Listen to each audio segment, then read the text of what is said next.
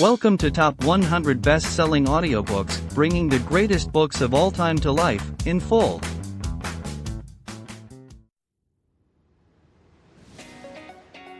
Hello dear listener.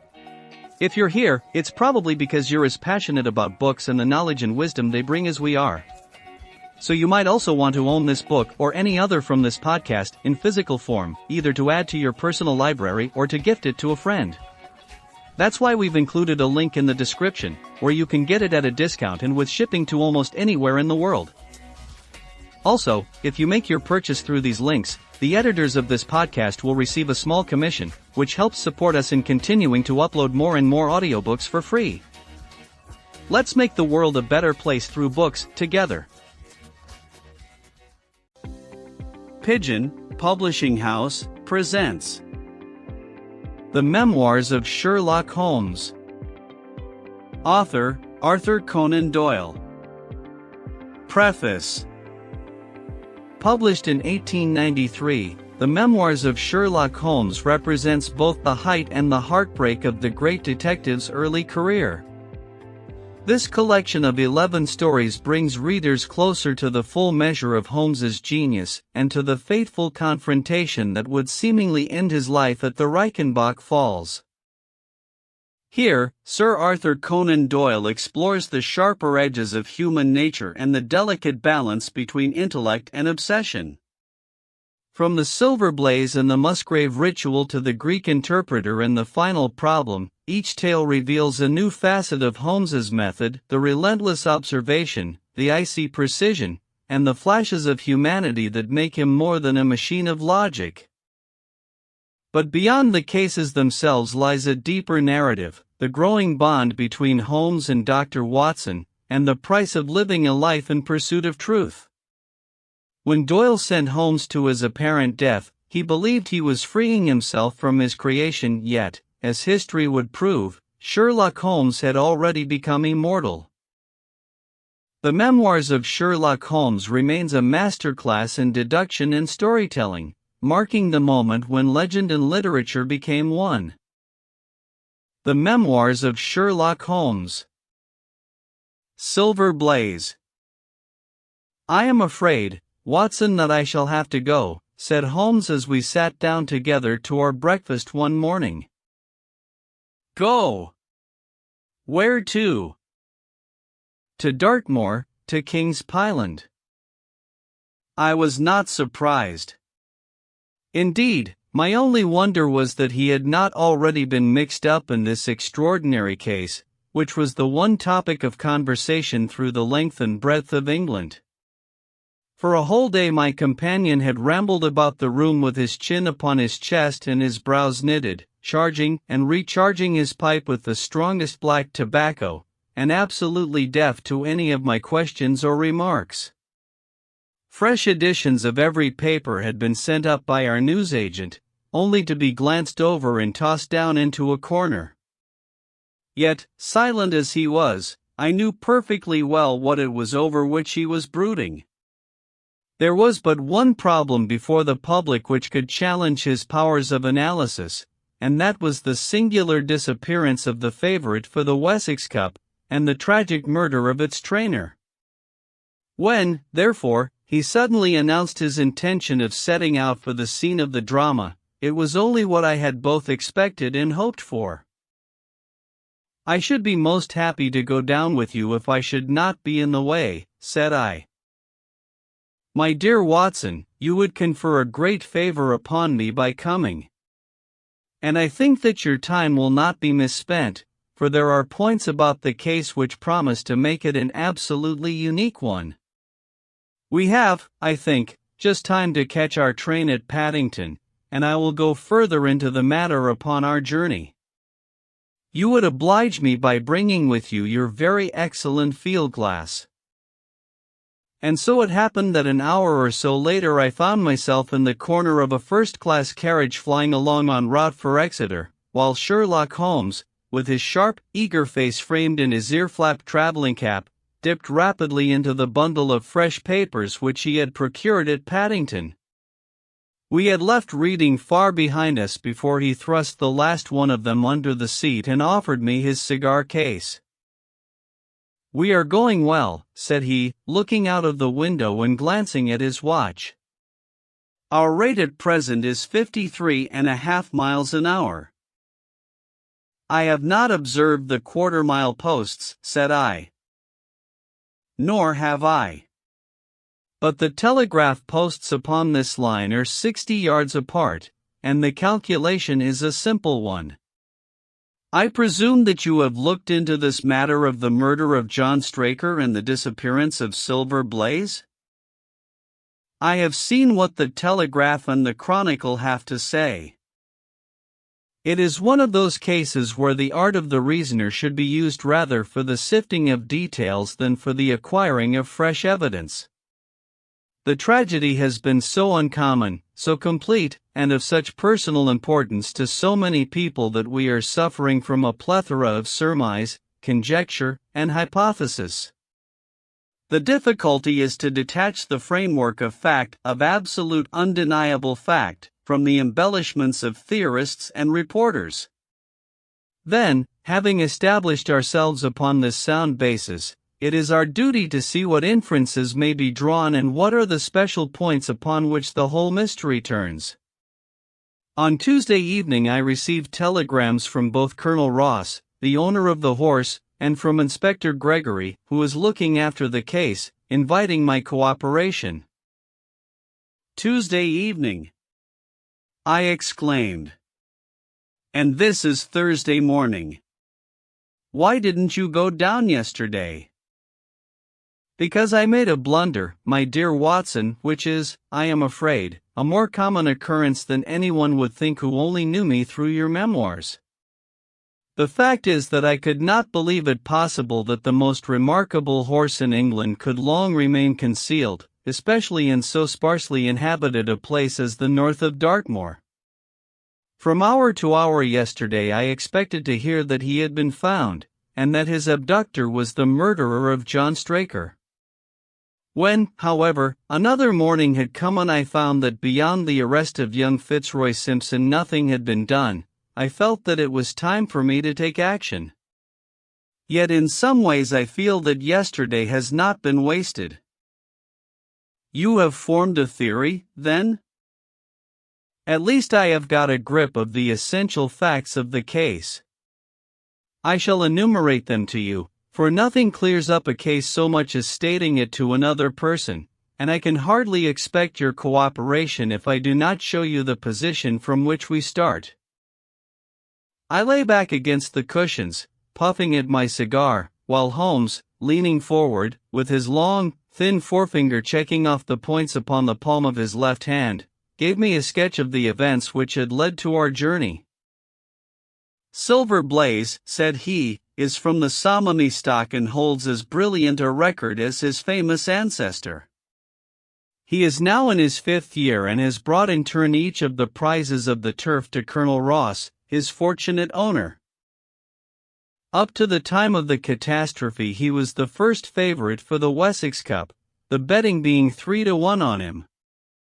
He has always, however, been a prime favorite with the racing public and has never yet disappointed them, so that even at those odds enormous sums of money have been laid upon him. It is obvious, therefore, that there were many people who had the strongest interest in preventing Silver Blaze from being there at the fall of the flag next Tuesday.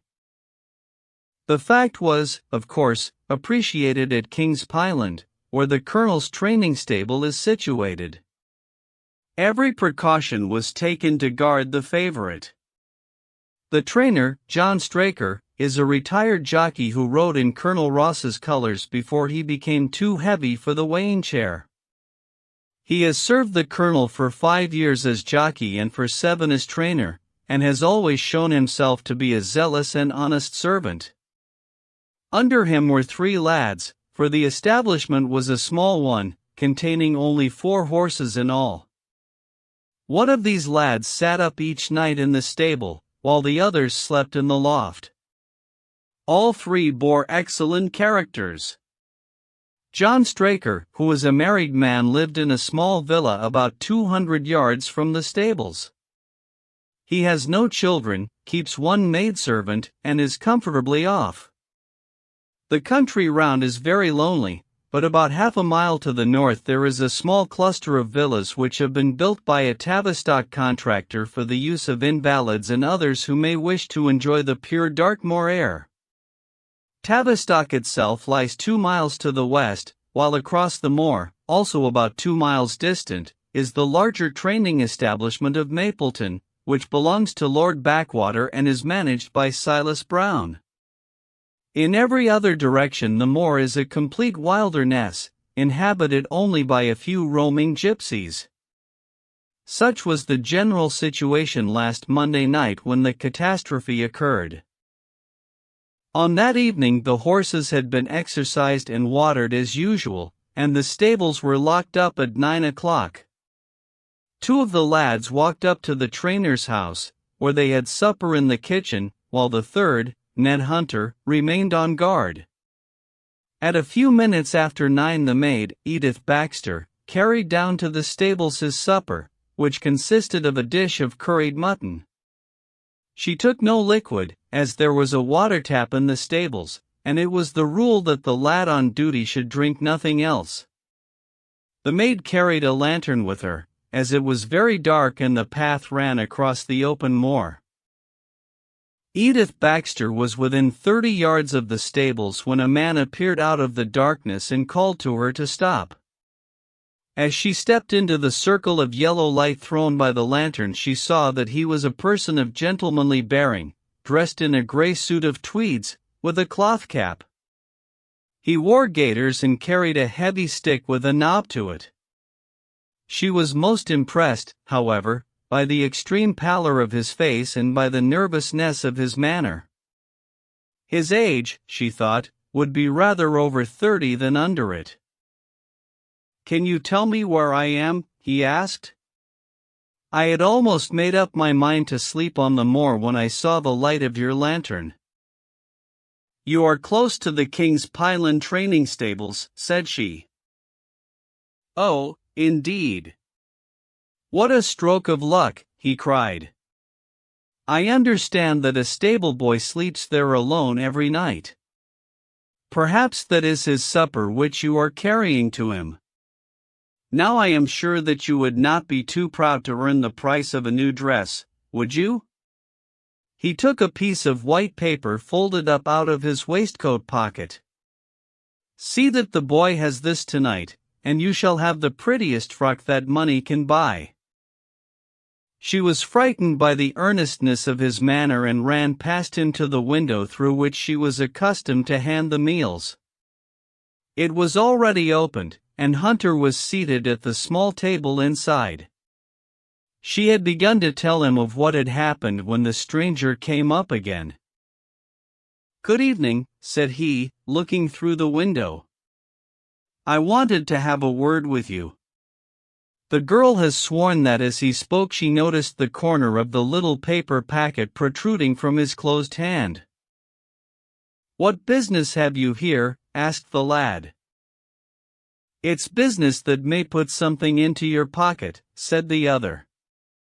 "You've 2 horses in for the Wessex Cup, Silver Blaze and Bayard. Let me have the straight tip and you won't be a loser. Is it a fact that at the weights Bayard could give the other 100 yards in 5 furlongs, and that the stable have put their money on him?" "So, you're one of those damned touts," cried the lad. "I'll show you how we serve them in King's Pyland." He sprang up and rushed across the stable to unloose the dog. The girl fled away to the house, but as she ran she looked back and saw that the stranger was leaning through the window. A minute later, however, when Hunter rushed out with the hound he was gone, and though he ran all round the buildings he failed to find any trace of him. "One moment," I asked. "Did the stable boy, when he ran out with the dog, leave the door unlocked behind him?" "Excellent, Watson, excellent," murmured my companion. The importance of the point struck me so forcibly that I sent a special wire to Dartmoor yesterday to clear the matter up. The boy locked the door before he left it. The window, I may add, was not large enough for a man to get through. Hunter waited until his fellow grooms had returned, when he sent a message to the trainer and told him what had occurred. Straker was excited at hearing the account, although he does not seem to have quite realized its true significance. It left him, however, vaguely uneasy, and Mrs. Straker, waking at 1 in the morning, found that he was dressing. In reply to her inquiries, he said that he could not sleep on account of his anxiety about the horses, and that he intended to walk down to the stables to see that all was well. She begged him to remain at home, as she could hear the rain pattering against the window, but in spite of her entreaties he pulled on his large mackintosh and left the house. Mrs. Straker awoke at 7 in the morning to find that her husband had not yet returned. She dressed herself hastily, called the maid, and set off for the stables. The door was open. Inside, huddled together upon a chair, Hunter was sunk in a state of absolute stupor. The favorite stall was empty, and there were no signs of his trainer. The two lads who slept in the chaff-cutting loft above the harness room were quickly aroused. They had heard nothing during the night, for they are both sound sleepers. Hunter was obviously under the influence of some powerful drug, and as no sense could be got out of him, he was left to sleep it off while the two lads and the two women ran out in search of the absentees. They still had hopes that the trainer had for some reason taken out the horse for early exercise, but on ascending the knoll near the house, from which all the neighboring moors were visible, they not only could see no signs of the missing favorite, but they perceived something which warned them that they were in the presence of a tragedy. About 1/4 of a mile from the stables, John Straker's overcoat was flapping from a furze bush. Immediately beyond there was a bowl-shaped depression in the moor, and at the bottom of this was found the dead body of the unfortunate trainer. His head had been shattered by a savage blow from some heavy weapon, and he was wounded on the thigh, where there was a long, clean cut, inflicted evidently by some very sharp instrument. It was clear, however, that Straker had defended himself vigorously against his assailants, for in his right hand he held a small knife, which was clotted with blood up to the handle, while in his left he clasped a red and black silk cravat, which was recognized by the maid as having been worn on the preceding evening by the stranger who had visited the stables. Hunter, on recovering from his stupor, was also quite positive as to the ownership of the cravat. He was equally certain that the same stranger had, while standing at the window, drugged his curried mutton, and so deprived the stables of their watchman. As to the missing horse, there were abundant proofs in the mud which lay at the bottom of the fatal hollow that he had been there at the time of the struggle.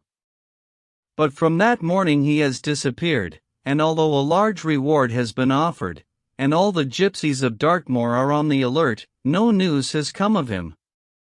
Finally, an analysis has shown that the remains of his supper left by the stable lad contained an appreciable quantity of powdered opium, while the people at the house partook of the same dish on the same night without any ill effect. Those are the main facts of the case, stripped of all surmise, and stated as baldly as possible. I shall now recapitulate what the police have done in the matter. Inspector Gregory, to whom the case has been committed, is an extremely competent officer. Were he but gifted with imagination, he might rise to great heights in his profession. On his arrival he promptly found and arrested the man upon whom suspicion naturally rested. There was little difficulty in finding him, for he inhabited one of those villas which I have mentioned. His name, it appears, was Fitzroy Simpson. He was a man of excellent birth and education, who had squandered a fortune upon the turf, and who lived now by doing a little quiet and genteel bookmaking in the sporting clubs of London. An examination of his betting book shows that bets to the amount of £5,000 had been registered by him against the favourite. On being arrested, he volunteered the statement that he had come down to Dartmoor in the hope of getting some information about the King's Pyland horses, and also about Desborough, the second favourite, which was in charge of Silas Brown at the Mapleton stables. He did not attempt to deny that he had acted as described upon the evening before, but declared that he had no sinister designs and had simply wished to obtain first-hand information. When confronted with his cravat, he turned very pale and was utterly unable to account for its presence in the hand of the murdered man. His wet clothing showed that he had been out in the storm of the night before, and his stick, which was a Penang wire weighted with lead, was just such a weapon as might, by repeated blows, have inflicted the terrible injuries to which the trainer had succumbed. On the other hand, there was no wound upon his person, while the state of Straker's knife would show that one at least of his assailants must bear his mark upon him. There you have it all in a nutshell, Watson, and if you can give me any light I shall be infinitely obliged to you. I had listened with the greatest interest to the statement which Holmes, with characteristic clearness, had laid before me. Though most of the facts were familiar to me, I had not sufficiently appreciated their relative importance, nor their connection to each other. Is it not possible, I suggested, that the incised wound upon Straker may have been caused by his own knife and the convulsive struggles which follow any brain injury? It is more than possible, it is probable, said Holmes. In that case, one of the main points in favor of the accused disappears. And yet, said I, even now I fail to understand what the theory of the police can be. I am afraid that whatever theory we state has very grave objections to it, returned my companion. The police imagine, I take it, that this Fitzroy Simpson, having drugged the lad, and having in some way obtained a duplicate key, opened the stable door and took out the horse, with the intention, apparently, of kidnapping him altogether. His bridle is missing, so that Simpson must have put this on. Then, having left the door open behind him, he was leading the horse away over the moor when he was either met or overtaken by the trainer. A row naturally ensued. Simpson beat out the trainer's brains with his heavy stick without receiving any injury from the small knife which Straker used in self-defense, and then the thief either led the horse onto some secret hiding place, or else it may have bolted during the struggle, and be now wandering out on the moors. That is the case as it appears to the police, and improbable as it is, all other explanations are more improbable still. However, I shall very quickly test the matter when I am once upon the spot, and until then I cannot really see how we can get much further than our present position. It was evening before we reached the little town of Tavistock, which lies, like the boss of a shield, in the middle of the huge circle of Dartmoor. Two gentlemen were awaiting us in the station, the one a tall, fair man with lion-like hair and beard and curiously penetrating light blue eyes, the other a small, alert person, very neat and dapper, in a frock coat and gaiters, with trim little side whiskers and an eyeglass. The latter was Colonel Ross, the well-known sportsman, the other, Inspector Gregory, a man who was rapidly making his name in the English detective service. I am delighted that you have come down, Mr. Holmes, said the colonel. The inspector here has done all that could possibly be suggested, but I wish to leave no stone unturned in trying to avenge poor Straker and in recovering my horse. Have there been any fresh developments? Asked Holmes. I am sorry to say that we have made very little progress, said the inspector. We have an open carriage outside, and as you would no doubt like to see the place before the light fails, we might talk it over as we drive. A minute later we were all seated in a comfortable landau and were rattling through the quaint old Devonshire city. Inspector Gregory was full of his case and poured out a stream of remarks, while Holmes threw in an occasional question or interjection. Colonel Ross leaned back with his arms folded and his hat tilted over his eyes, while I listened with interest to the dialogue of the two detectives. Gregory was formulating his theory, which was almost exactly what Holmes had foretold in the train. "The net is drawn pretty close round Fitzroy Simpson," he remarked, "and I believe myself that he is our man. At the same time I recognize that the evidence is purely circumstantial, and that some new development may upset it." "How about Straker's knife?" "We have quite come to the conclusion that he wounded himself in his fall. My friend Dr. Watson made that suggestion to me as we came down. If so, it would tell against this man Simpson." "Undoubtedly. He has neither a knife nor any sign of a wound. The evidence against him is certainly very strong. He had a great interest in the disappearance of the favorite. He lies under suspicion of having poisoned the stable boy. He was undoubtedly out in the storm, he was armed with a heavy stick, and his cravat was found in the dead man's hand. I really think we have enough to go before a jury." Holmes shook his head. "A clever counsel would tear it all to rags," said he. "Why should he take the horse out of the stable? If he wished to injure it, why could he not do it there? Has a duplicate key been found in his possession? What chemist sold him the powdered opium? Above all, where could he, a stranger to the district, hide a horse, and such a horse as this? What is his own explanation as to the paper which he wished the maid to give to the stable boy?" "He says that it was a 10-pound note. One was found in his purse. But your other difficulties are not so formidable as they seem. He is not a stranger to the district. He has twice lodged at Tavistock in the summer. The opium was probably brought from London.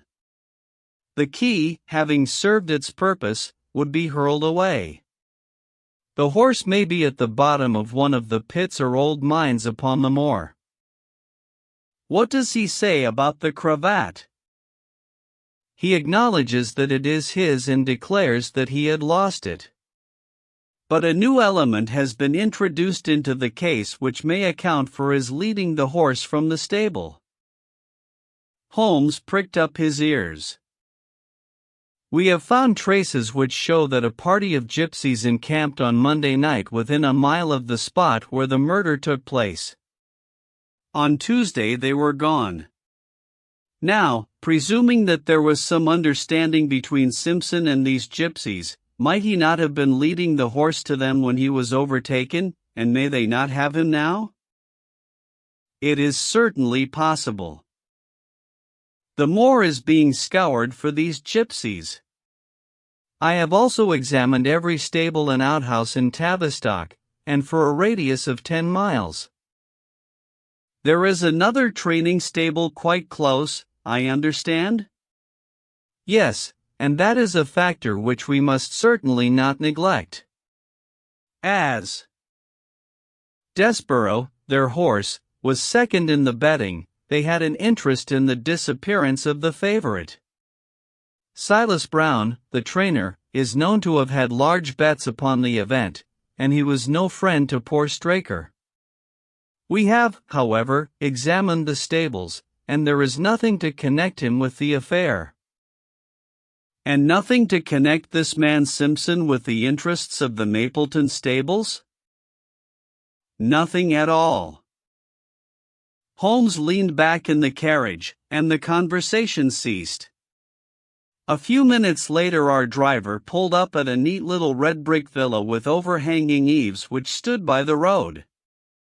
Some distance off, across a paddock, lay a long grey-tiled outbuilding. In every other direction the low curves of the moor, bronze-colored from the fading ferns, stretched away to the skyline, broken only by the steeples of Tavistock, and by a cluster of houses away to the westward which marked the Mapleton stables. We all sprang out with the exception of Holmes, who continued to lean back with his eyes fixed upon the sky in front of him, entirely absorbed in his own thoughts. It was only when I touched his arm that he roused himself with a violent start and stepped out of the carriage. "Excuse me," said he, turning to Colonel Ross, who had looked at him in some surprise. "I was daydreaming." There was a gleam in his eyes and a suppressed excitement in his manner which convinced me, used as I was to his ways, that his hand was upon a clue, though I could not imagine where he had found it. "Perhaps you would prefer at once to go on to the scene of the crime, Mr. Holmes," said Gregory. "I think that I should prefer to stay here a little and go into one or two questions of detail. Straker was brought back here, I presume?" "Yes, he lies upstairs. The inquest is tomorrow." "He has been in your service some years, Colonel Ross?" "I have always found him an excellent servant." "I presume that you made an inventory of what he had in his pockets at the time of his death, Inspector?" "I have the things themselves in the sitting room if you would care to see them." "I should be very glad." We all filed into the front room and sat round the central table while the inspector unlocked a square tin box and lolled a small heap of things before us. There was a box of Vestas, 2 inches of tallow candle, an ADP briarroot pipe, a pouch of sealskin with half an ounce of long-cut Cavendish, a silver watch with a gold chain, 5 sovereigns in gold, an aluminum pencil case, a few papers, and an ivory-handled knife with a very delicate, inflexible blade marked Weiss & Company, London. "This is a very singular knife," said Holmes, lifting it up and examining it minutely. "I presume, as I see bloodstains upon it, that it is the one which was found in the dead man's grasp. Watson, this knife is surely in your line?" "It is what we call a cataract knife," said I. "I thought so. A very delicate blade devised for very delicate work. A strange thing for a man to carry with him upon a rough expedition, especially as it would not shut in his pocket." "The tip was guarded by a disc of cork which we found beside his body," said the inspector. "His wife tells us that the knife had lain upon the dressing table, and that he had picked it up as he left the room. It was a poor weapon, but perhaps the best that he could lay his hands on at the moment." "Very possibly. How about these papers?" "3 of them are receipted hay dealers' accounts. One of them is a letter of instructions from Colonel Ross. This other is a milliner's account for £37.15 made out by Madame Lesurier, of Bond Street, to William Derbyshire. Mrs. Straker tells us that Derbyshire was a friend of her husband's and that occasionally his letters were addressed here." "Madame Derbyshire had somewhat expensive tastes," remarked Holmes, glancing down the account. 22 guineas is rather heavy for a single costume. However, there appears to be nothing more to learn, and we may now go down to the scene of the crime. As we emerged from the sitting room, a woman, who had been waiting in the passage, took a step forward and laid her hand upon the inspector's sleeve. Her face was haggard and thin and eager, stamped with the print of a recent horror. "Have you got them? Have you found them?" she panted. "No, Mrs. Straker. But Mr. Holmes here has come from London to help us, and we shall do all that is possible." "Surely I met you in Plymouth at a garden party some little time ago, Mrs. Straker," said Holmes. "No, sir, you are mistaken." "Dear me. Why, I could have sworn to it. You wore a costume of dove-colored silk with ostrich feather trimming." I never had such a dress, sir, answered the lady. Ah, that quite settles it, said Holmes. And with an apology he followed the inspector outside. A short walk across the moor took us to the hollow in which the body had been found. At the brink of it was the furze bush upon which the coat had been hung. There was no wind that night, I understand, said Holmes. None, but very heavy rain. In that case the overcoat was not blown against the furze bush, but placed there. Yes, it was laid across the bush. You fill me with interest. I perceive that the ground has been trampled up a good deal. No doubt many feet have been here since Monday night. A piece of matting has been laid here at the side, and we have all stood upon that. Excellent. In this bag I have one of the boots which Straker wore, one of Fitzroy Simpson's shoes, and a cast horseshoe of silver blaze. My dear inspector, you surpass yourself. Holmes took the bag, and, descending into the hollow, he pushed the matting into a more central position. Then stretching himself upon his face and leaning his chin upon his hands, he made a careful study of the trampled mud in front of him. Hullo, said he suddenly. What's this? It was a wax vesta, half burned, which was so coated with mud that it looked at first like a little chip of wood.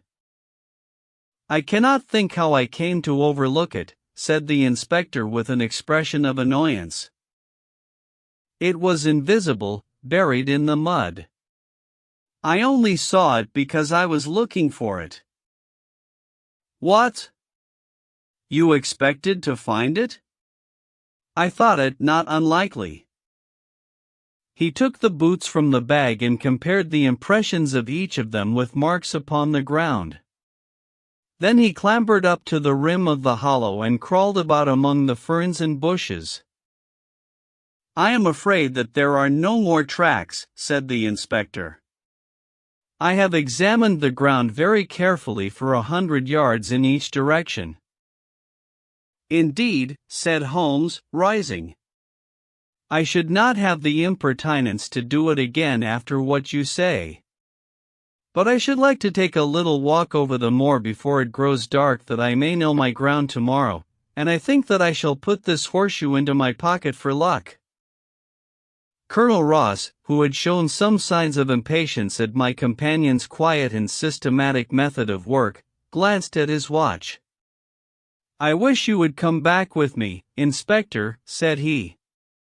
There are several points on which I should like your advice, and especially as to whether we do not owe it to the public to remove our horse's name from the entries for the cup. Certainly not, cried Holmes with decision. I should let the name stand. The colonel bowed. I am very glad to have had your opinion, sir, said he. You will find us at poor Straker's house when you have finished your walk, and we can drive together into Tavistock. He turned back with the inspector, while Holmes and I walked slowly across the moor. The sun was beginning to sink behind the stable of Mapleton, and the long sloping plain in front of us was tinged with gold, deepening into rich, ruddy browns where the faded ferns and brambles caught the evening light. But the glories of the landscape were all wasted upon my companion, who was sunk in the deepest thought. It's this way, Watson, said he at last. We may leave the question of who killed John Straker for the instant and confine ourselves to finding out what has become of the horse. Now, supposing that he broke away during or after the tragedy, where could he have gone to? The horse is a very gregarious creature. If left to himself, his instincts would have been either to return to King's Pyland or go over to Mapleton. Why should he run wild upon the moor? He would surely have been seen by now. And why should gypsies kidnap him? These people always clear out when they hear of trouble, for they do not wish to be pestered by the police. They could not hope to sell such a horse. They would run a great risk and gain nothing by taking him. Surely that is clear. Where is he, then? I have already said that he must have gone to King's Pyland or to Mapleton. He is not at King's Pyland. Therefore he is at Mapleton. Let us take that as a working hypothesis and see what it leads us to. This part of the moor, as the inspector remarked, is very hard and dry. But it falls away towards Mapleton, and you can see from here that there is a long hollow over yonder, which must have been very wet on Monday night. If our supposition is correct, then the horse must have crossed that, and there is the point where we should look for his tracks. We had been walking briskly during this conversation, and a few more minutes brought us to the hollow in question.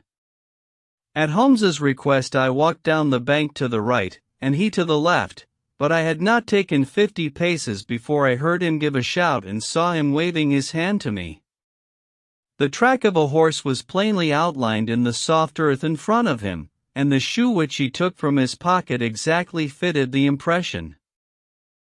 "See the value of imagination," said Holmes. "It is the one quality which Gregory lacks. We imagined what might have happened, acted upon the supposition, and find ourselves justified. Let us proceed." We crossed the marshy bottom and passed over a quarter of a mile of dry, hard turf. Again the ground sloped, and again we came on the tracks. Then we lost them for half a mile, but only to pick them up once more quite close to Mapleton. It was Holmes who saw them first, and he stood pointing with a look of triumph upon his face. A man's track was visible beside the horse's. "The horse was alone before," I cried. "Quite so. It was alone before. Hullo, what is this?" The double track turned sharp off and took the direction of King's Pyland. Holmes whistled, and we both followed along after it.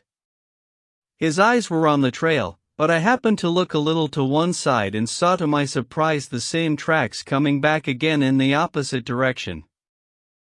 "One for you, Watson," said Holmes when I pointed it out. "You have saved us a long walk, which would have brought us back on our own traces. Let us follow the return track." We had not to go far. It ended at the paving of asphalt which led up to the gates of the Mapleton stables.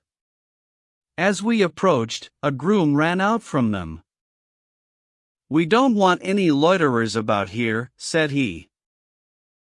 "I only wish to ask a question," said Holmes, with his finger and thumb in his waistcoat pocket. "Should I be too early to see your master, Mr. Silas Brown, if I were to call at 5 o'clock tomorrow morning?" "Bless you, sir, if anyone is about he will be, for he is always the first stirring. But here he is, sir, to answer your questions for himself." "No, sir, no, it is as much as my place is worth to let him see me touch your money." "Afterwards, if you like." As Sherlock Holmes replaced the half-crown which he had drawn from his pocket, a fierce-looking elderly man strode out from the gate with a hunting crop swinging in his hand. "What's this, Dawson?" he cried. "No gossiping. Go about your business. And you, what the devil do you want here?" "10 minutes' talk with you, my good sir," said Holmes in the sweetest of voices. "I've no time to talk to every gadabout. We want no strangers here.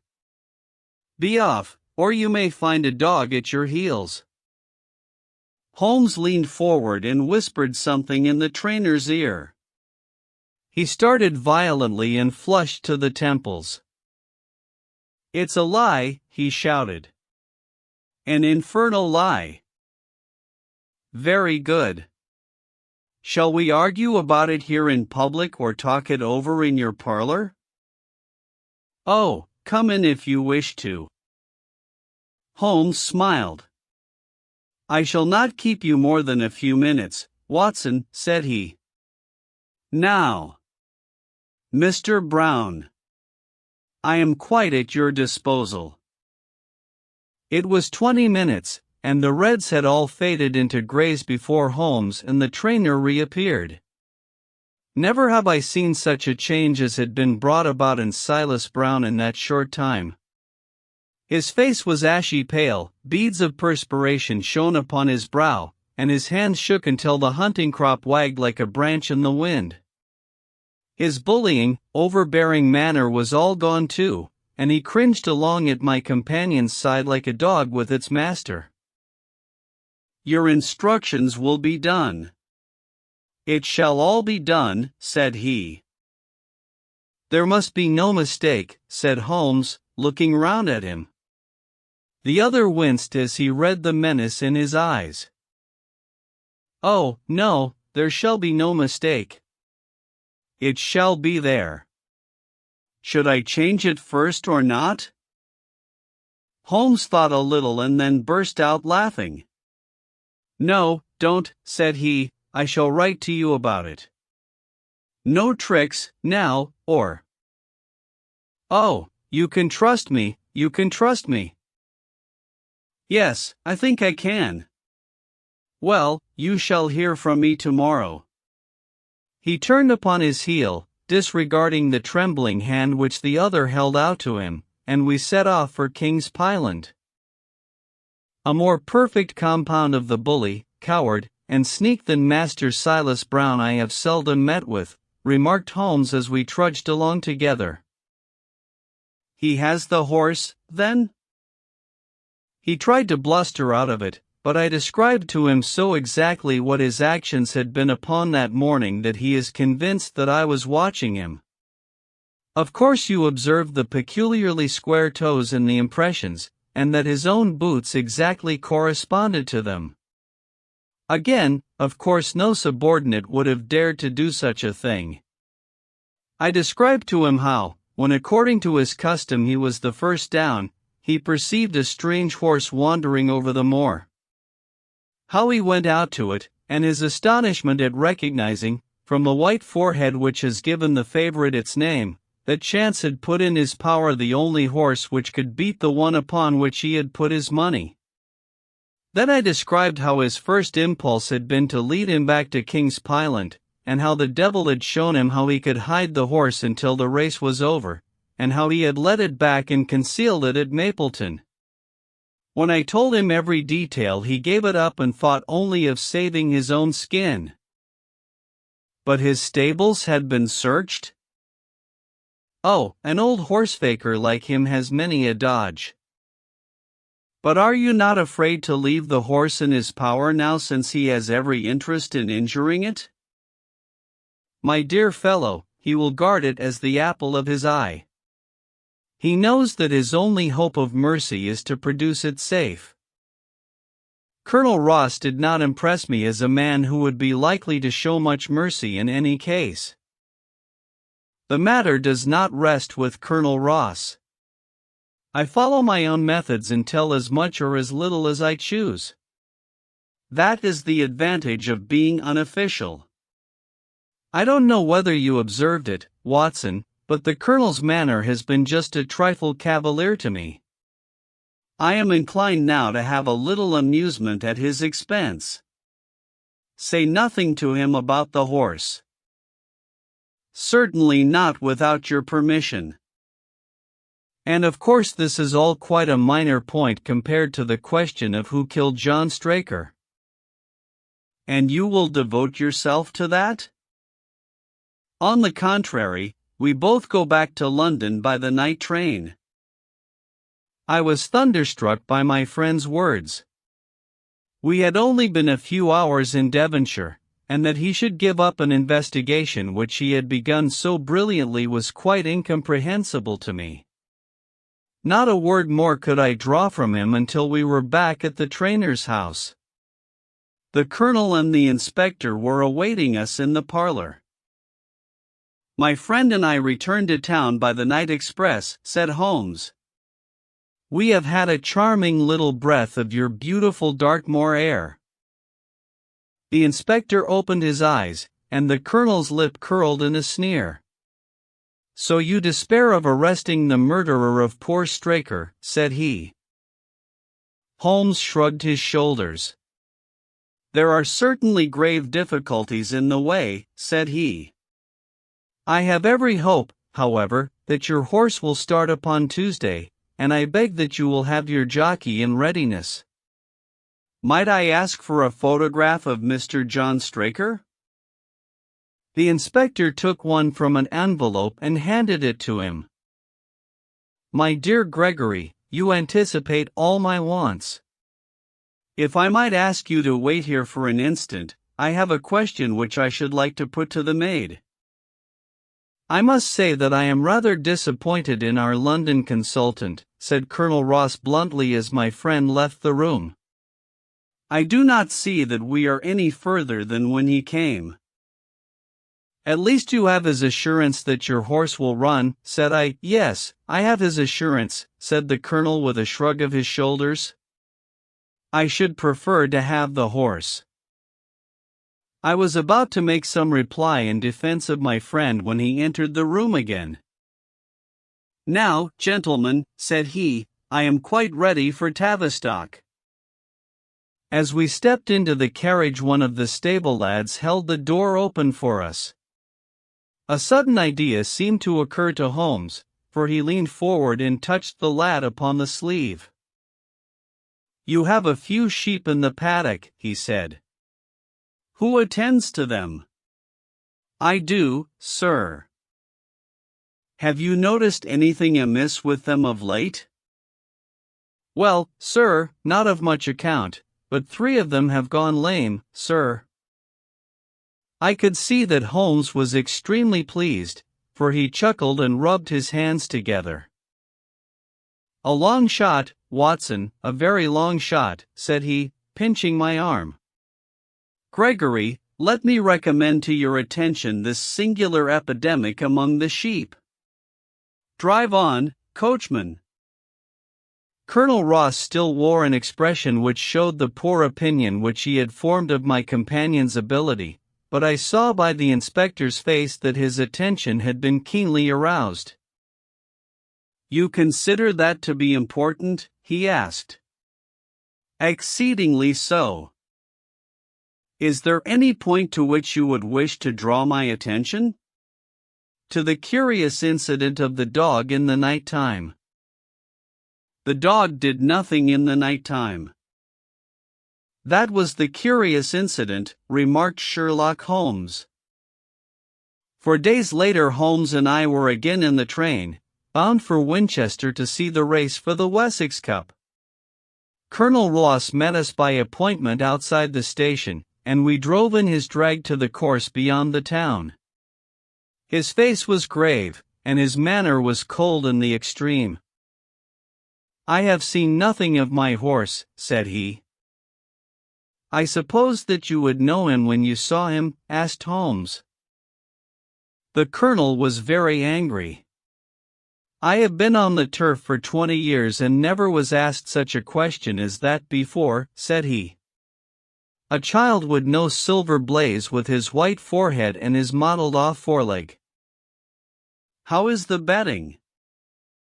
"Well, that is the curious part of it. You could have got 15 to 1 yesterday, but the price has become shorter and shorter, until you can hardly get 3 to 1 now." Said Holmes. "Somebody knows something, that is clear." As the drag drew up in the enclosure near the grandstand, I glanced at the card to see the entries. Wessex plate, it ran, 50 sobs. Each HFT with 1,000 sobs. Added, 4 4 and 5-year-olds. Second, £300. Third, £200. New course, 1 mile and 5 furlongs. 1. Mr. Heath Newton's the Negro. Red cap.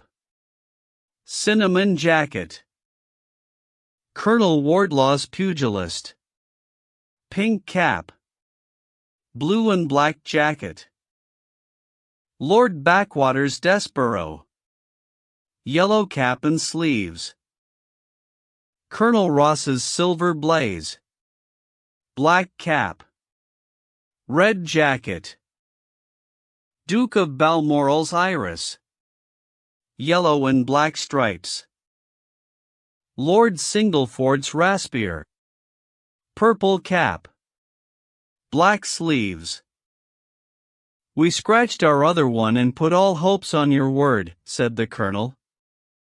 Why, what is that? Silver Blaze favorite? 5-4 against Silver Blaze, roared the ring. 5-4 against Silver Blaze. 5-15 against Desborough. 5-4 on the field. There are the numbers up, I cried. They are all 6 there. All 6 there? Then my horse is running, cried the colonel in great agitation. But I don't see him. My colors have not passed. Only 5 have passed. This must be he. As I spoke, a powerful bay horse swept out from the weighing enclosure and cantered past us, bearing on its back the well-known black and red of the colonel. That's not my horse, cried the owner. That beast has not a white hair upon its body. What is this that you have done, Mr. Holmes? Well, let us see how he gets on, said my friend imperturbably. For a few minutes he gazed through my field-glass. Capital! An excellent start, he cried suddenly. There they are, coming round the curve. From our drag we had a superb view as they came up the straight. The 6 horses were so close together that a carpet could have covered them, but halfway up the yellow of the Mapleton stable showed to the front. Before they reached us, however, Desborough's bolt was shot, and the colonel's horse, coming away with a rush, passed the post a good 6 lengths before its rival, the Duke of Balmoral's iris making a bad third. It's my race, anyhow, gasped the colonel, passing his hand over his eyes. I confess that I can make neither head nor tail of it. Don't you think that you have kept up your mystery long enough, Mr. Holmes? Certainly, Colonel, you shall know everything. Let us all go round and have a look at the horse together. Here he is, he continued as we made our way into the weighing enclosure, where only owners and their friends find admittance. You have only to wash his face and his leg in spirits of wine, and you will find that he is the same old Silver Blaze as ever. You take my breath away.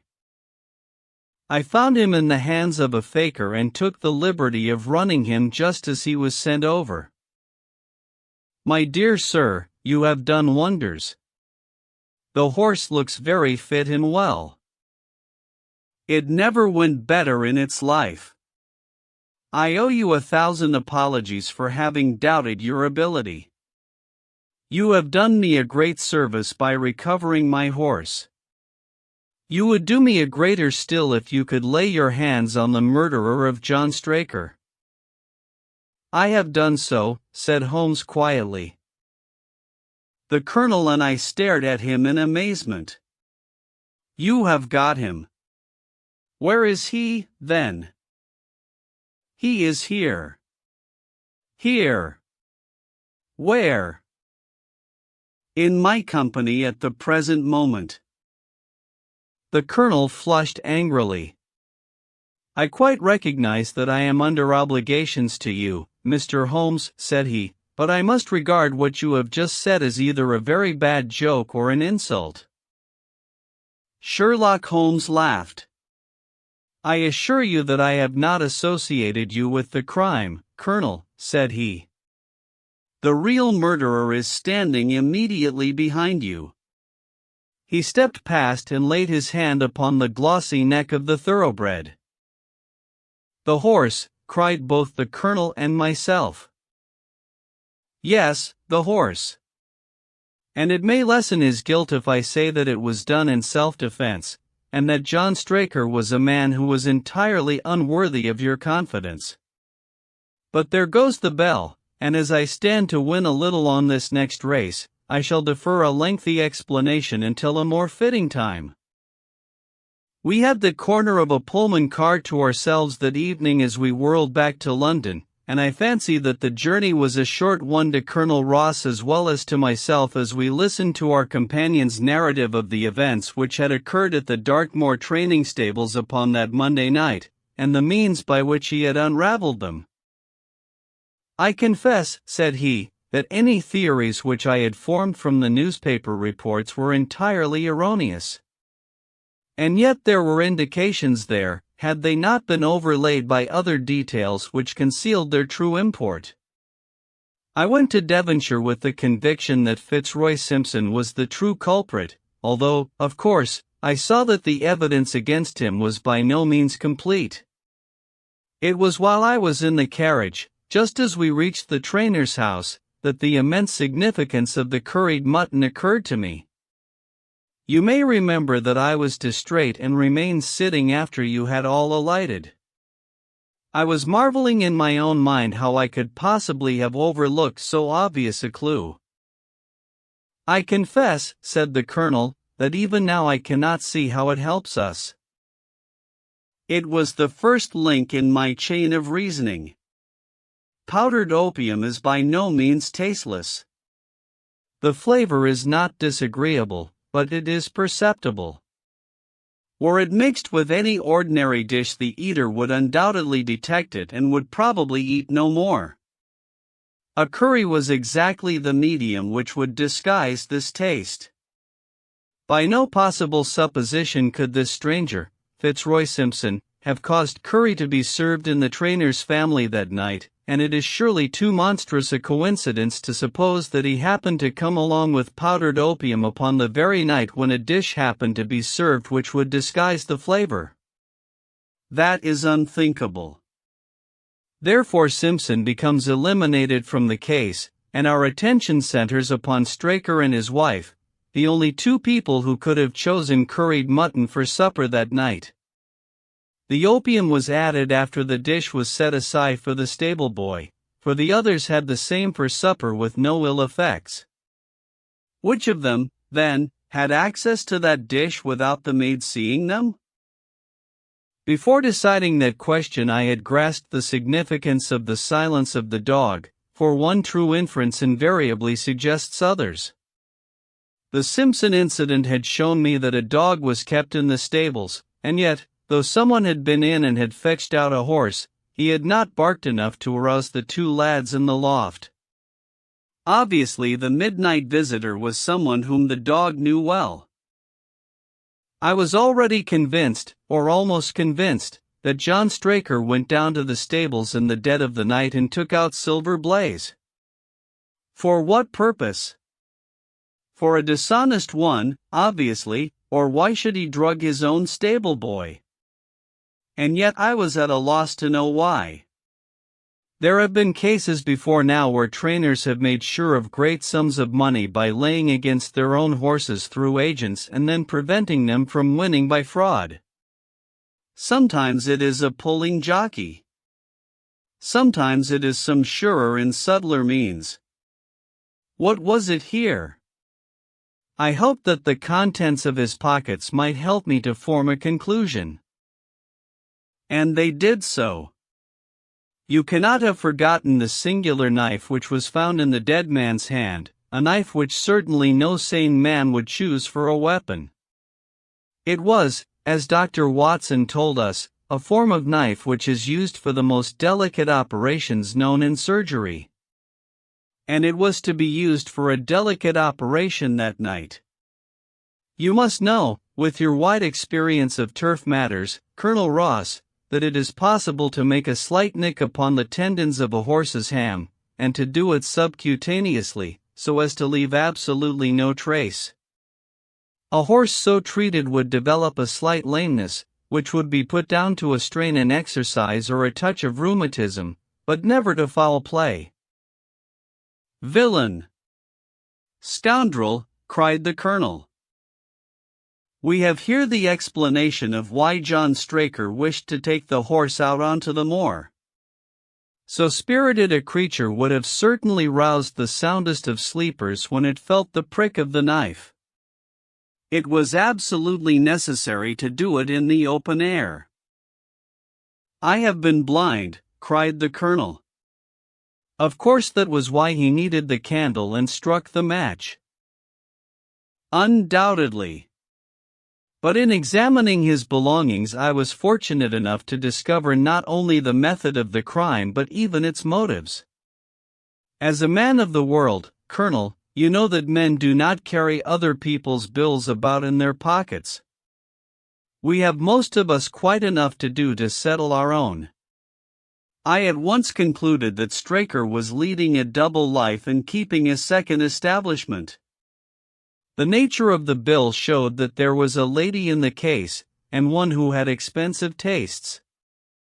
Liberal as you are with your servants, one can hardly expect that they can buy 20-guinea walking dresses for their ladies.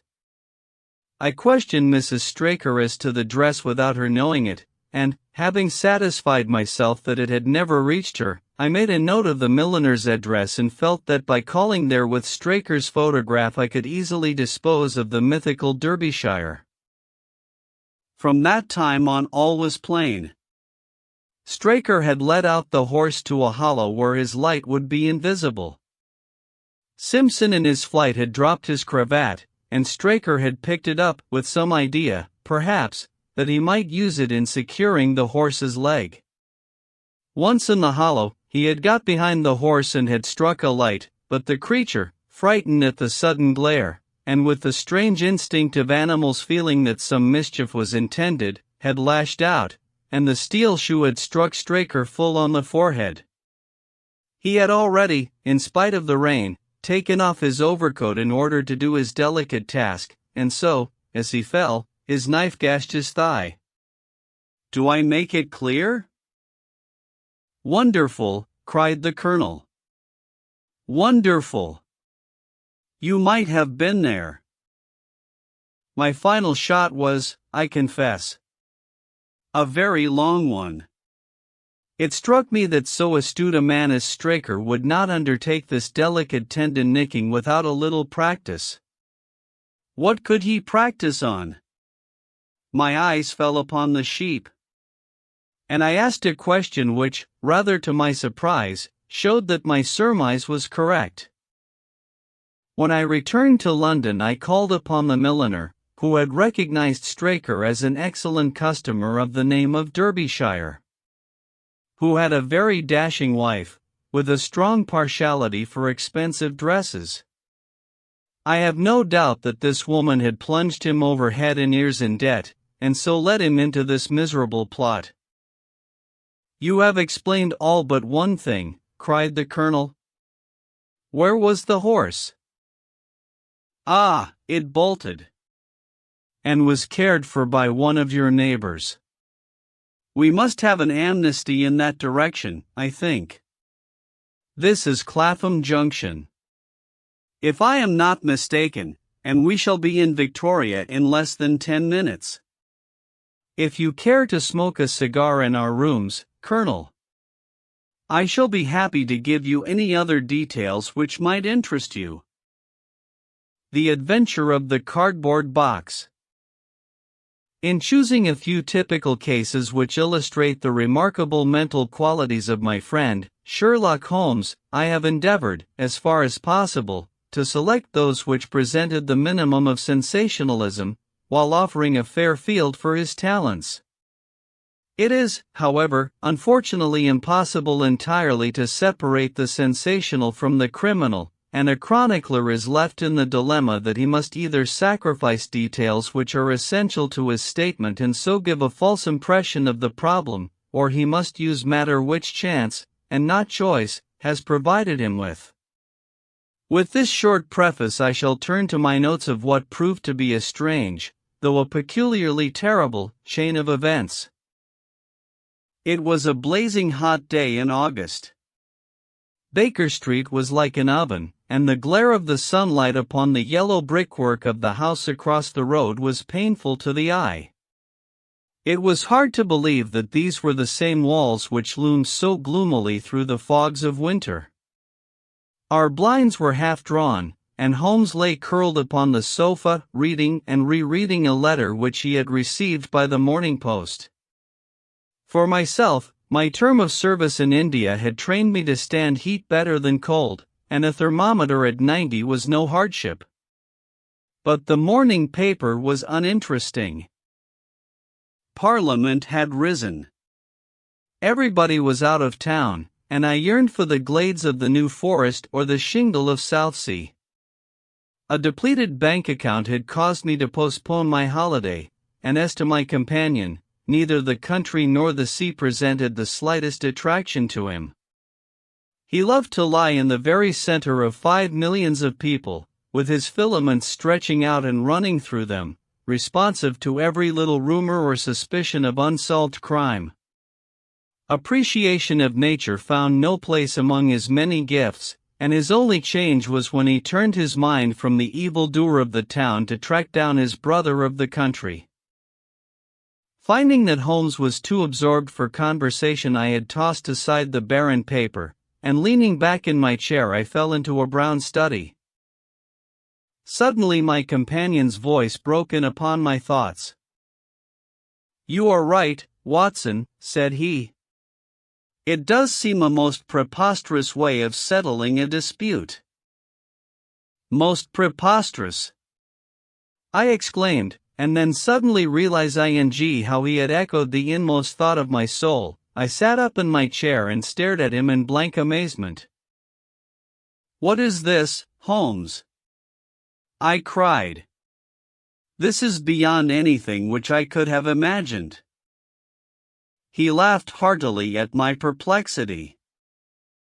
"You remember," said he, "that some little time ago when I read you the passage in one of Poe's sketches in which a close reasoner follows the unspoken thoughts of his companion, you were inclined to treat the matter as a mere tour de force of the author. On my remarking that I was constantly in the habit of doing the same thing, you expressed incredulity." "Oh, no. "Perhaps not with your tongue, my dear Watson, but certainly with your eyebrows. So when I saw you throw down your paper and enter upon a train of thought, I was very happy to have the opportunity of reading it off, and eventually of breaking into it, as a proof that I had been in rapport with you." But I was still far from satisfied. "In the example which you read to me," said I, "the reasoner drew his conclusions from the actions of the man whom he observed. If I remember right, he stumbled over a heap of stones, looked up at the stars, and so on.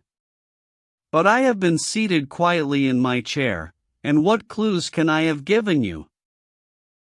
"You do yourself an injustice. The features are given to man as the means by which he shall express his emotions, and yours are faithful servants." "Do you mean to say that you read my train of thoughts from my features?" "Your features, and especially your eyes." "Perhaps you cannot yourself recall how your reverie commenced?" "No, I cannot." "Then I will tell you. After throwing down your paper, which was the action which drew my attention to you, you sat for half a minute with a vacant expression.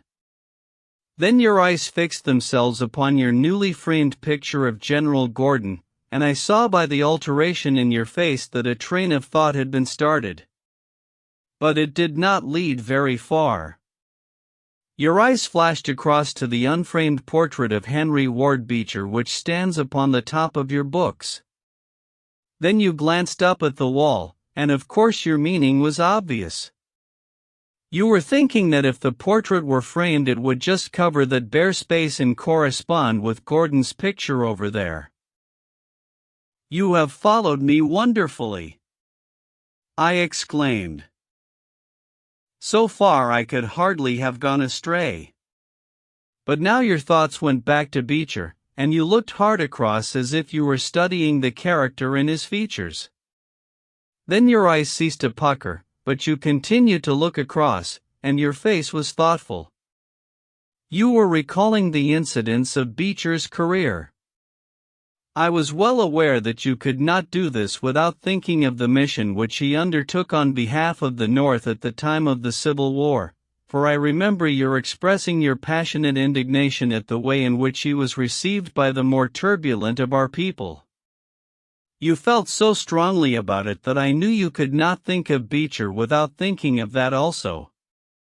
When a moment later I saw your eyes wander away from the picture, I suspected that your mind had now turned to the Civil War, and when I observed that your lips set, your eyes sparkled, and your hands clenched, I was positive that you were indeed thinking of the gallantry which was shown by both sides in that desperate struggle. But then, again, your face grew sadder, you shook your head. You were dwelling upon the sadness and horror and useless waste of life. Your hand stole towards your own old wound and a smile quivered on your lips, which showed me that the ridiculous side of this method of settling international questions had forced itself upon your mind. At this point I agreed with you that it was preposterous and was glad to find that all my deductions had been correct. Absolutely, said I, and now that you have explained it, I confess that I am as amazed as before. It was very superficial, my dear Watson, I assure you. I should not have intruded it upon your attention had you not shown some incredulity the other day. But I have in my hands here a little problem which may prove to be more difficult of solution than my small essay in thought reading. Have you observed in the paper a short paragraph referring to the remarkable contents of a packet sent through the post to Miss Cushing, of Cross Street, Croydon? No, I saw nothing. Ah! Then you must have overlooked it.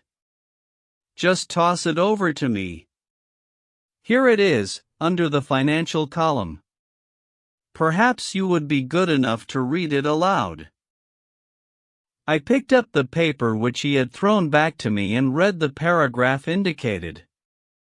It was headed "A Gruesome Packet."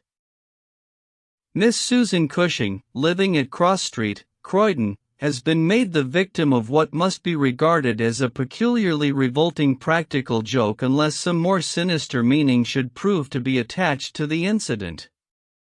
At 2 o'clock yesterday afternoon a small packet, wrapped in brown paper, was handed in by the postman. A cardboard box was inside, which was filled with coarse salt. On emptying this, Miss Cushing was horrified to find 2 human ears, apparently quite freshly severed. The box had been sent by parcel post from Belfast upon the morning before. There is no indication as to the sender, and the matter is the more mysterious as Miss Cushing, who is a maiden lady of 50, has led a most retired life, and has so few acquaintances or correspondents that it is a rare event for her to receive anything through the post. Some years ago, however, when she resided at Penge, she let apartments in her house to 3 young medical students, whom she was obliged to get rid of on account of their noisy and irregular habits. The police are of opinion that this outrage may have been perpetrated upon Miss Cushing by these youths, who owed her a grudge and who hoped to frighten her by sending her these relics of the dissecting rooms. Some probability is lent to the theory by the fact that one of these students came from the north of Ireland, and, to the best of Miss Cushing's belief, from Belfast. In the meantime, the matter is being actively investigated, Mr. Lestrade, one of the very smartest of our detective officers, being in charge of the case. So much for the Daily Chronicle, said Holmes as I finished reading. Now for our friend Lestrade. I had a note from him this morning, in which he says, I think that this case is very much in your line. We have every hope of clearing the matter up, but we find a little difficulty in getting anything to work upon. We have, of course, wired to the Belfast post office, but a large number of parcels were handed in upon that day, and they have no means of identifying this particular one, or of remembering the sender. The box is a half-pound box of honey-dew tobacco and does not help us in any way. The medical student theory still appears to me to be the most feasible, but if you should have a few hours to spare, I should be very happy to see you out here. I shall be either at the house or in the police station all day. What say you, Watson? Can you rise superior to the heat and run down to Croydon with me on the off chance of a case for your annals? I was longing for something to do. You shall have it then. Ring for our boots and tell them to order a cab. I'll be back in a moment when I have changed my dressing gown and filled my cigar case.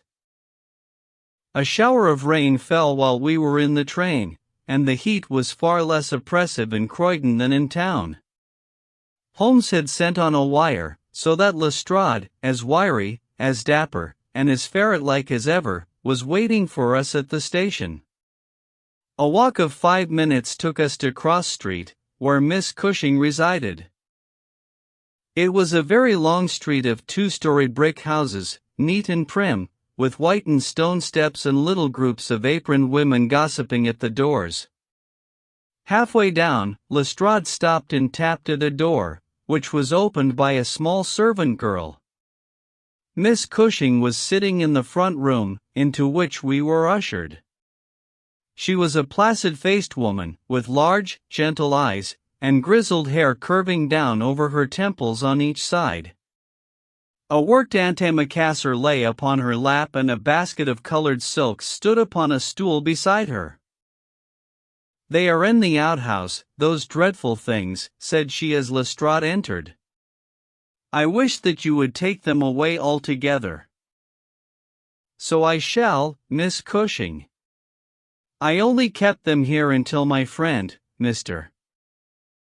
Holmes, should have seen them in your presence." "Why in my presence, sir?"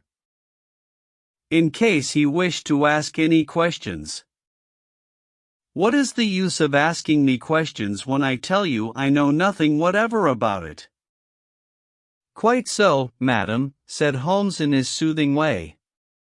"I have no doubt that you have been annoyed more than enough already over this business." "Indeed, I have, sir. I am a quiet woman and live a retired life. It is something new for me to see my name in the papers and to find the police in my house." "I won't have those things in here, Mr. Lestrade. If you wish to see them, you must go to the outhouse." It was a small shed in the narrow garden which ran behind the house. Lestrade went in and brought out a yellow cardboard box, with a piece of brown paper and some string. There was a bench at the end of the path, and we all sat down while Holmes examined, one by one, the articles which Lestrade had handed to him. "The string is exceedingly interesting," he remarked, holding it up to the light and sniffing at it. "What do you make of this string, Lestrade?" "It has been tarred." "Precisely. It is a piece of tarred twine." "You have also, no doubt, remarked that Miss Cushing has cut the cord with a scissors, as can be seen by the double fray on each side." "This is of importance." "I cannot see the importance," said Lestrade. "The importance lies in the fact that the knot is left intact, and that this knot is of a peculiar character. It is very neatly tied." "I had already made a note to that effect," said Lestrade complacently. "So much for the string, then," said Holmes, smiling. "Now for the box wrapper. Brown paper, with a distinct smell of coffee." "What, did you not observe it?" "I think there can be no doubt of it. Address printed in rather straggling characters, Miss S. Cushing, Cross Street, Croydon. Done with a broad-pointed pen, probably a J, and with very inferior ink." The word Croydon has been originally spelled with an I, which has been changed to Y. The parcel was directed, then, by a man. The printing is distinctly masculine, of limited education and unacquainted with the town of Croydon. So far, so good. The box is a yellow half-pound honey-dew box, with nothing distinctive save 2 thumb marks at the left bottom corner. It is filled with rough salt of the quality used for preserving hides and other of the coarser commercial purposes. And embedded in it are these very singular enclosures. He took out the 2 ears as he spoke, and laying a board across his knee he examined them minutely, while Lestrade and I, bending forward on each side of him, glanced alternately at these dreadful relics and at the thoughtful, eager face of our companion. Finally he returned them to the box once more and sat for a while in deep meditation. "You have observed, of course," said he at last, "that the years are not a pair." "Yes, I have noticed that. But if this were the practical joke of some students from the dissecting rooms, it would be as easy for them to send 2 odd ears as a pair." "Precisely. But this is not a practical joke." "You are sure of it?" "The presumption is strongly against it. Bodies in the dissecting rooms are injected with preservative fluid. These ears bear no signs of this. They are fresh, too. They have been cut off with a blunt instrument, which would hardly happen if a student had done it. Again, carbolic or rectified spirits would be the preservatives which would suggest themselves to the medical mind, certainly not rough salt. I repeat that there is no practical joke here, but that we are investigating a serious crime." A vague thrill ran through me as I listened to my companion's words and saw the stern gravity which had hardened his features. This brutal preliminary seemed to shadow forth some strange and inexplicable horror in the background. Lestrade, however, shook his head like a man who was only half convinced. "There are objections to the joke theory, no doubt," said he, "but there are much stronger reasons against the other. We know that this woman has led a most quiet and respectable life at Pigeon here for the last 20 years. She has hardly been away from her home for a day during that time. Why on earth, then, should any criminal send her the proofs of his guilt, especially as, unless she is a most consummate actress, she understands quite as little of the matter as we do?" "That is the problem which we have to solve," Holmes answered, "and for my part one shall set about it by presuming that my reasoning is correct, and that a double murder has been committed. One of these ears is a woman's, small, finely formed, and pierced for an earring. The other is a man's, sunburned, discolored, and also pierced for an earring. These 2 people are presumably dead, or we should have heard their story before now. Today is Friday. The packet was posted on Thursday morning. The tragedy, then, occurred on Wednesday or Tuesday or earlier. If the 2 people were murdered, who but their murderer would have sent this sign of his work to Miss Cushing? We may take it that the sender of the packet is the man whom we want. But he must have some strong reason for sending Miss Cushing this packet. What reason then? It must have been to tell her that the deed was done. Or to pain her, perhaps. But in that case she knows who it is. Does she know? I doubt it. If she knew, why should she call the police in? She might have buried the ears, and no one would have been the wiser. That is what she would have done if she had wished to shield the criminal. But if she does not wish to shield him, she would give his name. There is a tangle here which needs straightening out. He had been talking in a high, quick voice, staring blankly up over the garden fence, but now he sprang briskly to his feet and walked towards the house. "I have a few questions to ask Miss Cushing," said he. "In that case I may leave you here," said Lestrade, "for I have another small business on hand." "I think that I have nothing further to learn from Miss Cushing. You will find me at the police station." "We shall look in on our way to the train," answered Holmes.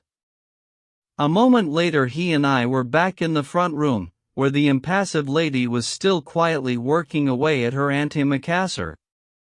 She put it down on her lap as we entered and looked at us with her frank, searching blue eyes. "I am convinced, sir," she said, "that this matter is a mistake, and that the parcel was never meant for me at all. I have said this several times to the gentleman from Scotland Yard, but he simply laughs at me.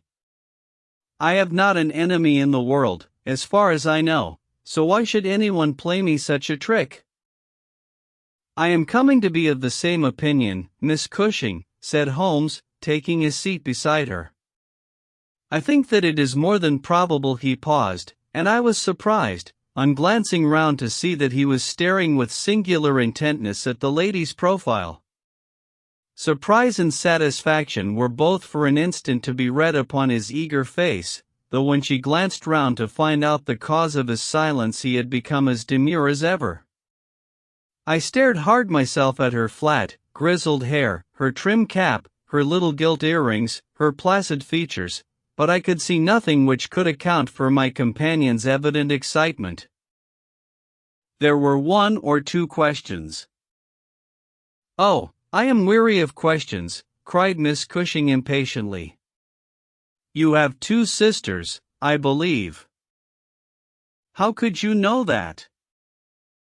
"I observed the very instant that I entered the room that you have a portrait group of 3 ladies upon the mantelpiece, one of whom is undoubtedly yourself, while the others are so exceedingly like you that there could be no doubt of the relationship."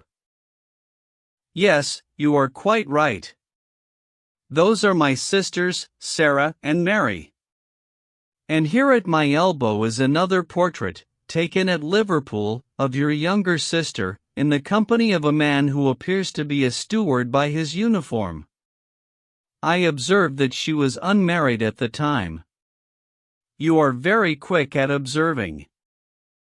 "That is my trade."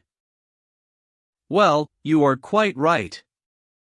But she was married to Mr. Browner a few days afterwards.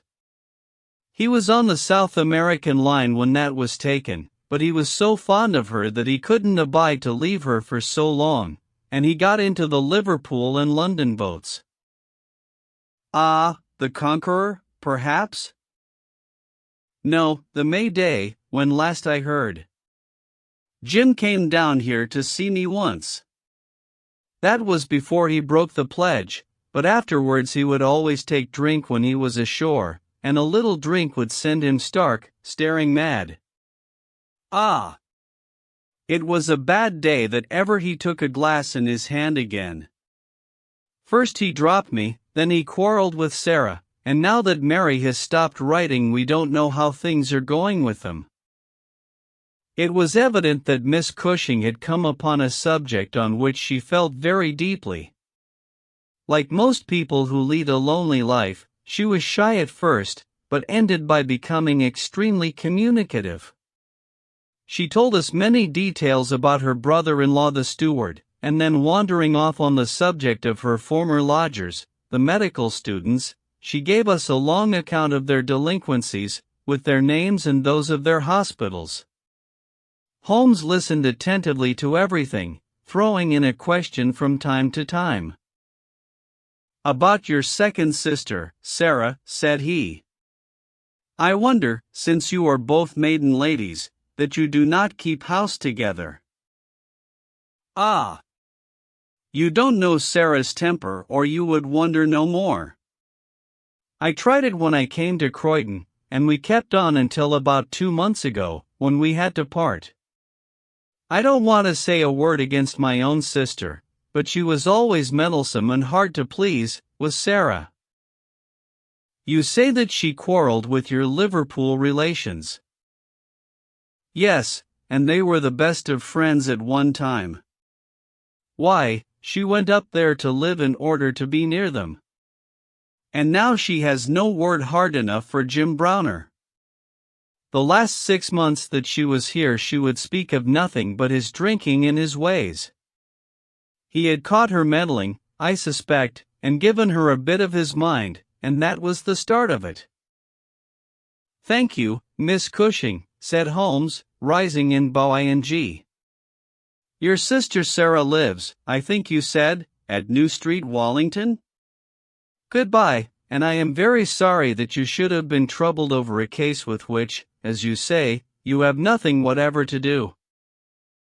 There was a cab passing as we came out, and Holmes hailed it. "How far to Wallington?" he asked. "Only about a mile, sir." "Very good. Jump in, Watson. We must strike while the iron is hot." Simple as the case is, there have been one or two very instructive details in connection with it.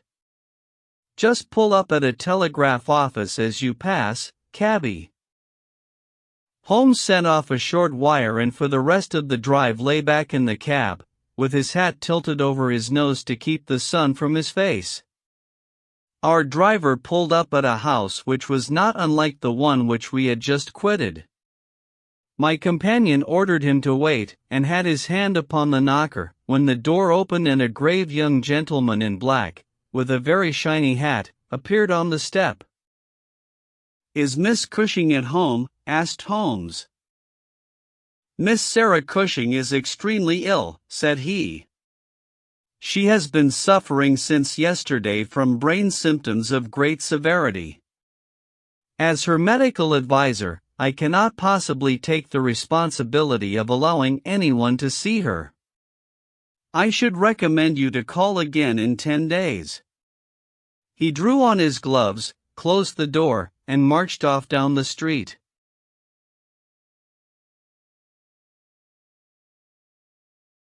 "Well, if we can't, we can't," said Holmes, cheerfully. "Perhaps she could not or would not have told you much." I did not wish her to tell me anything. I only wanted to look at her. However, I think that I have got all that I want. Drive us to some decent hotel, cabby, where we may have some lunch, and afterwards we shall drop down upon friend Lestrade at the police station. We had a pleasant little meal together, during which Holmes would talk about nothing but violins, narrating with great exultation how he had purchased his own Stradivarius, which was worth at least 500 guineas, at a Jew broker's in Tottenham Court Road for 55 shillings. This led him to Paganini, and we sat for an hour over a bottle of claret while he told me anecdote after anecdote of that extraordinary man. The afternoon was far advanced and the hot glare had softened into a mellow glow before we found ourselves at the police station. Lestrade was waiting for us at the door. "A telegram for you, Mr. Holmes," said he. "Ah! It is the answer." He tore it open, glanced his eyes over it, and crumpled it into his pocket. "That's all right," said he. "Have you found out anything?" "I have found out everything." "What?" Lestrade stared at him in amazement. "You are joking." I was never more serious in my life. A shocking crime has been committed, and I think I have now laid bare every detail of it. "And the criminal?" Holmes scribbled a few words upon the back of one of his visiting cards and threw it over to Lestrade. "That is the name," he said. "You cannot effect an arrest until tomorrow night at the earliest. I should prefer that you do not mention my name at all in connection with the case, as I choose to be only associated with those crimes which present some difficulty in their solution. Come on, Watson. We strode off together to the station, leaving Lestrade still staring with a delighted face at the card which Holmes had thrown him.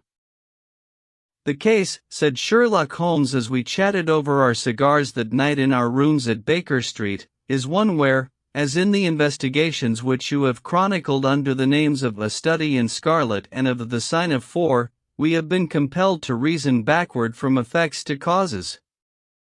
I have written to Lestrade asking him to supply us with the details which are now wanting, and which he will only get after he has secured his man. That he may be safely trusted to do, for although he is absolutely devoid of reason, he is as tenacious as a bulldog when he once understands what he has to do, and, indeed, it is just this tenacity which has brought him to the top at Scotland Yard." "Your case is not complete, then?" I asked. "It is fairly complete in essentials. We know who the author of the revolting business is, although one of the victims still escapes us. Of course, you have formed your own conclusions. I presume that this Jim Browner, the steward of a Liverpool boat, is the man whom you suspect?" "Oh, it is more than a suspicion. And yet I cannot see anything save very vague indications. On the contrary, to my mind nothing could be more clear. Let me run over the principal steps. We approached the case, you remember, with an absolutely blank mind, which is always an advantage. We had formed no theories. We were simply there to observe and to draw inferences from our observations. What did we see first? A very placid and respectable lady, who seemed quite innocent of any secret, and a portrait which showed me that she had 2 younger sisters. It instantly flashed across my mind that the box might have been meant for one of these. I set the idea aside as one which could be disproved or confirmed at our leisure. Then we went to the garden, as you remember, and we saw the very singular contents of the little yellow box. The string was of the quality which is used by sailmakers aboard ship, and at once a whiff of the sea was perceptible in our investigation. When I observed that the knot was one which is popular with sailors, that the parcel had been posted at a port, and that the male ear was pierced for an earring which is so much more common among sailors than landsmen, I was quite certain that all the actors in the tragedy were to be found among our seafaring classes. When I came to examine the address of the packet, I observed that it was to Miss S. Cushing. Now, the oldest sister would, of course, be Miss Cushing, and although her initial was S, it might belong to one of the others as well. In that case, we should have to commence our investigation from a fresh basis altogether. I therefore went into the house with the intention of clearing up this point. I was about to assure Miss Cushing that I was convinced that a mistake had been made when you may remember that I came suddenly to a stop. The fact was that I had just seen something which filled me with surprise and at the same time narrowed the field of our inquiry immensely. As a medical man, you are aware, Watson, that there is no part of the body which varies so much as the human ear. Each ear is as a rule quite distinctive and differs from all other ones. In last year's Anthropological Journal you will find 2 short monographs from my pen upon the subject. I had, therefore, examined the ears in the box with the eyes of an expert and had carefully noted their anatomical peculiarities. Imagine my surprise, then, when on looking at Miss Cushing I perceived that her ear corresponded exactly with the female ear which I had just inspected. The matter was entirely beyond coincidence. There was the same shortening of the pinna, the same broad curve of the upper lobe, the same convolution of the inner cartilage. In all essentials it was the same ear. Of course I at once saw the enormous importance of the observation. It was evident that the victim was a blood relation and probably a very close one. I began to talk to her about her family, and you remember that she at once gave us some exceedingly valuable details. In the first place, her sister's name was Sarah, and her address had until recently been the same, so that it was quite obvious how the mistake had occurred and for whom the packet was meant. Then we heard of this steward, married to the third sister, and learned that he had at one time been so intimate with Miss Sarah that she had actually gone up to Liverpool to be near the Browners, but a quarrel had afterwards divided them. This quarrel had put a stop to all communications for some months, so that if Browner had occasion to address a packet to Miss Sarah, he would undoubtedly have done so to her old address. And now the matter had begun to straighten itself out wonderfully. We had learned of the existence of this steward, an impulsive man, of strong passions. You remember that he threw up what must have been a very superior berth in order to be nearer to his wife, subject, too, to occasional fits of hard drinking. We had reason to believe that his wife had been murdered, and that a man, presumably a seafaring man, had been murdered at the same time. Jealousy, of course, at once suggests itself as the motive for the crime. And why should these proofs of the deed be sent to Miss Sarah Cushing? Probably because during her residence in Liverpool she had some hand in bringing about the events which led to the tragedy. You will observe that this line of boats calls at Belfast, Dublin, and Waterford, so that, presuming that Browner had committed the deed and had embarked at once upon his steamer, the May Day, Belfast would be the first place at which he could post his terrible packet. A second solution was at this stage obviously possible, and although I thought it exceedingly unlikely, I was determined to elucidate it before going further. An unsuccessful lover might have killed Mr. and Mrs. Browner, and the male heir might have belonged to the husband. There were many grave objections to this theory, but it was conceivable. I therefore sent off a telegram to my friend Algar, of the Liverpool force, and asked him to find out if Mrs. Browner were at home, and if Browner had departed in the May Day. Then we went on to Wallington to visit Miss Sarah. I was curious, in the first place, to see how far the family heir had been reproduced in her. Then, of course, she might give us very important information, but I was not sanguine that she would. She must have heard of the business the day before, since all Croydon was ringing with it, and she alone could have understood for whom the packet was meant. If she had been willing to help justice, she would probably have communicated with the police already. However, it was clearly our duty to see her, so we went. We found that the news of the arrival of the packet, for her illness dated from that time, had such an effect upon her as to bring on brain fever. It was clearer than ever that she understood its full significance, but equally clear that we should have to wait some time for any assistance from her. However, we were really independent of her help. Our answers were waiting for us at the police station, where I had directed Algar to send them. Nothing could be more conclusive. Mrs. Browner's house had been closed for more than 3 days, and the neighbors were of opinion that she had gone south to see her relatives.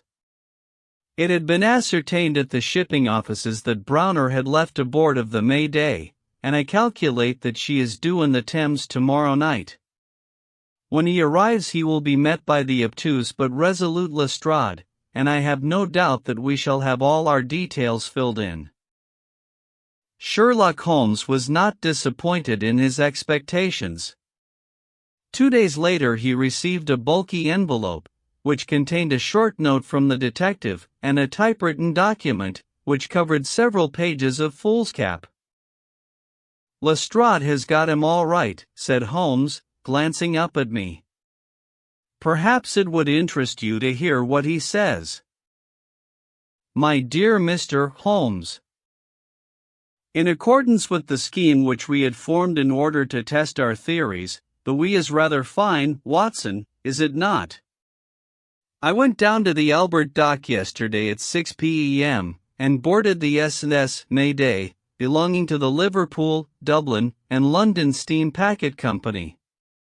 On inquiry, I found that there was a steward on board of the name of James Browner, and that he had acted during the voyage in such an extraordinary manner that the captain had been compelled to relieve him of his duties. On descending to his berth, I found him seated upon a chest with his head sunk upon his hands, rocking himself to and fro. He is a big, powerful chap, clean-shaven, and very swarthy, something like Aldridge, who helped us in the bogus lawn dry affair.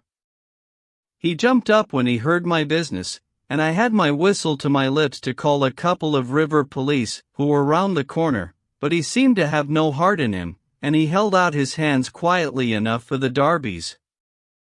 We brought him along to the cells, and his box as well, for we thought there might be something incriminate ing, but, bar a big sharp knife such as most sailors have, we got nothing for our trouble. However, we find that we shall want no more evidence, for on being brought before the inspector at the station he asked leave to make a statement, which was, of course, taken down, just as he made it, by our shorthand man. We had 3 copies typewritten, one of which I enclose. The affair proves, as I always thought it would, to be an extremely simple one, but I am obliged to you for assisting me in my investigation. With kind regards, yours very truly, G. Lestrade. The investigation really was a very simple one, remarked Holmes, but I don't think it struck him in that light when he first called us in. However, let us see what Jim Browner has to say for himself. This is his statement as made before Inspector Montgomery at the Shadwell police station, and it has the advantage of being verbatim. Have I anything to say? Yes, I have a deal to say. I have to make a clean breast of it all. You can hang me, or you can leave me alone.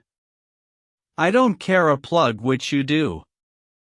I tell you I've not shut an eye in sleep since I did it, and I don't believe I ever will again until I get past all waking. Sometimes it's his face, but most generally it's hers. I'm never without one or the other before me. He looks frowning and black-like, but she has a kind o' surprise upon her face. Aye, the white lamb, she might well be surprised when she read death on a face that had seldom looked anything but love upon her before. But it was Sarah's fault, and may the curse of a broken man put a blight on her and set the blood rotting in her veins. It's not that I want to clear myself. I know that I went back to drink, like the beast that I was.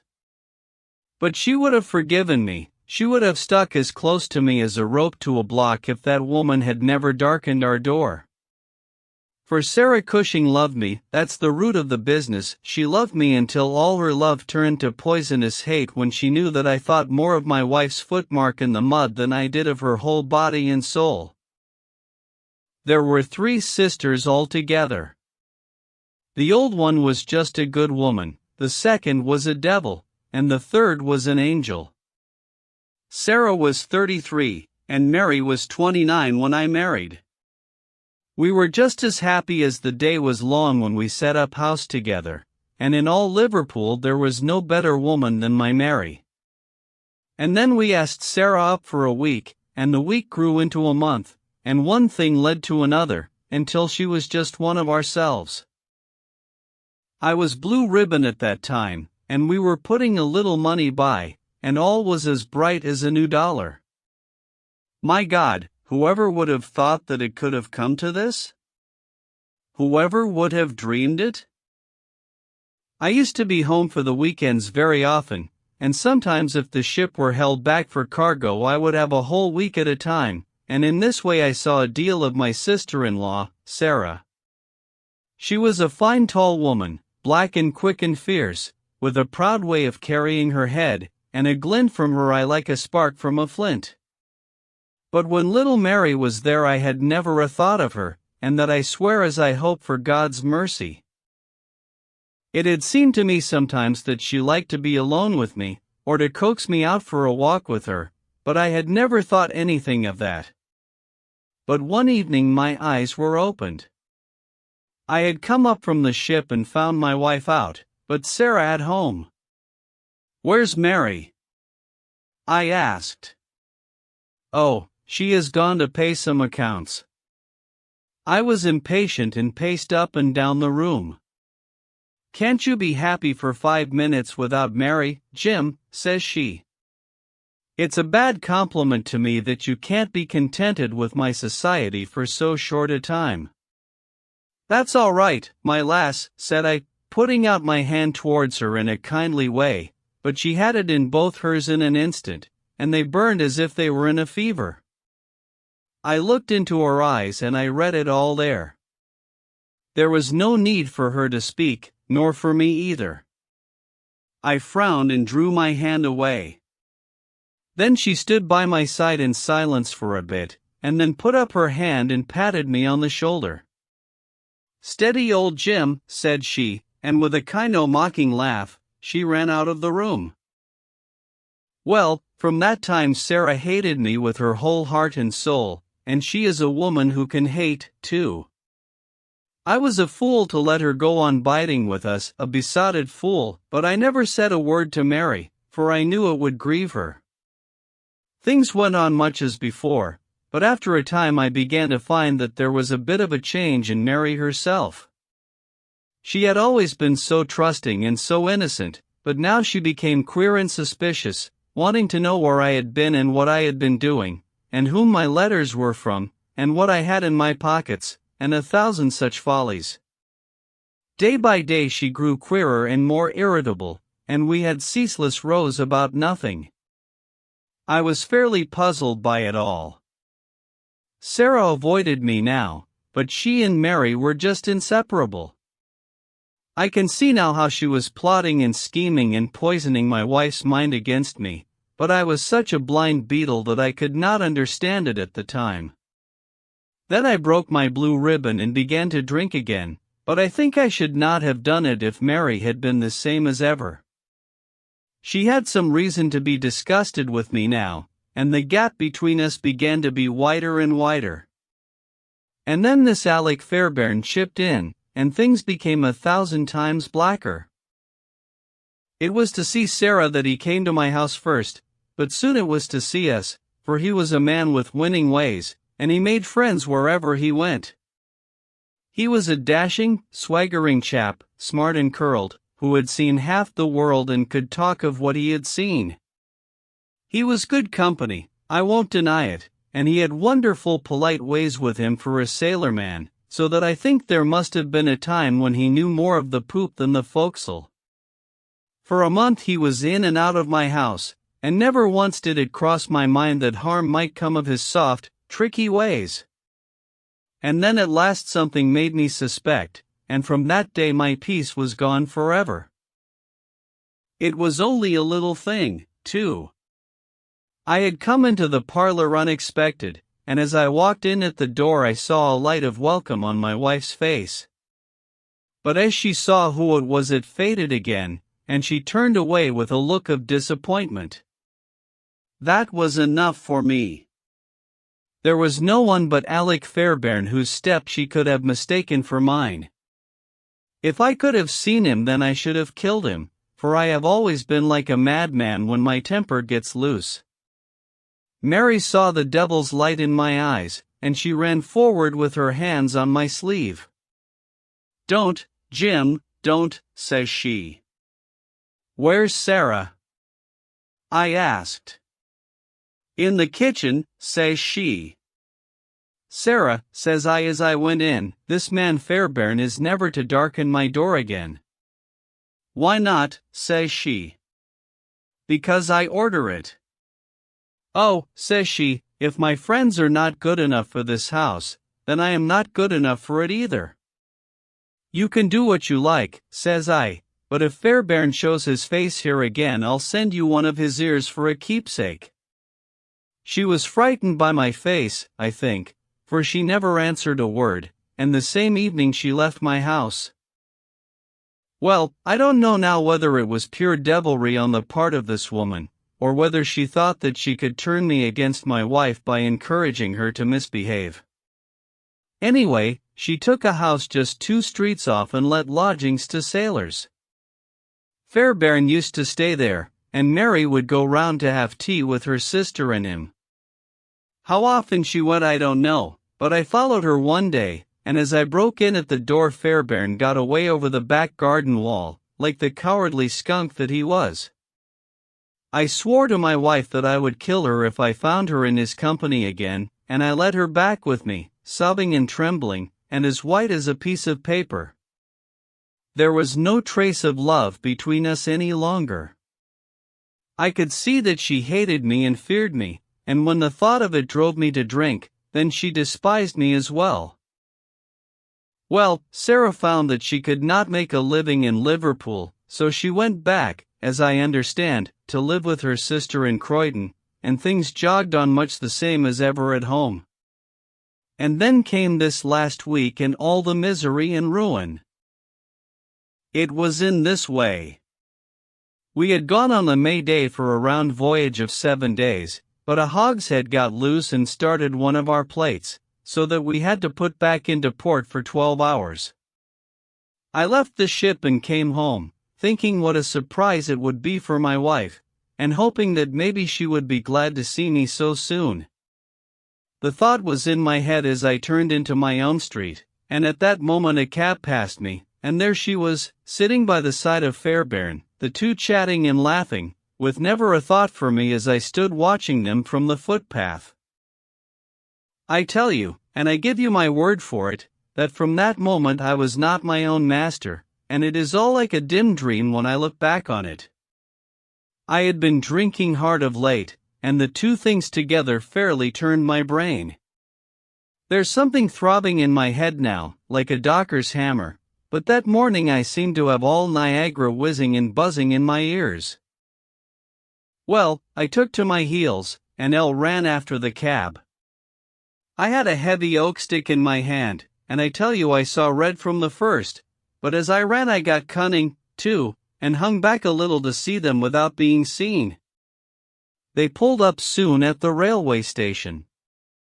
There was a good crowd round the booking office, so I got quite close to them without being seen. They took tickets for New Brighton.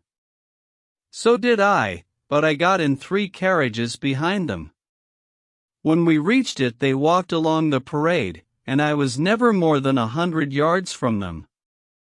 At last I saw them hire a boat and start for a row, for it was a very hot day, and they thought, no doubt, that it would be cooler on the water.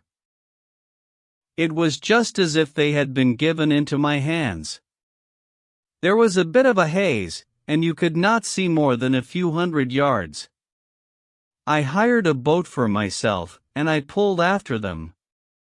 I could see the blur of their craft, but they were going nearly as fast as I, and they must have been a long mile from the shore before I caught them up.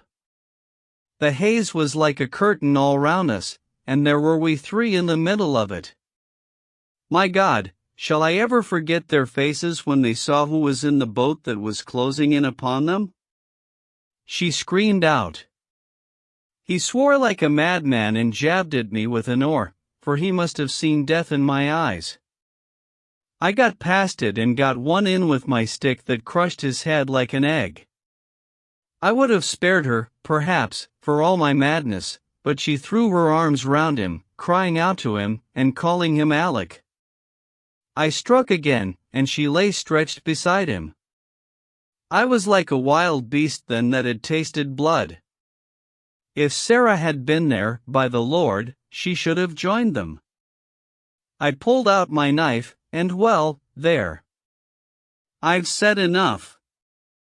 It gave me a kind of savage joy when I thought how Sarah would feel when she had such signs as these of what her meddling had brought about. Then I tied the bodies into the boat, stove a plank, and stood by until they had sunk. I knew very well that the owner would think that they had lost their bearings in the haze, and had drifted off out to sea. I cleaned myself up, got back to land, and joined my ship without a soul having a suspicion of what had passed. That night I made up the packet for Sarah Cushing, and next day I sent it from Belfast. There you have the whole truth of it. You can hang me, or do what you like with me, but you cannot punish me as I have been punished already. I cannot shut my eyes, but I see those two faces staring at me as they stared when my boat broke through the haze. I killed them quick, but they are killing me slow, and if I have another night of it I shall be either mad or dead before morning. You won't put me alone into a cell, sir? For pity's sake don't, and may you be treated in your day of agony as you treat me now. What is the meaning of it, Watson? Said Holmes solemnly as he laid down the paper. What object is served by this circle of misery and violence and fear? It must tend to some end, or else our universe is ruled by chance, which is unthinkable. But what end? There is the great standing perennial problem to which human reason is as far from an answer as ever. The yellow face. In publishing these short sketches based upon the numerous cases in which my companion's singular gifts have made us the listeners to, and eventually the actors in, some strange drama, it is only natural that I should dwell rather upon his successes than upon his failures. And this not so much for the sake of his reputation, for, indeed, it was when he was at his wits' end that his energy and his versatility were most admirable, but because where he failed it happened too often that no one else succeeded, and that the tale was left forever without a conclusion. Now and again, however, it chanced that even when he erred the truth was still discovered. I have notes of some half-dozen cases of the kind. The adventure of the Musgrave ritual and that which I am about to recount are two which present the strongest features of interest. Sherlock Holmes was a man who seldom took exercise for exercise's sake. Few men were capable of greater muscular effort, and he was undoubtedly one of the finest boxers of his weight that I have ever seen, but he looked upon aimless bodily exertion as a waste of energy, and he seldom bestirred himself save where there was some professional object to be served. Then he was absolutely untiring and indefatigable. That he should have kept himself in training under such circumstances is remarkable, but his diet was usually of the sparest, and his habits were simple to the verge of austerity. Save for the occasional use of cocaine, he had no vices, and he only turned to the drug as a protest against the monotony of existence when cases were scanty and the papers uninteresting. One day in early spring he had so far relaxed as to go for a walk with me in the park, where the first faint shoots of green were breaking out upon the elms, and the sticky spearheads of the chestnuts were just beginning to burst into their fivefold leaves. For 2 hours we rambled about together, in silence for the most part, as befits two men who know each other intimately. It was nearly 5 before we were back in Baker Street once more. "Beg pardon, sir," said our page boy as he opened the door. "There's been a gentleman here asking for you, sir." Holmes glanced reproachfully at me. "So much for afternoon walks," said he. "Has this gentleman gone, then?" "Yes, sir." "Didn't you ask him in?" "Yes, sir, he came in." "How long did he wait?" "Half an hour, sir." "He was a very restless gentleman, sir, a walkin' and a stampin' all the time he was here. I was waitin' outside the door, sir, and I could hear him. At last he outs into the passage, and he cries, 'Is that man never goin' to come?' Those were his very words, sir. 'You'll only need to wait a little longer,' says I. 'Then I'll wait in the open air, for I feel half choked,' says he. 'I'll be back before long.' And with that he ups and he outs, and all I could say wouldn't hold him back. Well, you did your best," said Holmes as we walked into our room. "It's very annoying, though, Watson." I was badly in need of a case, and this looks, from the man's impatience, as if it were of importance. "Hullo! That's not your pipe on the table." He must have left his behind him. A nice old briar with a good long stem of what the tobacconists call amber. I wonder how many real amber mouthpieces there are in London. Some people think that a fly in it is a sign. Well, he must have been disturbed in his mind to leave a pipe behind him which he evidently values highly. "How do you know that he values it highly?" I asked. "Well, I should put the original cost of the pipe at 7 and 6 pence. Now it has, you see, been twice mended, once in the wooden stem and once in the amber. Each of these mends, done, as you observe, with silver bands, must have cost more than the pipe did originally. The man must value the pipe highly when he prefers to patch it up rather than buy a new one with the same money." "Anything else?" I asked, for Holmes was turning the pipe about in his hand and staring at it in his peculiar pensive way. He held it up and tapped on it with his long, thin forefinger, as a professor might who was lecturing on a bone. "Pipes are occasionally of extraordinary interest," said he. "Nothing has more individuality, save perhaps watches and bootlaces. The indications here, however, are neither very marked nor very important. The owner is obviously a muscular man, left-handed, with an excellent set of teeth, careless in his habits, and with no need to practice economy." My friend threw off the information in a very offhand way, but I saw that he cocked his eye at me to see if I had followed his reasoning. "You think a man must be well-to-do if he smokes a 7-shilling pipe," said I. "This is Grosvenor mixture at 8 pence an ounce," Holmes answered, knocking a little out on his palm. "As he might get an excellent smoke for half the price, he has no need to practice economy." "And the other points?" "He has been in the habit of lighting his pipe at lamps and gas jets. You can see that it is quite charred all down one side. Of course a match could not have done that. Why should a man hold a match to the side of his pipe? But you cannot light it at a lamp without getting the bowl charred.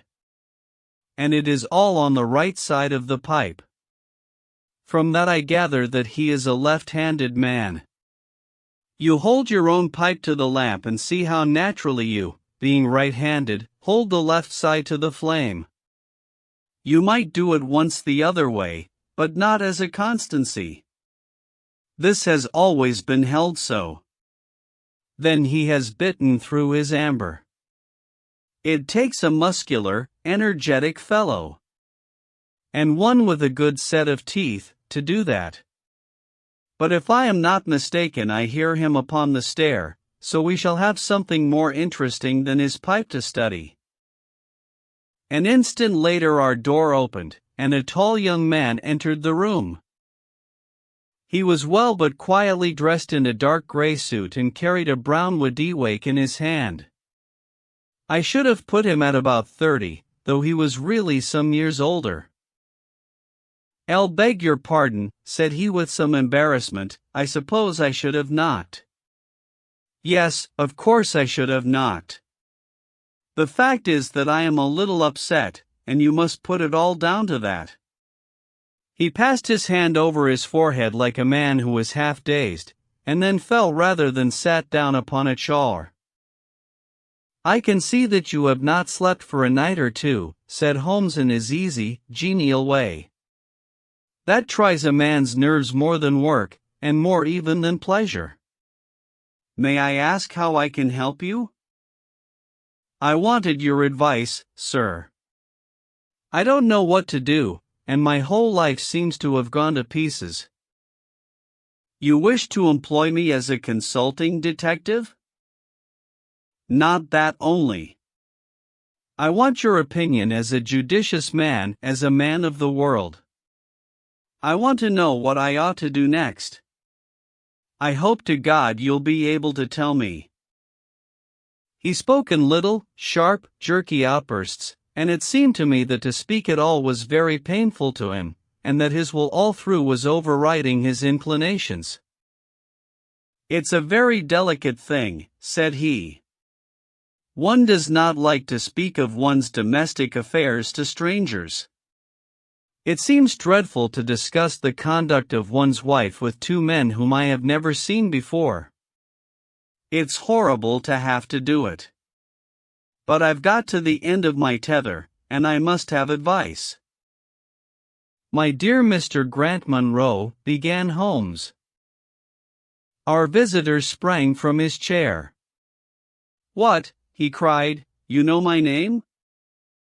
"If you wish to preserve your incognito," said Holmes, smiling, "I would suggest that you cease to write your name upon the lining of your hat, or else that you turn the crown towards the person whom you are addressing. I was about to say that my friend and I have listened to a good many strange secrets in this room, and that we have had the good fortune to bring peace to many troubled souls. I trust that we may do as much for you. Might I beg you, as time may prove to be of importance, to furnish me with the facts of your case without further delay?" Our visitor again passed his hand over his forehead, as if he found it bitterly hard. From every gesture and expression I could see that he was a reserved, self-contained man, with a dash of pride in his nature, more likely to hide his wounds than to expose them. Then suddenly, with a fierce gesture of his closed hand, like one who throws reserve to the winds, he began. "The facts are these, Mr. Holmes," said he. "I am a married man and have been so for 3 years. During that time my wife and I have loved each other as fondly and lived as happily as any two that ever were joined. We have not had a difference. Not one, in thought or word or deed. And now, since last Monday, there has suddenly sprung up a barrier between us. And I find that there is something in her life and in her thoughts of which I know as little as if she were the woman who brushes by me in the street. We are estranged, and I want to know why. Now there is one thing that I want to impress upon you before I go any further, Mr. Holmes. Effie loves me. Don't let there be any mistake about that. She loves me with her whole heart and soul, and never more than now. I know it. I feel it. I don't want to argue about that. A man can tell easily enough when a woman loves him. But there's this secret between us, and we can never be the same until it is cleared." "Kindly let me have the facts, Mr. Munro," said Holmes with some impatience. "I'll tell you what I know about Effie's history. She was a widow when I met her first, though quite young, only 25. Her name then was Mrs. Hebron. She went out to America when she was young and lived in the town of Atlanta, where she married this Hebron, who was a lawyer with a good practice. They had one child, but the yellow fever broke out badly in the place, and both husband and child died of it. I have seen his death certificate. This sickened her of America, and she came back to live with a maiden aunt at Pinner, in Middlesex. I may mention that her husband had left her comfortably off, and that she had a capital of about £4,500, which had been so well invested by him that it returned an average of 7%. She had only been 6 months at Pinner when I met her. We fell in love with each other, and we married a few weeks afterwards. I am a hop merchant myself, and as I have an income of 700 or 800, we found ourselves comfortably off and took a nice £80 a year villa at Norbury. Our little place was very countrified, considering that it is so close to town. We had an inn and 2 houses a little above us, and a single cottage at the other side of the field which faces us, and except those there were no houses until you got halfway to the station. My business took me into town at certain seasons, but in summer I had less to do, and then in our country home my wife and I were just as happy as could be wished. I tell you that there never was a shadow between us until this accursed affair began. There's one thing I ought to tell you before I go further. When we married, my wife made over all her property to me rather against my will, for I saw how awkward it would be if my business affairs went wrong. However, she would have it so, and it was done. Well, about 6 weeks ago she came to me. "Jack," said she, "when you took my money you said that if ever I wanted any I was to ask you for it." "Certainly," said I, "it's all your own." "Well," said she, "I want £100. I was a bit staggered at this, for I had imagined it was simply a new dress or something of the kind that she was after. "What on earth for?" I asked. "Oh," said she in her playful way, "you said that you were only my banker, and bankers never ask questions, you know." "If you really mean it, of course you shall have the money," said I. "Oh, yes, I really mean it." "And you won't tell me what you want it for?" "Some day, perhaps, but not just at present, Jack." So I had to be content with that, though it was the first time that there had ever been any secret between us. I gave her a check, and I never thought any more of the matter. It may have nothing to do with what came afterwards, but I thought it only right to mention it. Well, I told you just now that there is a cottage not far from our house. There is just a field between us, but to reach it you have to go along the road and then turn down a lane. Just beyond it is a nice little grove of Scotch firs, and I used to be very fond of strolling down there, for trees are always a neighborly kind of thing. The cottage had been standing empty this 8 months, and it was a pity, for it was a pretty 2-storied place, with an old-fashioned porch and a honeysuckle about it. I have stood many a time and thought what a neat little homestead it would make. Well, last Monday evening I was taking a stroll down that way when I met an empty van coming up the lane and saw a pile of carpets and things lying about on the grass plot beside the porch. It was clear that the cottage had at last been let. I walked past it, and then stopping, as an idle man might, I ran my eye over it and wondered what sort of folk they were who had come to live so near us. And as I looked I suddenly became aware that a face was watching me out of one of the upper windows. I don't know what there was about that face, Mr. Holmes, but it seemed to send a chill right down my back. I was some little way off, so that I could not make out the features, but there was something unnatural and inhuman about the face.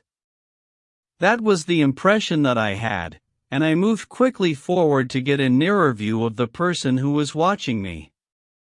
But as I did so the face suddenly disappeared, so suddenly that it seemed to have been plucked away into the darkness of the room. I stood for 5 minutes thinking the business over and trying to analyze my impressions. I could not tell if the face was that of a man or a woman.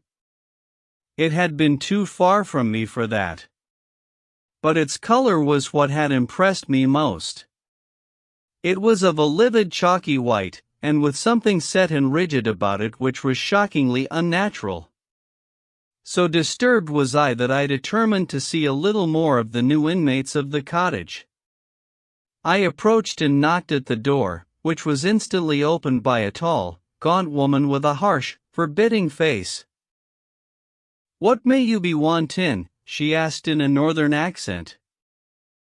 "I am your neighbor over yonder," said I, nodding towards my house. "I see that you have only just moved in, so I thought that if I could be of any help to you in any." "I will just ask ye when we want ye," said she, and shut the door in my face. Annoyed at the churlish rebuff, I turned my back and walked home. All evening, though I tried to think of other things, my mind would still turn to the apparition at the window and the rudeness of the woman. I determined to say nothing about the former to my wife, for she is a nervous, highly strung woman, and I had no wish that she should share the unpleasant impression which had been produced upon myself. I remarked to her, however, before I fell asleep, that the cottage was now occupied, to which she returned no reply. I am usually an extremely sound sleeper. It has been a standing jest in the family that nothing could ever wake me during the night. And yet somehow on that particular night, whether it may have been the slight excitement produced by my little adventure or not I know not, but I slept much more lightly than usual. Half in my dreams I was dimly conscious that something was going on in the room, and gradually became aware that my wife had dressed herself and was slipping on her mantle and her bonnet.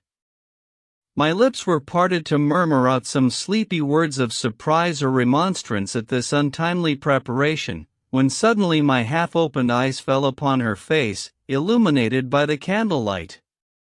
And astonishment held me dumb. She wore an expression such as I had never seen before, such as I should have thought her incapable of assuming. She was deadly pale and breathing fast, glancing furtively towards the bed as she fastened her mantle to see if she had disturbed me. Then, thinking that I was still asleep, she slipped noiselessly from the room, and an instant later I heard a sharp creaking which could only come from the hinges of the front door. I sat up in bed and rapped my knuckles against the rail to make certain that I was truly awake. Then I took my watch from under the pillow. It was 3 a.m. What on this earth could my wife be doing out on the country road at 3 a.m? I had sat for about 20 minutes turning the thing over in my mind and trying to find some possible explanation. The more I thought, the more extraordinary and inexplicable did it appear. I was still puzzling over it when I heard the door gently close again, and her footsteps coming up the stairs. "Where in the world have you been, Effie?" I asked as she entered. She gave a violent start and a kind of gasping cry when I spoke, and that cry and start troubled me more than all the rest, for there was something indescribably guilty about them. My wife had always been a woman of a frank, open nature, and it gave me a chill to see her slinking into her own room and crying out and wincing when her own husband spoke to her. "You awake, Jack?" she cried with a nervous laugh. "Why, I thought that nothing could awake you." "Where have you been?" I asked, more sternly. "I don't wonder that you are surprised," said she, and I could see that her fingers were trembling as she undid the fastenings of her mantle. "Why, I never remember having done such a thing in my life before. The fact is that I felt as though I were choking and had a perfect longing for a breath of fresh air. I really think that I should have fainted if I had not gone out. I stood at the door for a few minutes, and now I am quite myself again." All the time that she was telling me this story she never once looked in my direction, and her voice was quite unlike her usual tones. It was evident to me that she was saying what was false. I said nothing in reply, but turned my face to the wall, sick at heart, with my mind filled with 1,000 venomous doubts and suspicions. What was it that my wife was concealing from me? Where had she been during that strange expedition? I felt that I should have no peace until I knew, and yet I shrank from asking her again after once she had told me what was false. All the rest of the night I tossed and tumbled, framing theory after theory, each more unlikely than the last. I should have gone to the city that day, but I was too disturbed in my mind to be able to pay attention to business matters. My wife seemed to be as upset as myself, and I could see from the little questioning glances which she kept shooting at me that she understood that I disbelieved her statement, and that she was at her wits' end what to do. We hardly exchanged a word during breakfast, and immediately afterwards I went out for a walk that I might think the matter out in the fresh morning air. I went as far as the Crystal Palace, spent an hour in the grounds, and was back in Norbury by 1 o'clock. It happened that my way took me past the cottage, and I stopped for an instant to look at the windows and to see if I could catch a glimpse of the strange face which had looked out at me on the day before. As I stood there, imagine my surprise, Mr. Holmes, when the door suddenly opened and my wife walked out. I was struck dumb with astonishment at the sight of her, but my emotions were nothing to those which showed themselves upon her face when our eyes met. She seemed for an instant to wish to shrink back inside the house again, and then, seeing how useless all concealment must be, she came forward, with a very white face and frightened eyes which belied the smile upon her lips. "Ah, Jack," she said, "I have just been in to see if I can be of any assistance to our new neighbors." "Why do you look at me like that, Jack? You are not angry with me?" "So," said I, "this is where you went during the night." "What do you mean?" she cried. "You came here." "I am sure of it." "Who are these people that you should visit them at such an hour?" "I have not been here before." "How can you tell me what you know is false?" I cried. "Your very voice changes as you speak. When have I ever had a secret from you? I shall enter that cottage, and I shall probe the matter to the bottom." "No, no, Jack, for God's sake," she gasped in uncontrollable emotion. Then, as I approached the door, she seized my sleeve and pulled me back with convulsive strength. "I implore you not to do this, Jack," she cried. "I swear that I will tell you everything some day, but nothing but misery can come of it if you enter that cottage." Then, as I tried to shake her off, she clung to me in a frenzy of entreaty. "Trust me, Jack," she cried. "Trust me only this once. You will never have cause to regret it. You know that I would not have a secret from you if it were not for your own sake. Our whole lives are at stake in this. If you come home with me, all will be well. If you force your way into that cottage, all is over between us." There was such earnestness, such despair, in her manner that her words arrested me, and I stood irresolute before the door. "I will trust you on one condition, and on one condition only," said I at last. "It is that this mystery comes to an end from now. You are at liberty to preserve your secret, but you must promise me that there shall be no more nightly visits, no more doings which are kept from my knowledge. I am willing to forget those which are past if you will promise that there shall be no more in the future." "I was sure that you would trust me," she cried with a great sigh of relief. "It shall be just as you wish. Come away, oh, come away up to the house." Still pulling at my sleeve, she led me away from the cottage.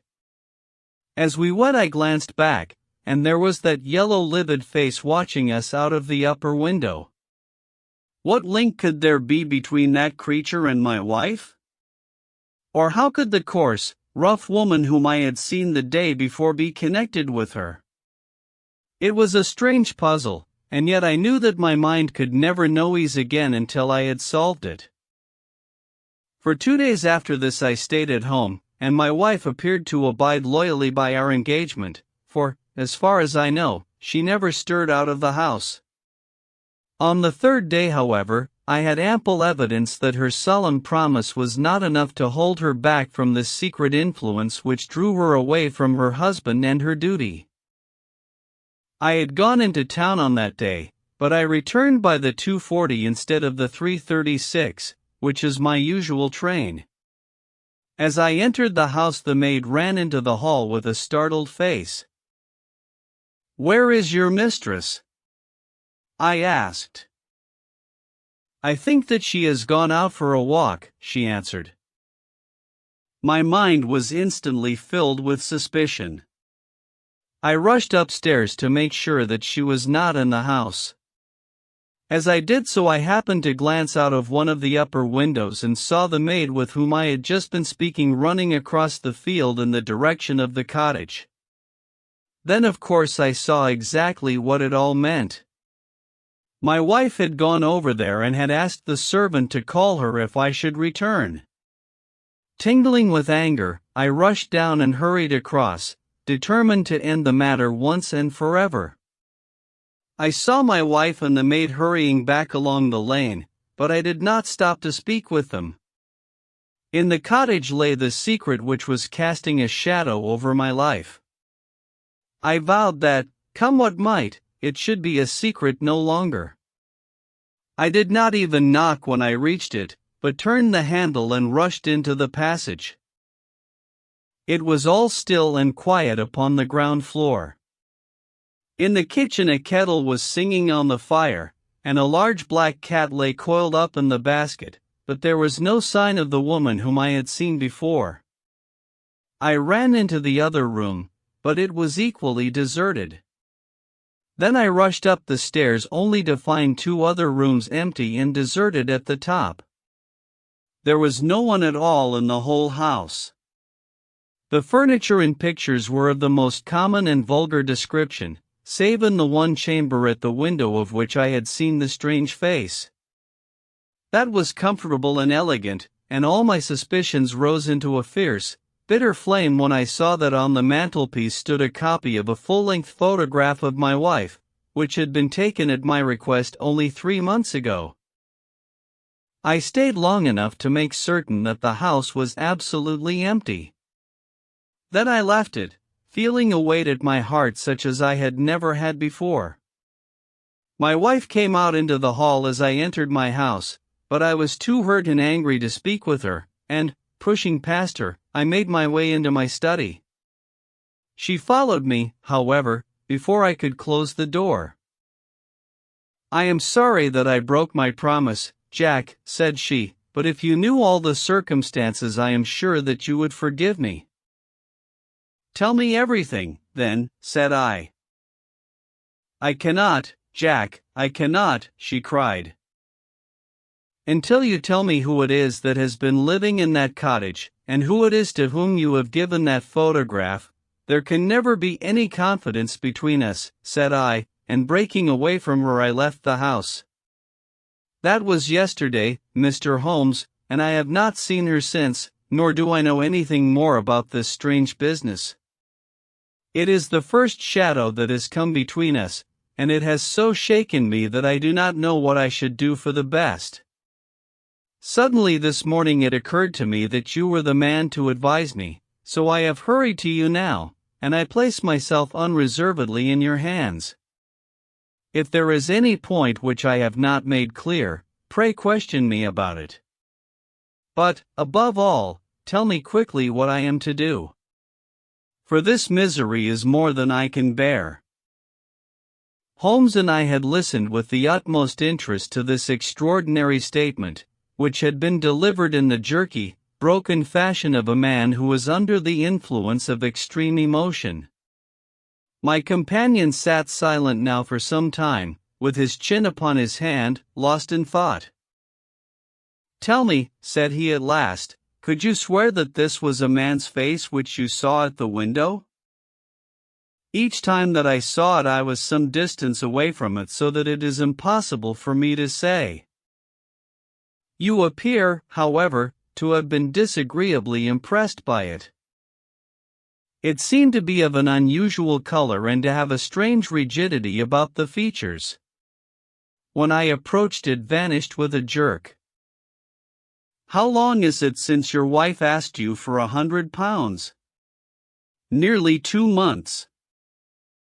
Have you ever seen a photograph of her first husband? No, there was a great fire at Atlanta very shortly after his death, and all her papers were destroyed. And yet she had a certificate of death. You say that you saw it? Yes, she got a duplicate after the fire. Did you ever meet anyone who knew her in America? No. Did she ever talk of revisiting the place? No. Or get letters from it? No. Thank you. I should like to think over the matter a little now. If the cottage is now permanently deserted, we may have some difficulty.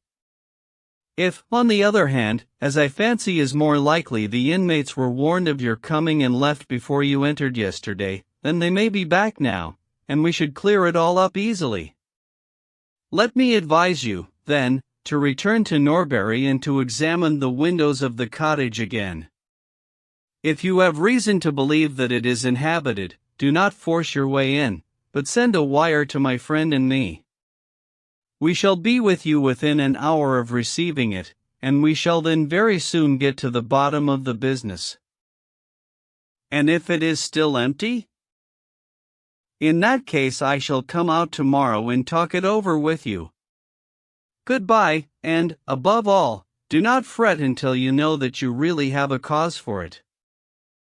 I am afraid that this is a bad business, Watson, said my companion as he returned after accompanying Mr. Grant Munro to the door. What do you make of it? It had an ugly sound, I answered. Yes. There's blackmail in it, or I am much mistaken. And who is the blackmailer? Well, it must be the creature who lives in the only comfortable room in the place and has her photograph above his fireplace. Upon my word, Watson, there is something very attractive about that livid face at the window, and I would not have missed the case for worlds. You have a theory? Yes, a provisional one. But I shall be surprised if it does not turn out to be correct. This woman's first husband is in that cottage. Why do you think so? How else can we explain her frenzied anxiety that her second one should not enter it? The facts, as I read them, are something like this: this woman was married in America. Her husband developed some hateful qualities, or shall we say he contracted some loathsome disease and became a leper or an imbecile?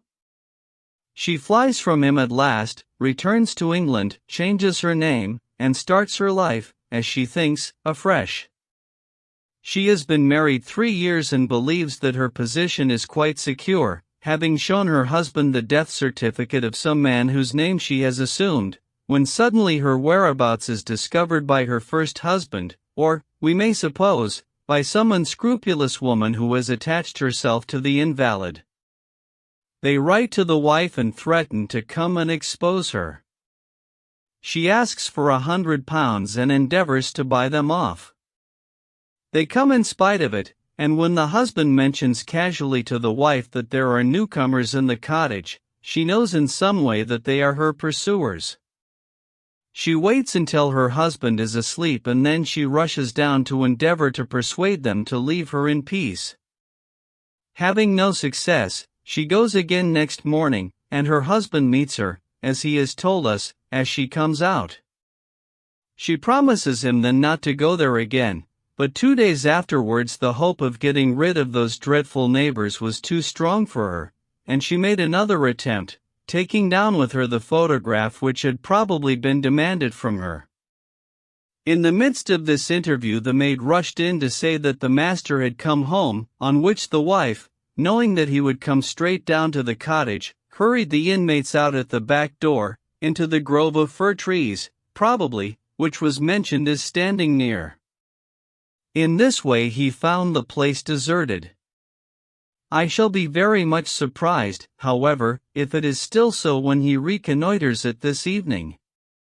What do you think of my theory? It is all surmise. But at least it covers all the facts. When new facts come to our knowledge which cannot be covered by it, it will be time enough to reconsider it. We can do nothing more until we have a message from our friend at Norbury. But we had not a very long time to wait for that. It came just as we had finished our tea. "The cottage is still tenanted," it said. "Have seen the face again at the window. We'll meet the 7 o'clock train and will take no steps until you arrive." He was waiting on the platform when we stepped out, and we could see in the light of the station lamps that he was very pale, and quivering with agitation. "They are still there, Mr. Holmes," said he, laying his hand hard upon my friend's sleeve. "I saw lights in the cottage as I came down. We shall settle it now once and for all." "What is your plan, then?" asked Holmes as he walked down the dark tree-lined road. "I am going to force my way in and see for myself who is in the house. I wish you both to be there as witnesses." "You are quite determined to do this in spite of your wife's warning that it is better that you should not solve the mystery?" "Yes, I am determined." "Well, I think that you are in the right. Any truth is better than indefinite doubt. We had better go up at once. Of course, legally, we are putting ourselves hopelessly in the wrong, but I think that it is worth it." It was a very dark night, and a thin rain began to fall as we turned from the highroad into a narrow lane, deeply rutted, with hedges on either side. Mr. Grant Munro pushed impatiently forward, however, and we stumbled after him as best we could. "There are the lights of my house," he murmured, pointing to a glimmer among the trees. "And here is the cottage which I am going to enter." We turned a corner in the lane as he spoke, and there was the building close beside us. A yellow bar falling across the black foreground showed that the door was not quite closed, and one window in the upper story was brightly illuminated. As we looked, we saw a dark blur moving across the blind. "There is that creature," cried Grant Munro. "You can see for yourselves that someone is there. Now follow me, and we shall soon know all." We approached the door, but suddenly a woman appeared out of the shadow and stood in the golden track of the lamplight. I could not see her face in the darkness, but her arms were thrown out in an attitude of entreaty. "For God's sake, don't, Jack," she cried. "I had a presentiment that you would come this evening. Think better of it, dear. Trust me again, and you will never have cause to regret it." "I have trusted you too long, Yeffy," he cried sternly. "Leave go of me. I must pass you. My friends and I are going to settle this matter once and forever." He pushed her to one side, and we followed closely after him. As he threw the door open, an old woman ran out in front of him and tried to bar his passage, but he thrust her back, and an instant afterwards we were all upon the stairs. Grant Munro rushed into the lighted room at the top, and we entered at his heels. It was a cozy, well-furnished apartment, with 2 candles burning upon the table and 2 upon the mantelpiece. In the corner, stooping over a desk, there sat what appeared to be a little girl. Her face was turned away as we entered, but we could see that she was dressed in a red frock, and that she had long white gloves on. As she whisked round to us, I gave a cry of surprise and horror. The face which she turned towards us was of the strangest livid tint, and the features were absolutely devoid of any expression. An instant later the mystery was explained. Holmes, with a laugh, passed his hand behind the child's ear, a mask peeled off from her countenance, and there was a little coal-black negress, with all her white teeth flashing in amusement at our amazed faces. I burst out laughing, out of sympathy with her merriment, but Grant Munro stood staring, with his hand clutching his throat. "My God," he cried. "What can be the meaning of this? I will tell you the meaning of it, cried the lady, sweeping into the room with a proud, set face. You have forced me, against my own judgment, to tell you, and now we must both make the best of it. My husband died at Atlanta. My child survived. Your child? She drew a large silver locket from her bosom. You have never seen this open. I understood that it did not open. She touched a spring, and the front hinged back. There was a portrait within of a man strikingly handsome and intelligent-looking, but bearing unmistakable signs upon his features of his African descent. That is John Hibron, of Atlanta, said the lady, and a nobler man never walked the earth. I cut myself off from my race in order to wed him, but never once while he lived did I for an instant regret it. It was our misfortune that our only child took after his people rather than mine. It is often so in such matches, and little Lucy is darker far than ever her father was. But dark or fair, she is my own dear little girlie, and her mother's pet. The little creature ran across at the words and nestled up against the lady's dress. When I left her in America, she continued, it was only because her health was weak, and the change might have done her harm. She was given to the care of a faithful Scotchwoman who had once been our servant. Never for an instant did I dream of disowning her as my child. But when chance threw you in my way, Jack, and I learned to love you, I feared to tell you about my child. God forgive me, I feared that I should lose you, and I had not the courage to tell you. I had to choose between you, and in my weakness I turned away from my own little girl. For 3 years I have kept her existence a secret from you, but I heard from the nurse, and I knew that all was well with her. At last, however, there came an overwhelming desire to see the child once more. I struggled against it, but in vain. Though I knew the danger, I determined to have the child over, if it were but for a few weeks.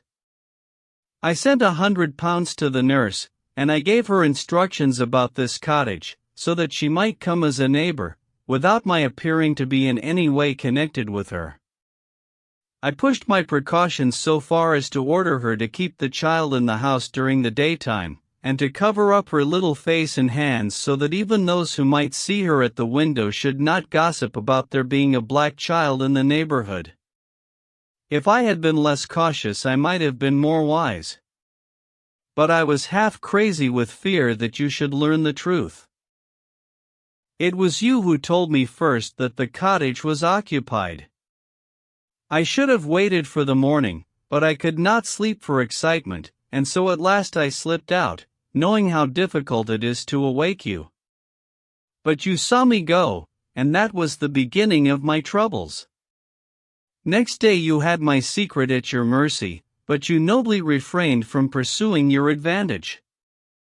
3 days later, however, the nurse and child only just escaped from the back door as you rushed in at the front one. And now tonight you at last know all, and I ask you what is to become of us, my child and me? She clasped her hands and waited for an answer.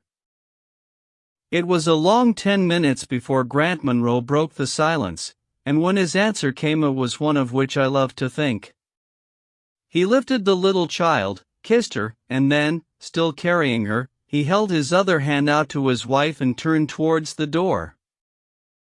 We can talk it over more comfortably at home, said he. I am not a very good man, Effie, but I think that I am a better one than you have given me credit for being.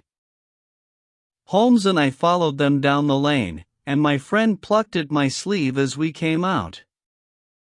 I think, said he, that we shall be of more use in London than in Norbury. Not another word did he say of the case until late that night, when he was turning away, with his lighted candle, for his bedroom. Watson, said he, if it should ever strike you that I am getting a little overconfident in my powers, or giving less pains to a case than it deserves, kindly whisper Norbury in my ear, and I shall be infinitely obliged to you. The stockbroker's clerk. Shortly after my marriage, I had bought a connection in the Paddington district. Old Mr. Farquhar, from whom I purchased it, had at one time an excellent general practice, but his age, and an affliction of the nature of St. Vitus's dance from which he suffered, had very much thinned it. The public not unnaturally goes on the principle that he who would heal others must himself be whole, and looks askance at the curative powers of the man whose own case is beyond the reach of his drugs. Thus as my predecessor weakened, his practice declined, until when I purchased it from him it had sunk from 1,200 to little more than 300 a year. I had confidence, however, in my own youth and energy, and was convinced that in a very few years the concern would be as flourishing as ever. For 3 months after taking over the practice I was kept very closely at work and saw little of my friend Sherlock Holmes, for I was too busy to visit Baker Street, and he seldom went anywhere himself save upon professional business. I was surprised, therefore, when, one morning in June, as I sat reading the British Medical Journal after breakfast, I heard a ring at the bell, followed by the high, somewhat strident tones of my old companion's voice. "Ah, my dear Watson," said he, striding into the room, "I am very delighted to see you. I trust that Mrs. Watson has entirely recovered from all the little excitements connected with our adventure of the Sign of 4. "Thank you, we are both very well," said I, shaking him warmly by the hand. "And I hope, also," he continued, sitting down in the rocking chair, "that the cares of medical practice have not entirely obliterated the interest which you used to take in our little deductive problems." "On the contrary," I answered, "it was only last night that I was looking over my old notes, and classifying some of our past results."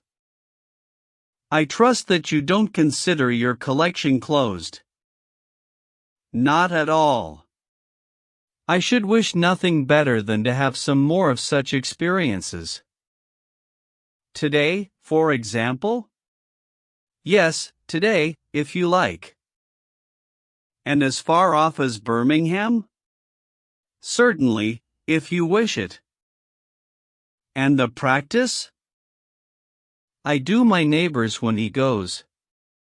He is always ready to work off the debt." "Ah!" "Nothing could be better," said Holmes, leaning back in his chair and looking keenly at me from under his half-closed lids. "I perceive that you have been unwell lately. Summer colds are always a little trying."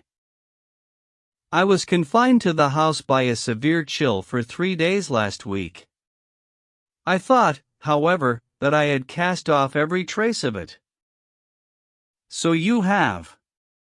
You look remarkably robust. How, then, did you know of it?" "My dear fellow, you know my methods." "You deduced it, then?" "Certainly." "And from what?" "From your slippers."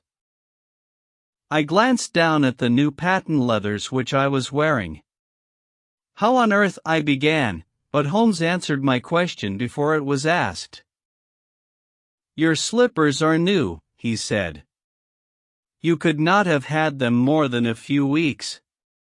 The soles which you are at this moment presenting to me are slightly scorched. For a moment I thought they might have got wet and been burned in the drying.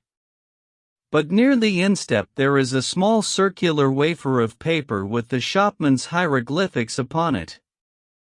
Damp would of course have removed this. You had, then, been sitting with your feet outstretched to the fire, which a man would hardly do even in so wet a June as this if he were in his full health." Like all Holmes's reasoning, the thing seemed simplicity itself when it was once explained. He read the thought upon my features, and his smile had a tinge of bitterness. "I am afraid that I rather give myself away when I explain," said he. "Results without causes are much more impressive. You are ready to come to Birmingham. Then? Certainly. What is the case? You shall hear it all in the train. My client is outside in a four-wheeler. Can you come at once? In an instant.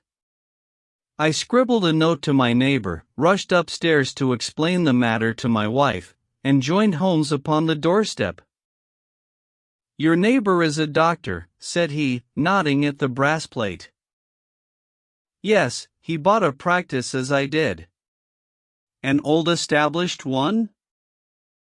"Just the same as mine." "Both have been ever since the houses were built." "Ah! Then you got hold of the best of the two." I think I did. But how do you know?" "By the steps, my boy." "Yours are worn 3 inches deeper than his." "But this gentleman in the cab is my client, Mr. Hall Pycroft."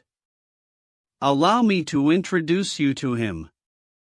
"Whip your horse up, cabby, for we have only just time to catch our train." The man whom I found myself facing was a well-built, fresh-complexioned young fellow, with a frank, honest face and a slight, crisp, yellow mustache. He wore a very shiny top hat and a neat suit of sober black, which made him look what he was, a smart young city man, of the class who have been labeled cockneys, but who give us our crack volunteer regiments, and who turn out more fine athletes and sportsmen than any body of men in these islands. His round, ruddy face was naturally full of cheeriness, but the corners of his mouth seemed to me to be pulled down in a half-comical distress. It was not, however, until we were in a first-class carriage and well started upon our journey to Birmingham that I was able to learn what the trouble was which had driven him to Sherlock Holmes. "We have a clear run here of 70 minutes, Holmes remarked. "I want you, Mr. Hall Pycroft, to tell my friend your very interesting experience exactly as you have told it to me, or with more detail if possible. It will be of use to me to hear the succession of events again. It is a case, Watson, which may prove to have something in it, or may prove to have nothing, but which, at least, presents those unusual and outre features which are as dear to you as they are to me. Now, Mr. Pycroft, I shall not interrupt you again." Our young companion looked at me with a twinkle in his eye. "The worst of the story is," said he, "that I show myself up as such a confounded fool. Of course it may work out all right. And I don't see that I could have done otherwise, but if I have lost my crib and get nothing in exchange I shall feel what a soft Johnny I have been. I'm not very good at telling a story, Dr. Watson, but it is like this with me. I used to have a billet at Coxon and Woodhouse's, of Draper Gardens, but they were let in early in the spring through the Venezuelan loan, as no doubt you remember, and came a nasty cropper. I have been with them 5 years. And old Coxon gave me a ripping good testimonial when the smash came. But of course we clerks were all turned adrift, the 27 of us. I tried here and tried there, but there were lots of other chaps on the same lay as myself, and it was a perfect frost for a long time.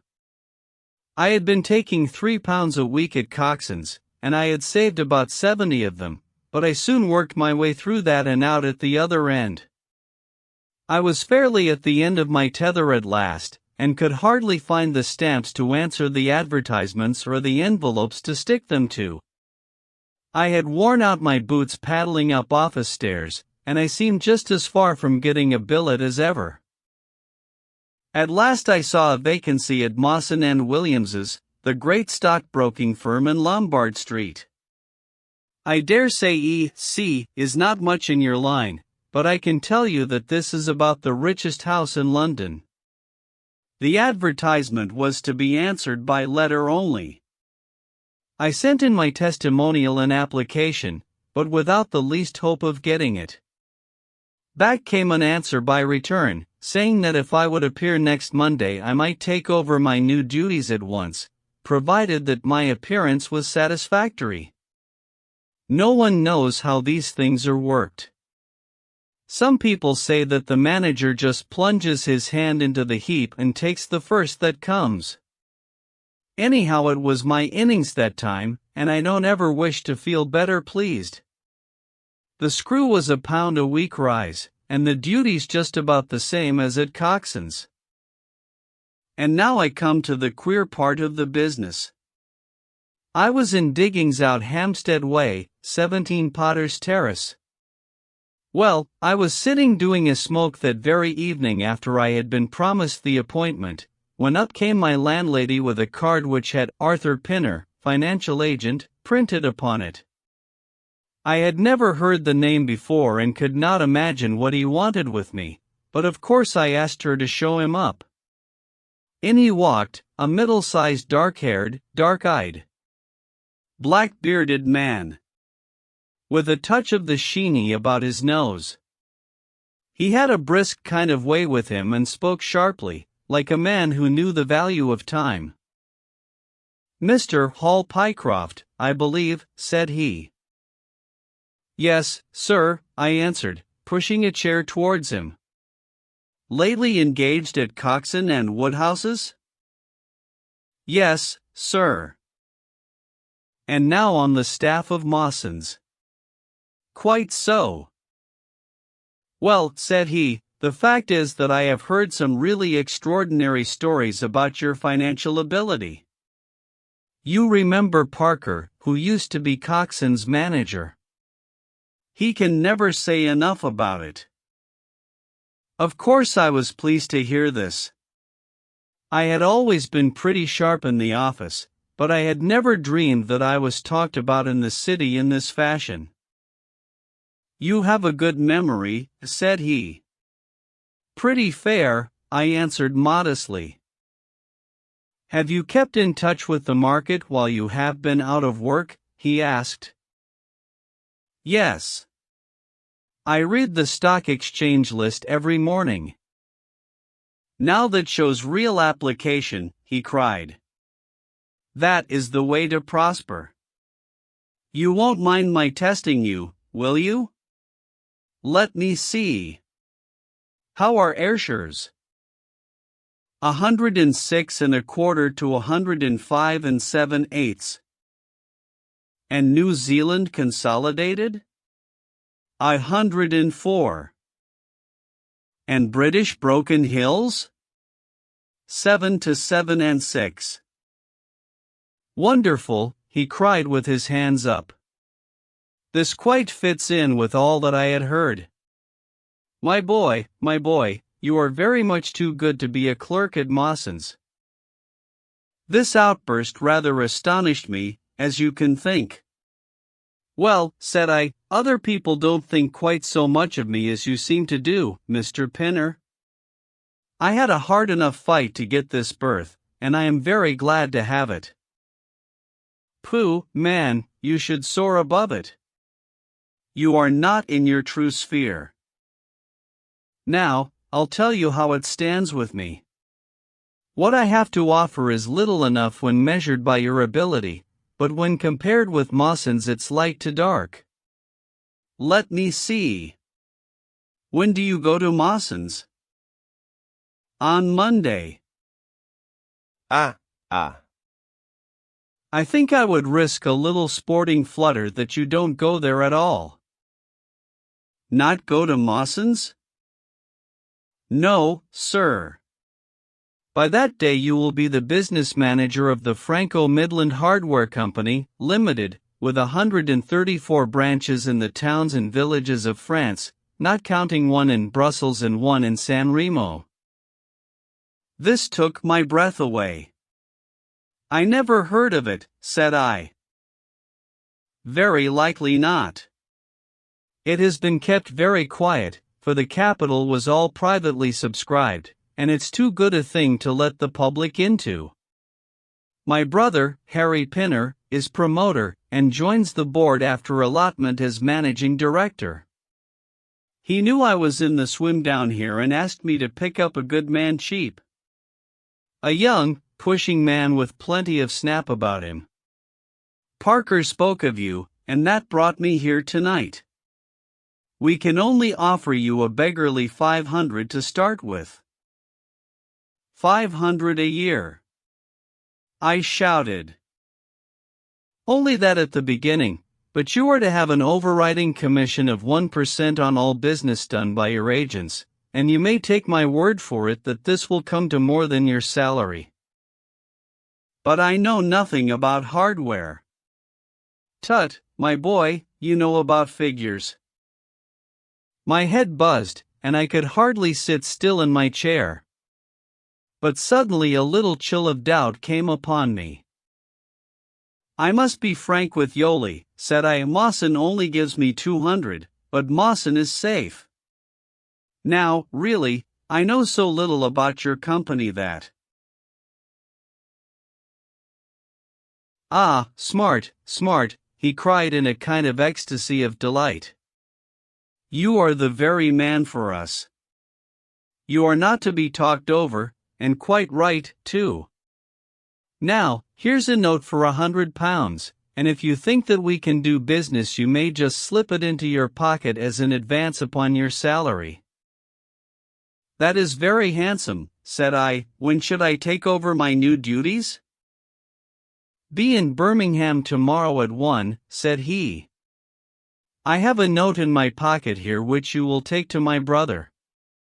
You will find him at 126B, Corporation Street, where the temporary offices of the company are situated. Of course he must confirm your engagement, but between ourselves it will be all right. Really, I hardly know how to express my gratitude, Mr. Pinner, said I. Not at all, my boy. You have only got your deserts. There are one or two small things, mere formalities, which I must arrange with you. You have a bit of paper beside you there. Kindly write upon it, I am perfectly willing to act as business manager to the Franco-Midland Hardware Company, Limited, at a minimum salary of £500. I did as he asked. And he put the paper in his pocket. There is one other detail, said he. What do you intend to do about Mawson's? I had forgotten all about Mawson's in my joy. I'll write and resign, said I. Precisely what I don't want you to do. I had a row over you with Mawson's manager. I had gone up to ask him about you, and he was very offensive, accused me of coaxing you away from the service of the firm, and that sort of thing. At last I fairly lost my temper. If you want good men you should pay them a good price, said I. He would rather have our small price than your big one, said he. I'll lay you a fiver, said I, that when he has my offer you'll never so much as hear from him again. Done, said he. We picked him out of the gutter, and he won't leave us so easily. Those were his very words. The impudent scoundrel! I cried. I've never so much as seen him in my life. Why should I consider him in any way? I shall certainly not write if you would rather I didn't. Good. That's a promise, said he, rising from his chair. Well, I'm delighted to have got so good a man for my brother. Here's your advance of £100, and here is the letter. Make a note of the address.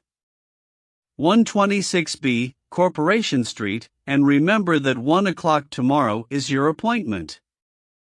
Good night, and may you have all the fortune that you deserve. That's just about all that passed between us, as near as I can remember. You can imagine, Dr. Watson, how pleased I was at such an extraordinary bit of good fortune. I sat up half the night hugging myself over it, and next day I was off to Birmingham in a train that would take me in plenty time for my appointment. I took my things to a hotel in New Street, and then I made my way to the address which had been given me. It was a quarter of an hour before my time, but I thought that would make no difference. 126B was a passage between two large shops, which led to a winding stone stair, from which there were many flats, let as offices to companies or professional men. The names of the occupants were painted at the bottom on the wall, but there was no such name as the Franco-Midland Hardware Company, Limited.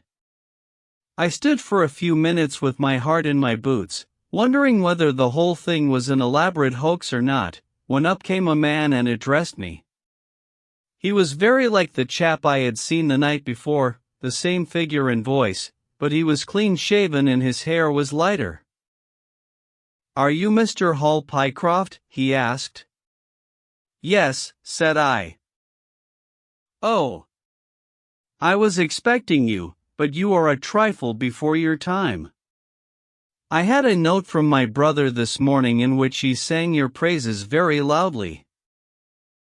I was just looking for the offices when you came. We have not got our name up yet, for we only secured these temporary premises last week. Come up with me, and we will talk the matter over." I followed him to the top of a very lofty stair, and there, right under the slates, were a couple of empty, dusty little rooms, uncarpeted and uncurtained, into which he led me. I had thought of a great office with shining tables and rows of clerks, such as I was used to, and I dare say I stared rather straight at the two deal chairs and one little table, which with a ledger and a wastepaper basket, made up the whole furniture. "Don't be disheartened, Mr. Pycroft," said my new acquaintance, seeing the length of my face. "Rome was not built in a day, and we have lots of money at our backs, though we don't cut much dash yet in offices. Pray sit down, and let me have your letter." I gave it to him, and he read it over very carefully. "You seem to have made a vast impression upon my brother Arthur," said he, "and I know that he is a pretty shrewd judge. He swears by London, you know, and I by Birmingham, but this time I shall follow his advice. Pray consider yourself definitely engaged." "What are my duties?" I asked. "You will eventually manage the great depot in Paris, which will pour a flood of English crockery into the shops of 134 agents in France. The purchase will be completed in a week, and meanwhile you will remain in Birmingham and make yourself useful." "How?" For answer, he took a big red book out of a drawer. "This is a directory of Paris," said he, "with the trades after the names of the people. I want you to take it home with you and to mark off all the hardware sellers, with their addresses. It would be of the greatest use to me to have them." "Surely, there are classified lists?" I suggested. "Not reliable ones.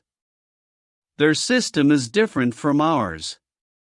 Stick at it, and let me have the lists by Monday, at 12. Good day, Mr. Pycroft.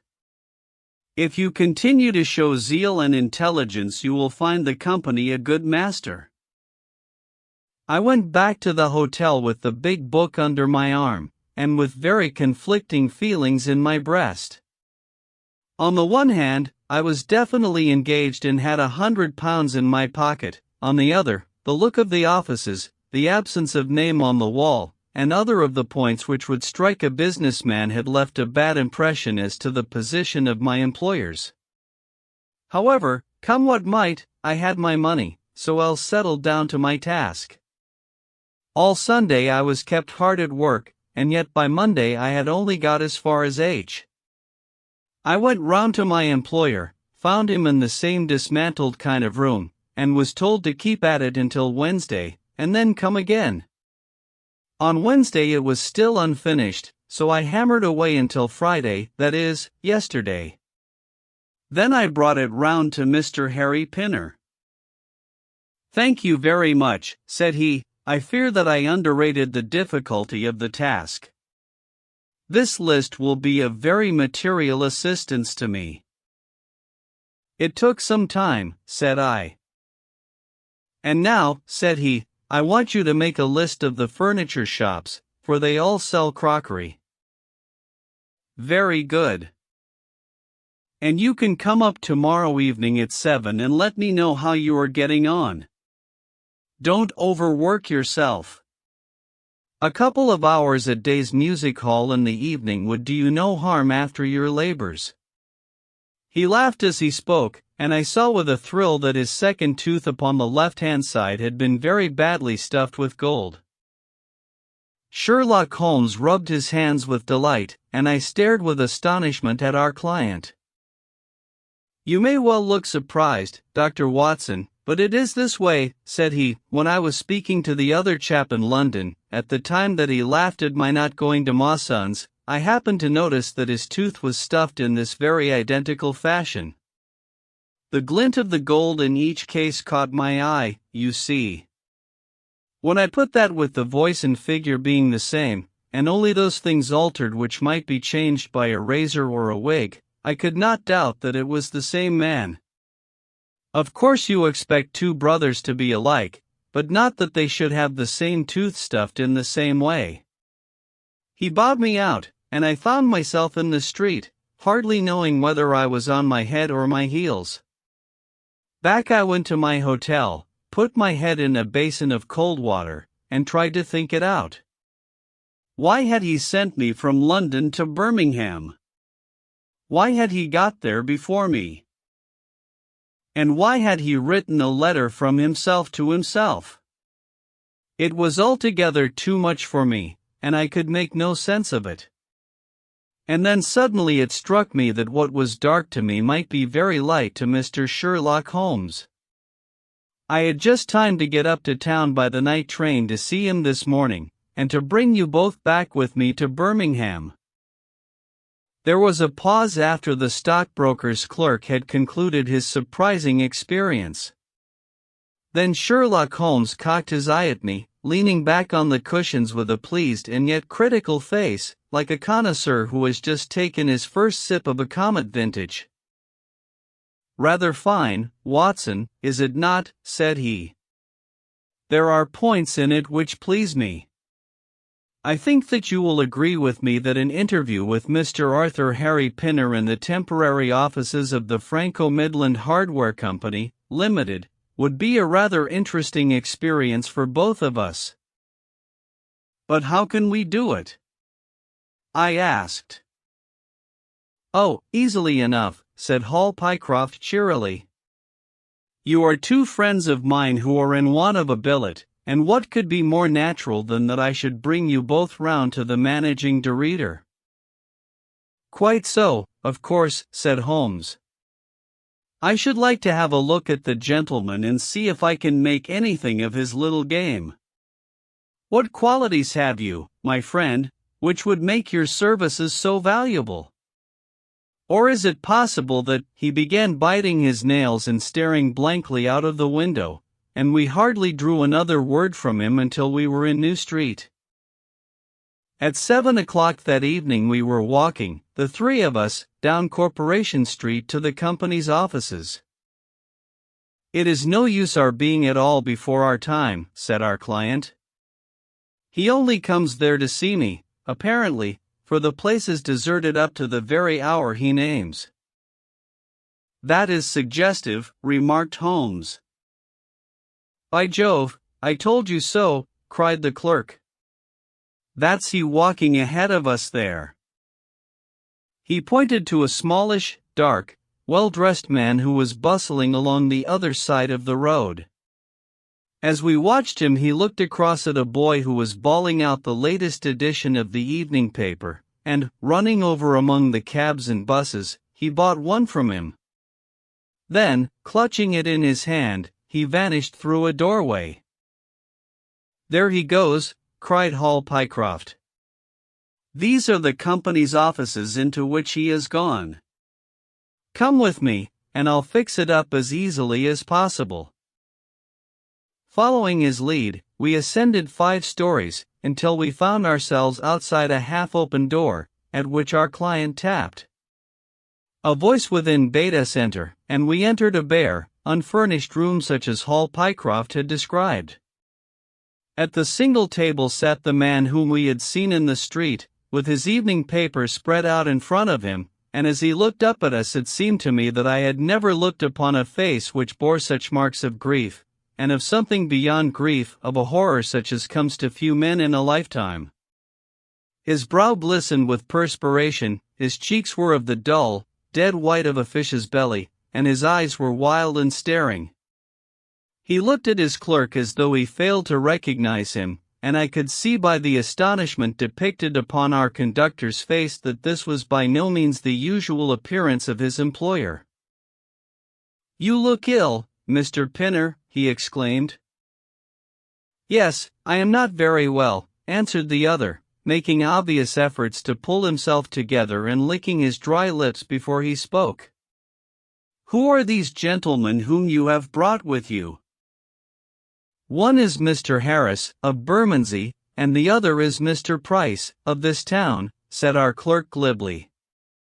"They are friends of mine and gentlemen of experience, but they have been out of a place for some little time, and they hope that perhaps you might find an opening for them in the company's employment." "Very possibly." "Very possibly," cried Mr. Pinner with a ghastly smile. "Yes, I have no doubt that we shall be able to do something for you. What is your particular line, Mr. Harris?"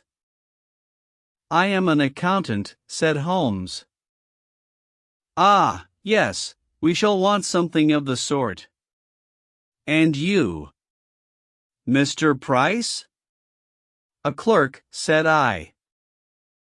"I have every hope that the company may accommodate you. I will let you know about it as soon as we come to any conclusion. And now I beg that you will go. For God's sake, leave me to myself." These last words were shot out of him, as though the constraint which he was evidently setting upon himself had suddenly and utterly burst asunder. Holmes and I glanced at each other, and Hall Pycroft took a step towards the table. "You forget, Mr. Pinner, that I am here by appointment to receive some directions from you," said he. "Certainly, Mr. Pycroft, certainly," the other resumed in a calmer tone.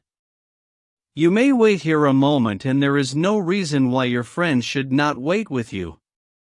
I will be entirely at your service in 3 minutes, if I might trespass upon your patience so far." He rose with a very courteous air, and, bowing to us, he passed out through a door at the farther end of the room, which he closed behind him. "What now?" whispered Holmes. "Is he giving us the slip?" "Impossible," answered Pycroft. "Why so?" "That door leads into an inner room." "There is no exit?" "None." "Is it furnished?" "It was empty yesterday." "Then what on earth can he be doing? There is something which I don't understand in this matter. If ever a man was 3 parts mad with terror, that man's name is Pinner. What can have put the shivers on him?" "He suspects that we are detectives," I suggested. "That's it," cried Pycroft. Holmes shook his head. He did not turn pale. "He was pale when we entered the room," said he. "It is just possible that—" His words were interrupted by a sharp rat-tat from the direction of the inner door. "What the deuce is he knocking at his own door for?" cried the clerk. Again and much louder came the rat-tat-tat. We all gazed expectantly at the closed door. Glancing at Holmes, I saw his face turn rigid, and he leaned forward in intense excitement. Then suddenly came a low guggling, gargling sound, and a brisk drumming upon woodwork. Holmes sprang frantically across the room and pushed at the door. It was fastened on the inner side. Following his example, we threw ourselves upon it with all our weight. One hinge snapped, then the other, and down came the door with a crash. Rushing over it, we found ourselves in the inner room. It was empty. But it was only for a moment that we were at fault. At one corner, the corner nearest the room which we had left, there was a second door. Holmes sprang to it and pulled it open. A coat and waistcoat were lying on the floor, and from a hook behind the door, with his own braces round his neck, was hanging the managing director of the Franco-Midland Hardware Company. His knees were drawn up, his head hung at a dreadful angle to his body, and the clatter of his heels against the door made the noise which had broken in upon our conversation. In an instant I had caught him round the waist, and held him up while Holmes and Pycroft untied the elastic bands which had disappeared between the livid creases of skin. Then we carried him into the other room, where he lay with a clay-colored face, puffing his purple lips in and out with every breath, a dreadful wreck of all that he had been but 5 minutes before. "What do you think of him, Watson?" asked Holmes. I stooped over him and examined him. His pulse was feeble and intermittent, but his breathing grew longer, and there was a little shivering of his eyelids, which showed a thin white slit of ball beneath. "It has been touch and go with him," said I, "but he'll live now. Just open that window, and hand me the water carafe." I undid his collar, poured the cold water over his face, and raised and sank his arms until he drew a long, natural breath.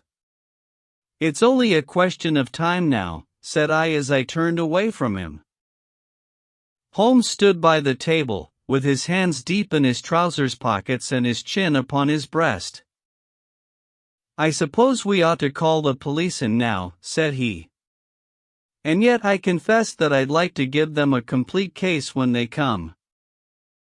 "It's a blessed mystery to me," cried Pycroft, scratching his head. "Whatever they wanted to bring me all the way up here for, and then—" "Pooh! All that is clear enough," said Holmes impatiently. "It is this last sudden move." "You understand the rest, then?" "I think that it is fairly obvious. What do you say, Watson?" I shrugged my shoulders. "I must confess that I am out of my depths," said I. "Oh, surely if you consider the events at first they can only point to one conclusion." "What do you make of them?"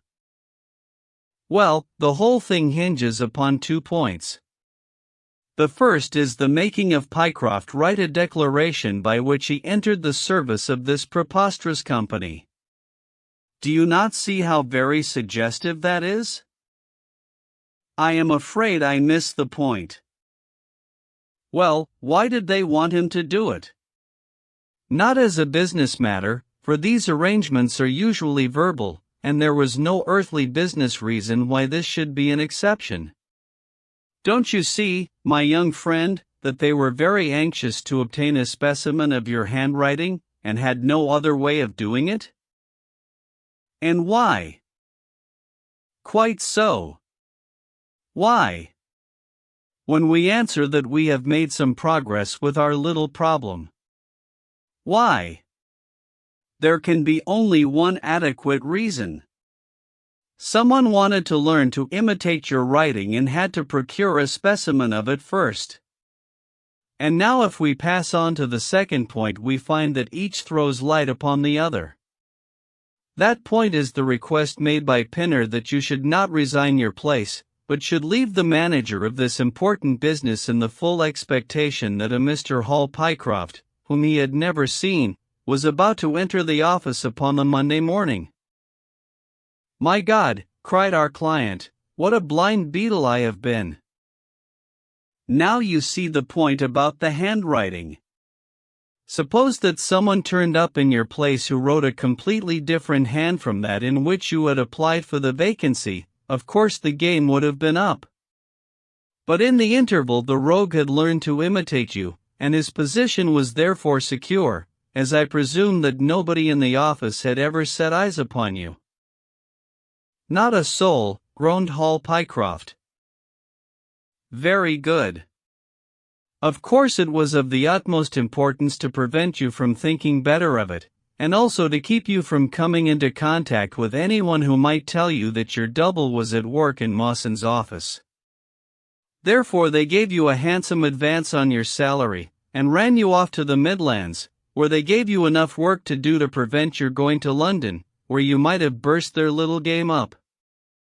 That is all plain enough. But why should this man pretend to be his own brother? Well, that is pretty clear also. There are evidently only two of them in it. The other is impersonating you at the office.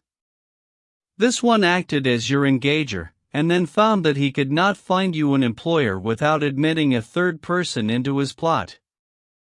That he was most unwilling to do. He changed his appearance as far as he could, and trusted that the likeness, which you could not fail to observe, would be put down to a family resemblance. But for the happy chance of the gold stuffing, your suspicions would probably never have been aroused. Hall Pycroft shook his clenched hands in the air. Good Lord, he cried, while I have been fooled in this way, what has this other Hall Pycroft been doing at Mawson's? What should we do, Mr. Holmes? Tell me what to do. We must wire to Mawson's. They shut at 12 on Saturdays. Never mind. There may be some doorkeeper or attendant.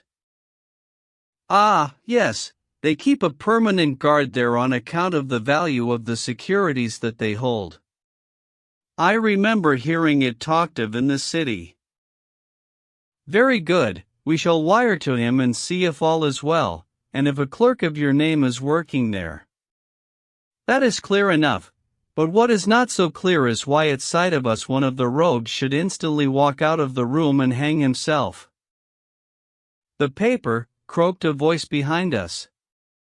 The man was sitting up, blanched and ghastly, with returning reason in his eyes, and hands which rubbed nervously at the broad red band which still encircled his throat. The paper! Of course, yelled Holmes in a paroxysm of excitement. Idiot that I was! I thought so much of our visit that the paper never entered my head for an instant. To be sure, the secret must lie there. He flattened it out upon the table, and a cry of triumph burst from his lips. Look at this, Watson, he cried. It is a London paper, an early edition of the Evening Standard. Here is what we want. Look at the headlines: Crime in the City. Murder at Mawson and Williams's. Gigantic attempted robbery. Capture of the criminal.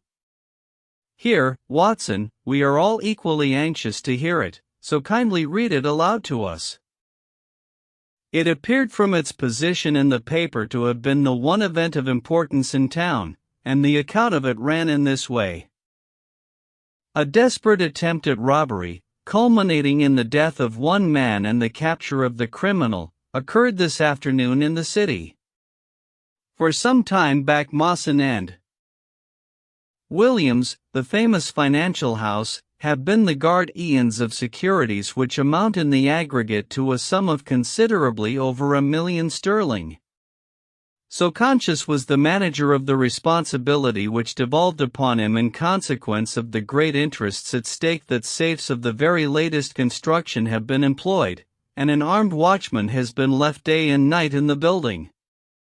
It appears that last week a new clerk named Hall Pycroft was engaged by the firm. This person appears to have been none other than Beddington, the famous forger and cracksman, who, with his brother, has only recently emerged from a 5-year spell of penal servitude. By some means, which are not yet clear, he succeeded in winning, under a false name, this official position in the office, which he utilized in order to obtain moldings of various locks, and a thorough knowledge of the position of the strong room and the safes. It is customary at Mawson's for the clerks to leave at midday on Saturday. Sergeant Tuzin, of the city police, was somewhat surprised, therefore, to see a gentleman with a carpet bag come down the steps at 20 minutes past 1. His suspicions being aroused, the sergeant followed the man, and with the aid of Constable Pollock succeeded, after a most desperate resistance, in arresting him. It was at once clear that a daring and gigantic robbery had been committed. Nearly £100,000 worth of American railway bonds, with a large amount of scrip and mines and other companies, was discovered in the bag. On examining the premises, the body of the unfortunate watchman was found doubled up and thrust into the largest of the safes, where it would not have been discovered until Monday morning had it not been for the prompt action of Sergeant Tuzin.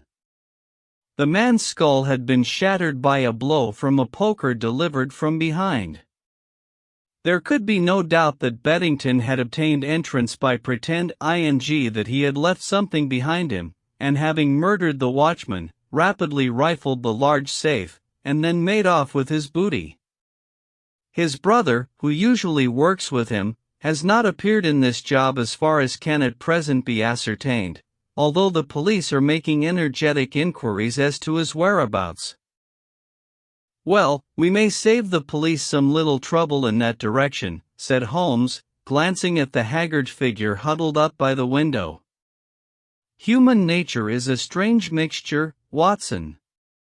You see that even a villain and murderer can inspire such affection that his brother turns to suicide when he learns that his neck is forfeited.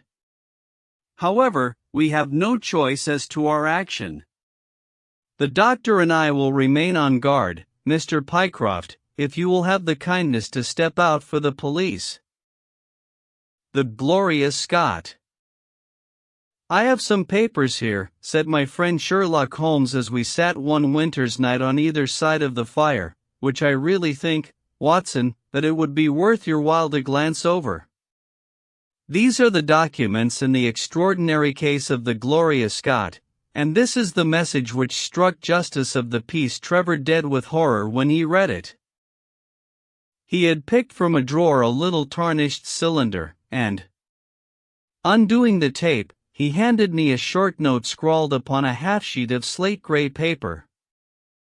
The supply of game for London is going steadily up, it ran. Headkeeper Hudson, we believe, has been now told to receive all orders for flypaper and for preservation of your hen pheasant's life.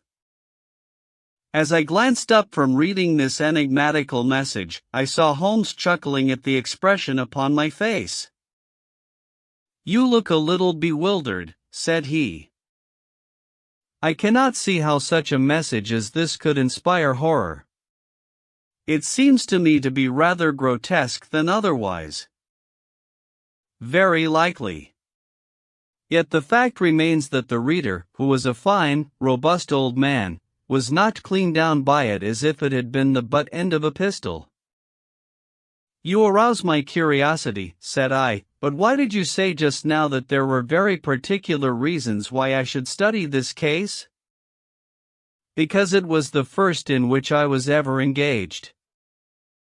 I had often endeavored to elicit from my companion what had first turned his mind in the direction of criminal research, but had never caught him before in a communicative humor.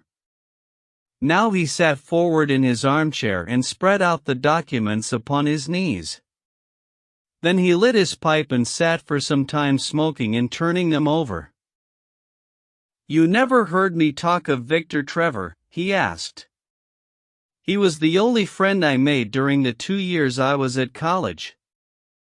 I was never a very sociable fellow, Watson, always rather fond of moping in my rooms and working out my own little methods of thought, so that I never mixed much with the men of my year. Bar fencing and boxing I had few athletic tastes, and then my line of study was quite distinct from that of the other fellows, so that we had no points of contact at all. Trevor was the only man I knew, and that only through the accident of his bull terrier freezing onto my ankle one morning as I went down to chapel. It was a prosaic way of forming a friendship, but it was effective.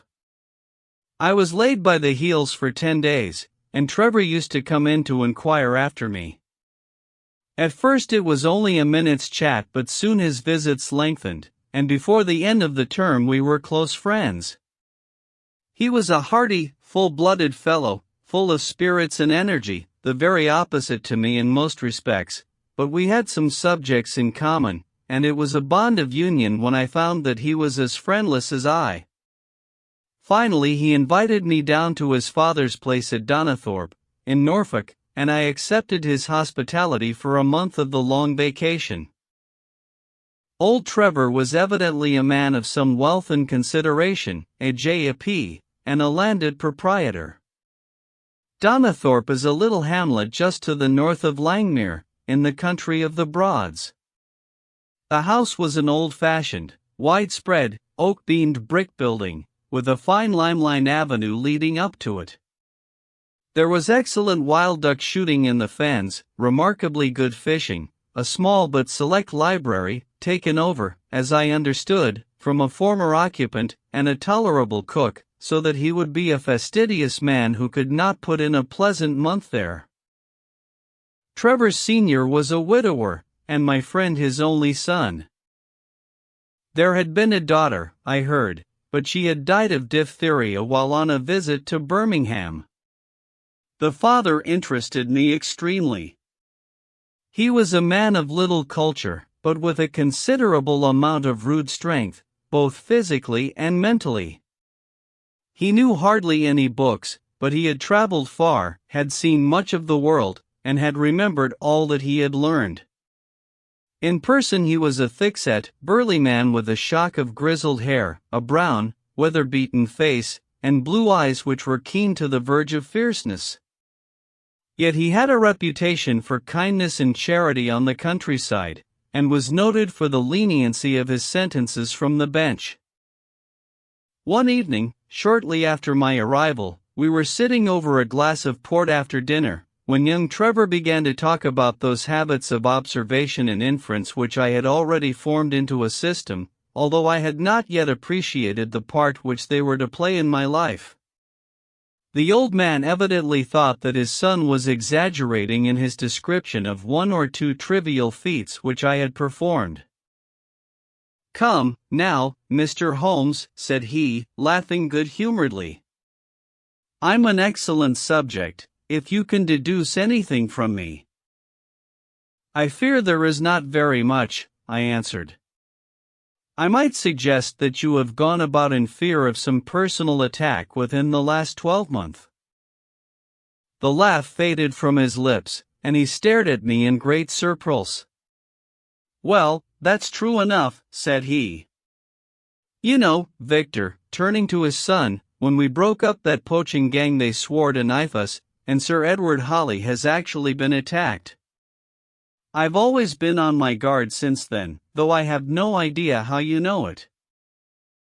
"You have a very handsome stick," I answered. By the inscription I observed that you had not had it more than a year. "But you have taken some pains to bore the head of it and pour melted lead into the hole so as to make it a formidable weapon. I argued that you would not take such precautions unless you had some danger to fear." "Anything else?" he asked, smiling. "You have boxed a good deal in your youth." "Right again. How did you know it? Is my nose not a little out of the straight?" "No," said I, "it is your ears. They have the peculiar flattened ing and thickening which marks the boxing man." "Anything else?" "You have done a good deal of digging by your callosities." "Made all my money at the gold fields." You have been in New Zealand. Right again. You have visited Japan. Quite true. And you have been most intimately associated with someone whose initials were J.A., and whom you afterwards were eager to entirely forget. Mr. Trevor stood slowly up, fixed his large blue eyes upon me with a strange wild stare, and then pitched forward, with his face among the nutshells which strewed the cloth, in a dead faint. You can imagine, Watson, how shocked both his son and I were.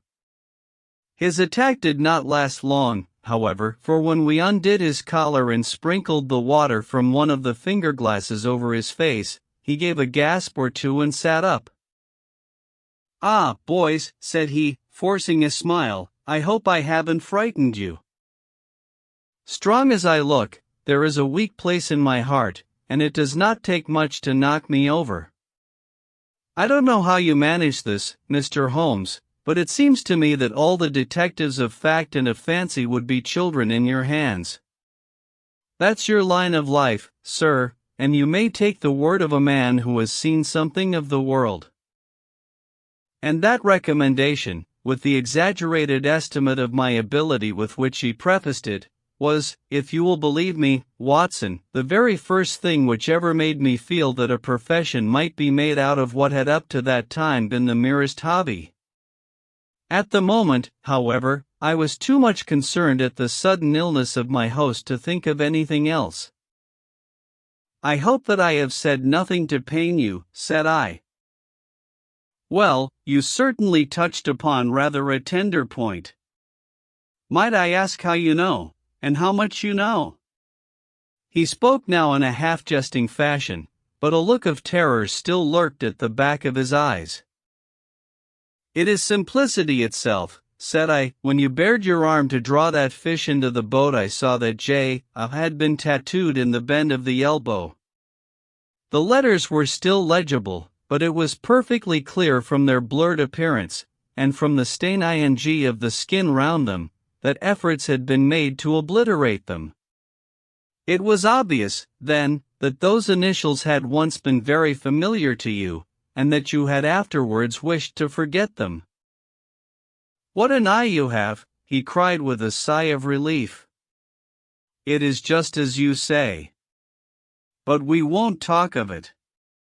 Of all ghosts, the ghosts of our old loves are the worst. Come into the billiard room and have a quiet cigar." From that day, amid all his cordiality, there was always a touch of suspicion in Mr. Trevor's manner towards me. Even his son remarked it. "You've given the governor such a turn," said he, "that he'll never be sure again of what you know and what you don't know." He did not mean to show it, I am sure, but it was so strongly in his mind that it peeped out at every action. At last I became so convinced that I was causing him uneasiness that I drew my visit to a close. On the very day, however, before I left, an incident occurred which proved in the sequel to be of importance. We were sitting out upon the lawn on garden chairs, the three of us, basking in the sun and admiring the view across the Broads, when a maid came out to say that there was a man at the door who wanted to see Mr. Trevor. "What is his name?" asked my host. He would not give any. "What does he want, then?" "He says that you know him, and that he only wants a moment's conversation." "Show him round here." An instant afterwards there appeared a little wizened fellow with a cringing manner and a shambling style of walking. He wore an open jacket, with a splotch of tar on the sleeve, a red and black check shirt, dungaree trousers, and heavy boots badly worn. His face was thin and brown and crafty, with a perpetual smile upon it, which showed an irregular line of yellow teeth, and his crinkled hands were half closed in a way that is distinctive of sailors. As he came slouch-ing across the lawn, I heard Mr. Trevor make a sort of hiccuping noise in his throat, and, jumping out of his chair, he ran into the house.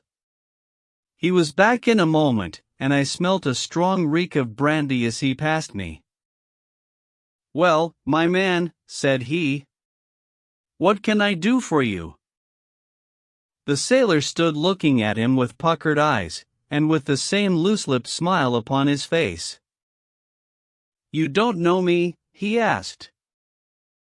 "Why, dear me, it is surely Hudson," said Mr. Trevor in a tone of surprise. "Hudson it is, sir," said the seaman. "Why, it's 30 year and more since I saw you last. Here you are in your house, and me still picking my salt meat out of the harness cask."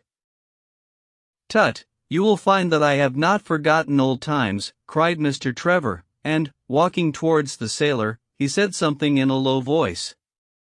"Go into the kitchen," he continued out loud, "and you will get food and drink. I have no doubt that I shall find you a situation." "Thank you, sir," said the seaman, touching his forelock.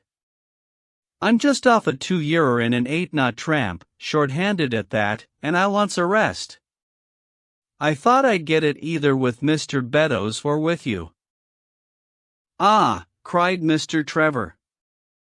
"You know where Mr. Beddoes is?"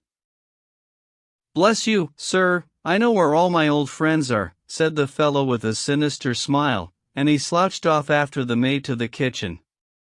Mr. Trevor mumbled something to us about having been shipmate with the man when he was going back to the diggings, and then, leaving us on the lawn, he went indoors.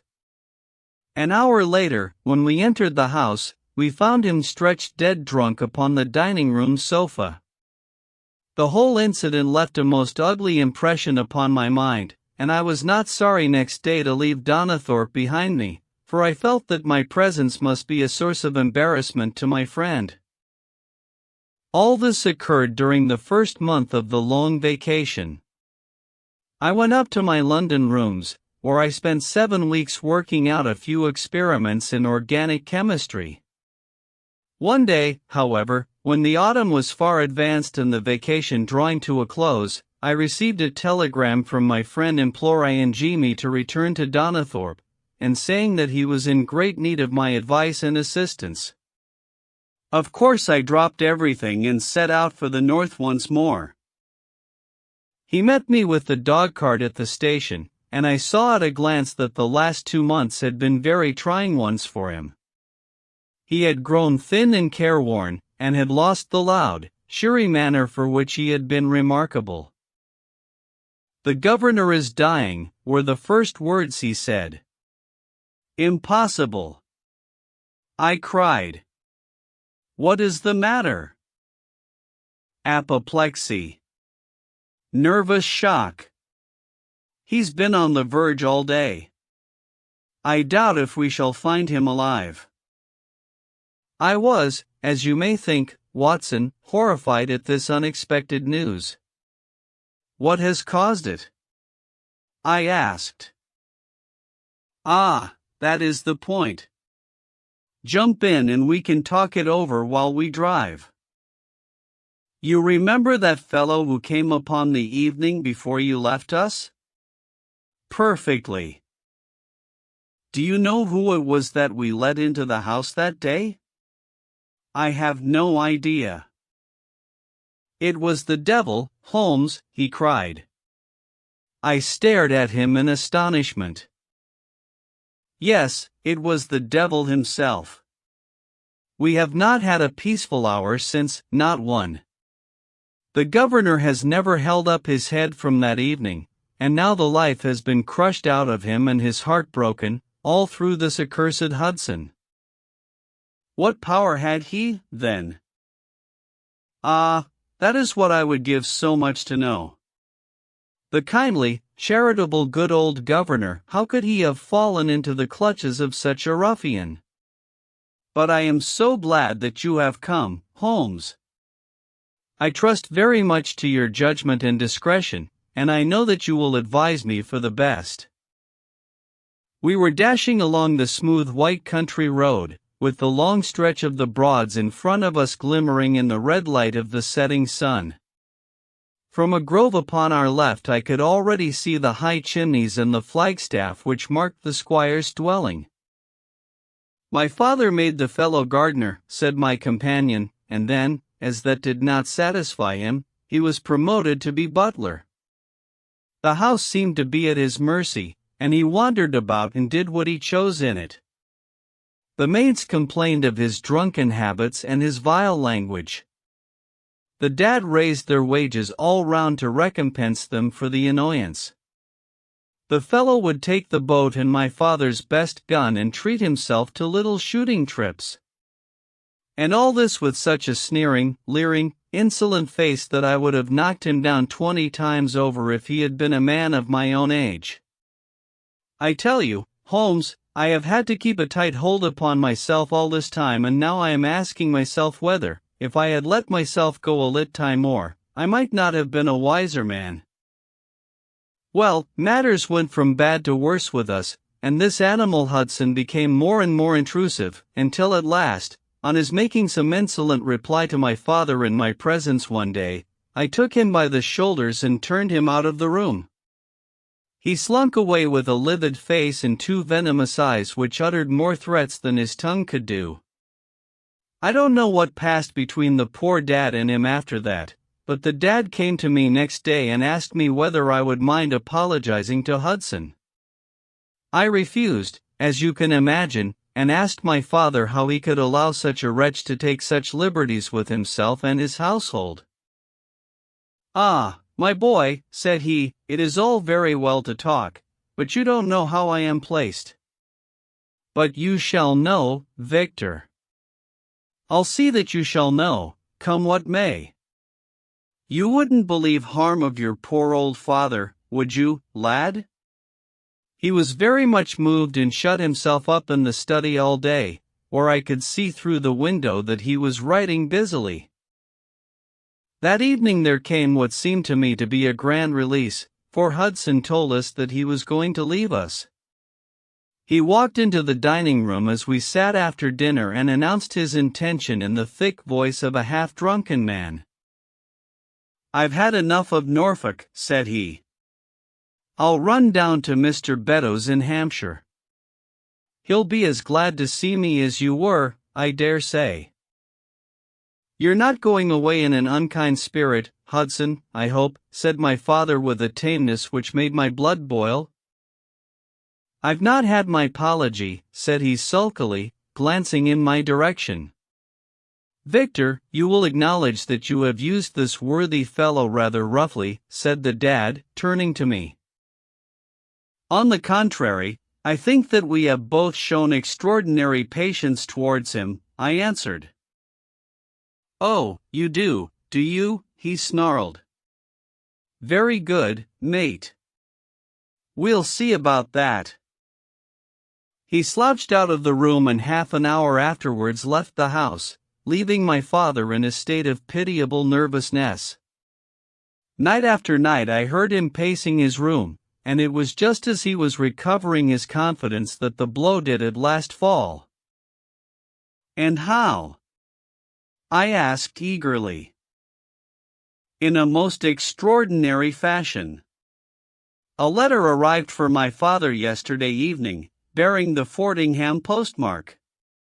My father read it, clapped both his hands to his head, and began running round the room in little circles like a man who has been driven out of his senses.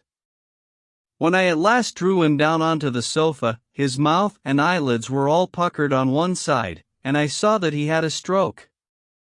Dr. Fordham came over at once. We put him to bed, but the paralysis has spread. He has shown no sign of returning consciousness, and I think that we shall hardly find him alive.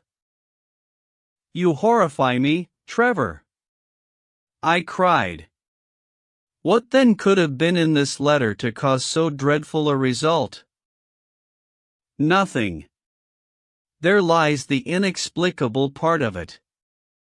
The message was absurd and trivial. Ah, my God, it is as I feared."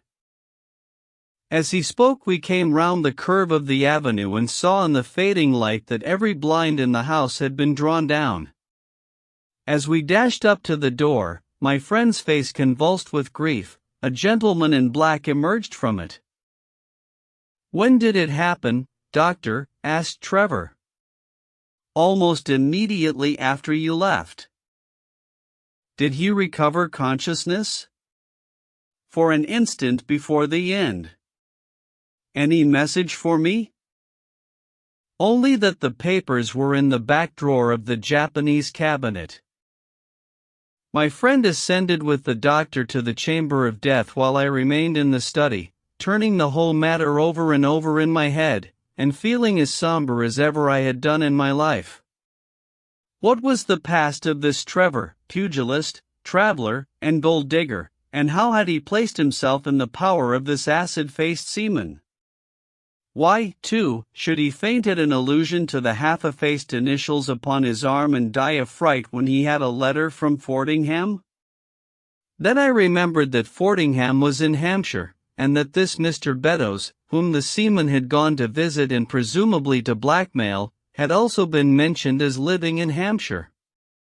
The letter, then, might either come from Hudson, the seaman, saying that he had betrayed the guilty secret which appeared to exist, or it might come from Beddoes, warning an old confederate that such a betrayal was imminent.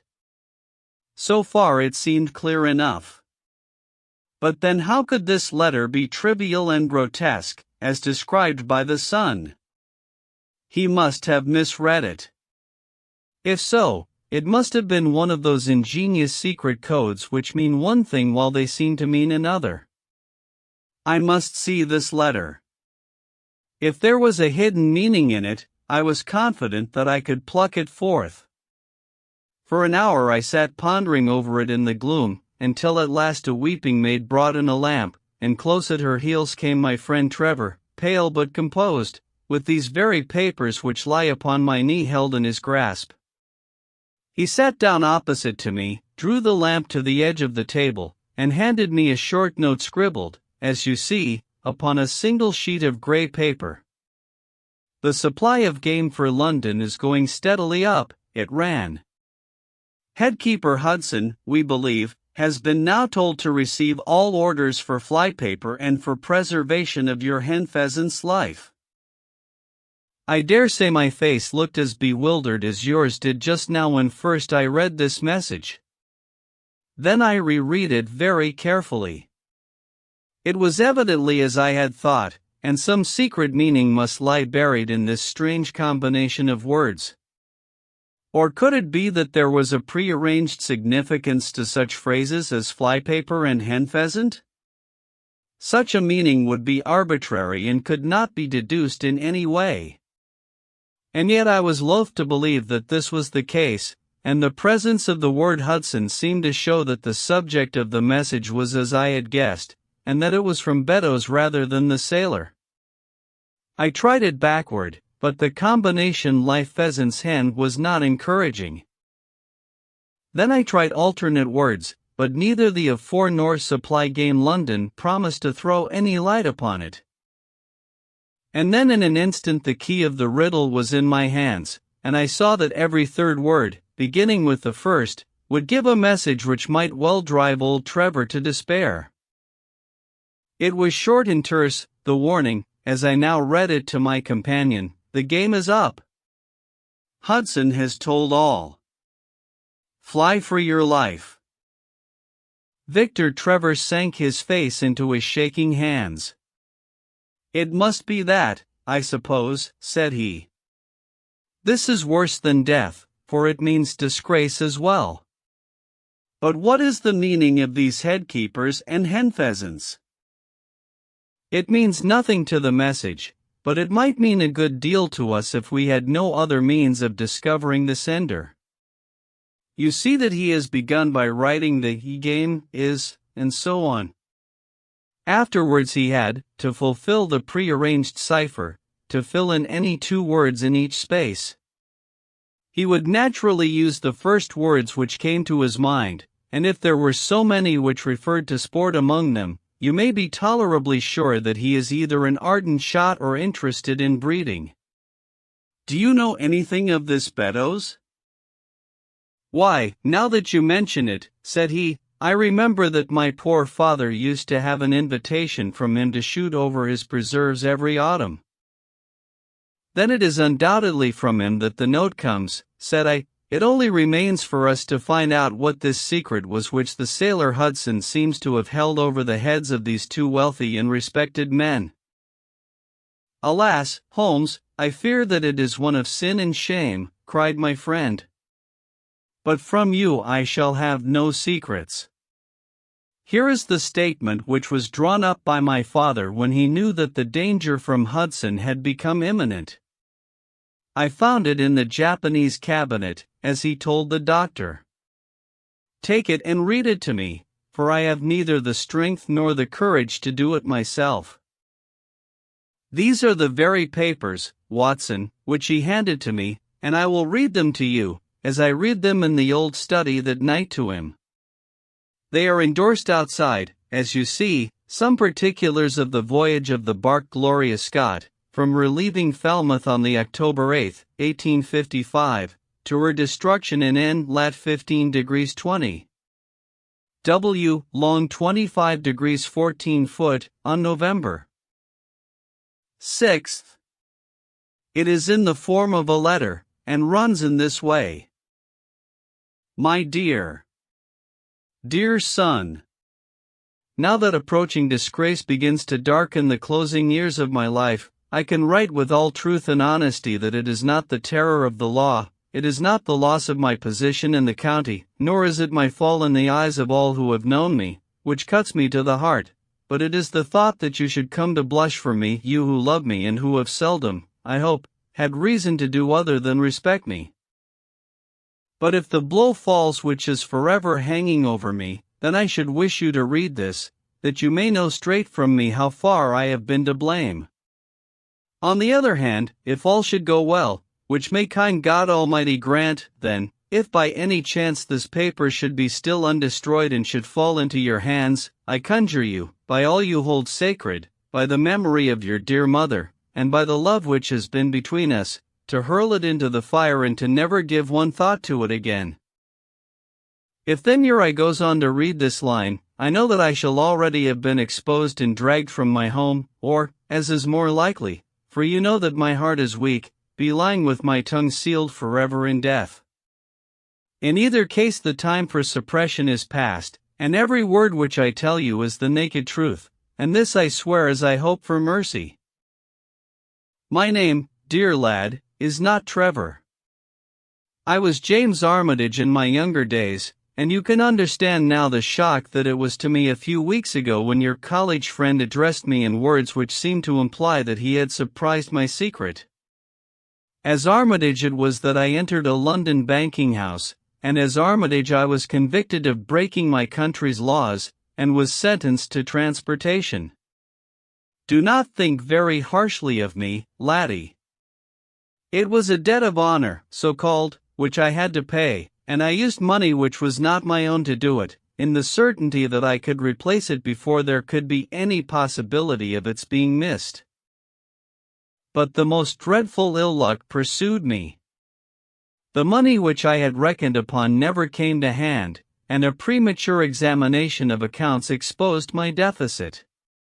The case might have been dealt leniently with, but the laws were more harshly administered 30 years ago than now, and on my 23rd birthday I found myself chained as a felon with 37 other convicts in the 'tween decks of the bark Gloria Scott, bound for Australia. It was the year '55, when the Crimean War was at its height, and the old convict ships had been largely used as transports in the Black Sea. The government was compelled, therefore, to use smaller and less suitable vessels for sending out their prisoners. The Gloria Scott had been in the Chinese tea trade, but she was an old-fashioned, heavy-bowed, broad-beamed craft, and the new clippers had cut her out. She was a 500-ton boat, and besides her 38 jailbirds, she carried 26 of a crew, 18 soldiers, a captain, 3 mates, a doctor, a chaplain, and 4 warders. Nearly 100 souls were in her, all told, when we set sail from Falmouth. The partitions between the cells of the convicts, instead of being of thick oak, as is usual in convict ships, were quite thin and frail. The man next to me, upon the aft side, was one whom I had particularly noticed when we were led down the quay. He was a young man with a clear, hairless face, a long, thin nose, and rather nutcracker jaws. He carried his head very jauntily in the air, had a swaggering style of walking, and was above all else remarkable for his extraordinary height. I don't think any of our heads would have come up to his shoulder, and I am sure that he could not have measured less than 6.5 feet. It was strange among so many sad and weary faces to see one which was full of energy and resolution. The sight of it was to me like a fire in a snowstorm. I was glad, then, to find that he was my neighbor, and gladder still when, in the dead of the night, I heard a whisper close to my ear and found that he had managed to cut an opening in the board which separated us. "Hello, chummy," said he, "what's your name, and what are you here for?" I answered him, and asked in turn who I was talking with. "I'm Jack Prendergast," said he, "and by God, you'll learn to bless my name before you've done with me." I remembered hearing of his case, for it was one which had made an immense sensation throughout the country some time before my own arrest. He was a man of good family and of great ability, but of incurably vicious habits, who had by an ingenious system of fraud obtained huge sums of money from the leading London merchants. Ah. "You remember my case," said he proudly. "Very well, indeed. Then maybe you remember something queer about it?" "What was that, then?" "I'd had nearly $250,000, hadn't I?" "So it was said." "But none was recovered, eh?" "No." "Well, where d'ye suppose the balance is?" he asked. "I have no idea," said I. "Right between my finger and thumb," he cried. "By God! I've got more pounds to my name than you've hairs on your head. And if you've money, my son, and know how to handle it and spread it, you can do anything.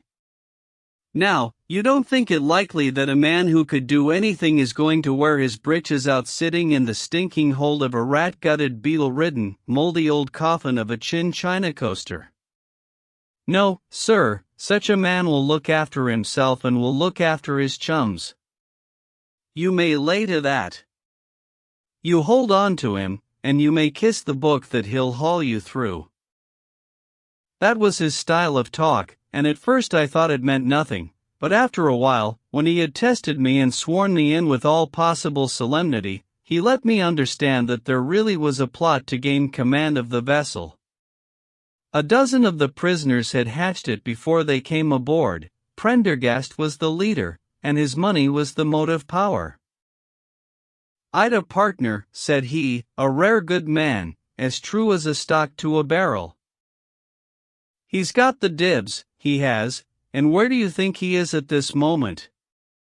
Why, he's the chaplain of this ship, the chaplain, no less. He came aboard with a black coat, and his papers right, and money enough in his box to buy the thing right up from keel to main truck. The crew are his, body and soul. He could buy 'em at so much a gross with a cash discount, and he did it before ever they signed on.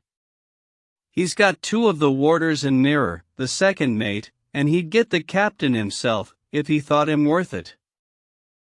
"What are we to do, then?" I asked. "What do you think?" said he.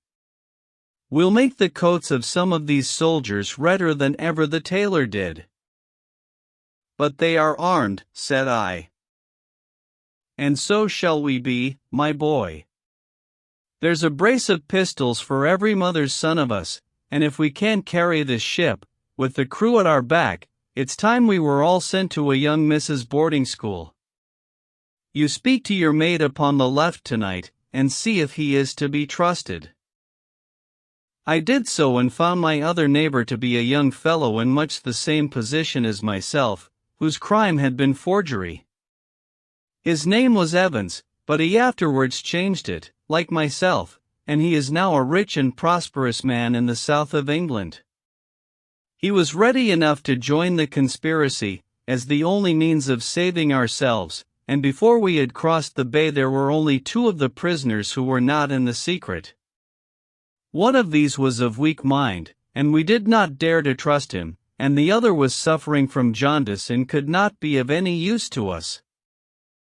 From the beginning there was really nothing to prevent us from taking possession of the ship. The crew were a set of ruffians, specially picked for the job. The sham chaplain came into our cells to exhort us, carrying a black bag, supposed to be full of tracts, and so often did he come that by the 3rd day we had each stowed away at the foot of our beds a file, a brace of pistols, a pound of powder, and 20 slugs. 2 of the warders were agents of Prendergast, and the second mate was his right-hand man. The captain, the 2 mates, 2 warders, Lieutenant Martin, his 18 soldiers, and the doctor were all that we had against us. Yet, safe as it was, we determined to neglect no precaution, and to make our attack suddenly by night. It came, however, more quickly than we expected, and in this way. One evening, about the 3rd week after our start, the doctor had come down to see one of the prisoners who was ill, and putting his hand down on the bottom of his bunk, he felt the outline of the pistols. If he had been silent he might have blown the whole thing, but he was a nervous little chap, so he gave a cry of surprise and turned so pale that the man knew what was up in an instant and seized him. He was gagged before he could give the alarm and tied down upon the bed. He had unlocked the door that led to the deck, and we were through it in a rush. The 2 sentries were shot down, and so was a corporal who came running to see what was the matter. There were 2 more soldiers at the door of the stateroom, and their muskets seemed not to be loaded, for they never fired upon us, and they were shot while trying to fix their bayonets. Then we rushed on into the captain's cabin, but as we pushed open the door there was an explosion from within, and there he lay with his brains smeared over the chart of the Atlantic which was pinned upon the table, while the chaplain stood with a smoking pistol in his hand at his elbow. The 2 mates had both been seized by the crew, and the whole business seemed to be settled. The stateroom was next the cabin, and we flocked in there and flopped down on the settees, all speaking together, for we were just mad with the feeling that we were free once more. There were lockers all round, and Wilson, the sham chaplain, knocked one of them in, and pulled out a dozen of brown sherry. We cracked off the necks of the bottles, poured the stuff out into tumblers, and were just tossing them off when in an instant without warning there came the roar of muskets in our ears, and the saloon was so full of smoke that we could not see across the table. When it cleared again the place was a shambles. Wilson and 8 others were wriggling on the top of each other on the floor, and the blood in the brown sherry on that table turned me sick now when I think of it. We were so cowed by the sight that I think we should have given the job up if it had not been for Prendergast. He bellowed like a bull and rushed for the door with all that were left alive at his heels. Out we ran, and there on the poop were the lieutenant and 10 of his men. The swing skylights above the saloon table had been a bit open, and they had fired on us through the slit. We got on them before they could load, and they stood to it like men, but we had the upper hand of them, and in 5 minutes it was all over. My God! Was there ever a slaughterhouse like that ship? Prendergast was like a raging devil, and he picked the soldiers up as if they had been children and threw them overboard alive or dead. There was one sergeant that was horribly wounded and yet kept on swimming for a surprising time until someone in mercy blew out his brains. When the fighting was over there was no one left of our enemies except just the warders, the mates, and the doctor. It was over them that the great quarrel arose. There were many of us who were glad enough to win back our freedom, and yet who had no wish to have murder on our souls. It was one thing to knock the soldiers over with their muskets in their hands, and it was another to stand by while men were being killed in cold blood. 8 of us, 5 convicts and 3 sailors, said that we would not see it done. But there was no moving Prendergast and those who were with him. Our only chance of safety lay in making a clean job of it, said he, and he would not leave a tongue with power to wag in a witness box. It nearly came to our sharing the fate of the prisoners, but at last he said that if we wished we might take a boat and go. We jumped at the offer, for we were already sick of these bloodthirsty doings, and we saw that there would be worse before it was done. We were given a suit of sailor togs each, a barrel of water, 2 casks, one of junk and one of biscuits, and a compass. Prendergast threw us over a chart, told us that we were shipwrecked mariners whose ship had foundered in lat 15 degrees and long 25 degrees west, and then cut the painter and let us go. And now I come to the most surprising part of my story, my dear son.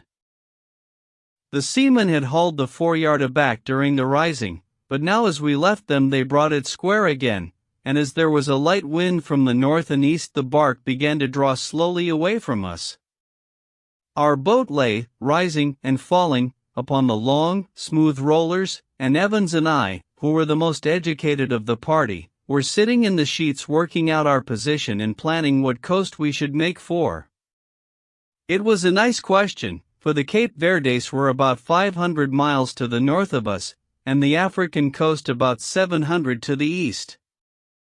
On the whole, as the wind was coming round to the north, we thought Hat Sierra Leone might be best and turned our head in that direction, the bark being at that time nearly hull down on our starboard quarter. Suddenly as we looked at her we saw a dense black cloud of smoke shoot up from her, which hung like a monstrous tree upon the skyline. A few seconds later a roar like thunder burst upon our ears, and as the smoke thinned away there was no sign left of the glorious Scot. In an instant we swept the boat's head round again and pulled with all our strength for the place where the haze still trailing over the water marked the scene of this catastrophe. It was a long hour before we reached it, and at first we feared that we had come too late to save anyone. A splintered boat and a number of crates and fragments of spars rising and falling on the waves showed us where the vessel had foundered, but there was no sign of life, and we had turned away in despair, when we heard a cry for help and saw at some distance a piece of wreckage with a man lying stretched across it. When we pulled him aboard the boat he proved to be a young seaman of the name of Hudson, who was so burned and exhausted that he could give us no account of what had happened until the following morning. It seemed that after we had left, Prendergast and his gang had proceeded to put to death the 5 remaining prisoners. The 2 warders had been shot and thrown overboard, and so also had the 3rd mate.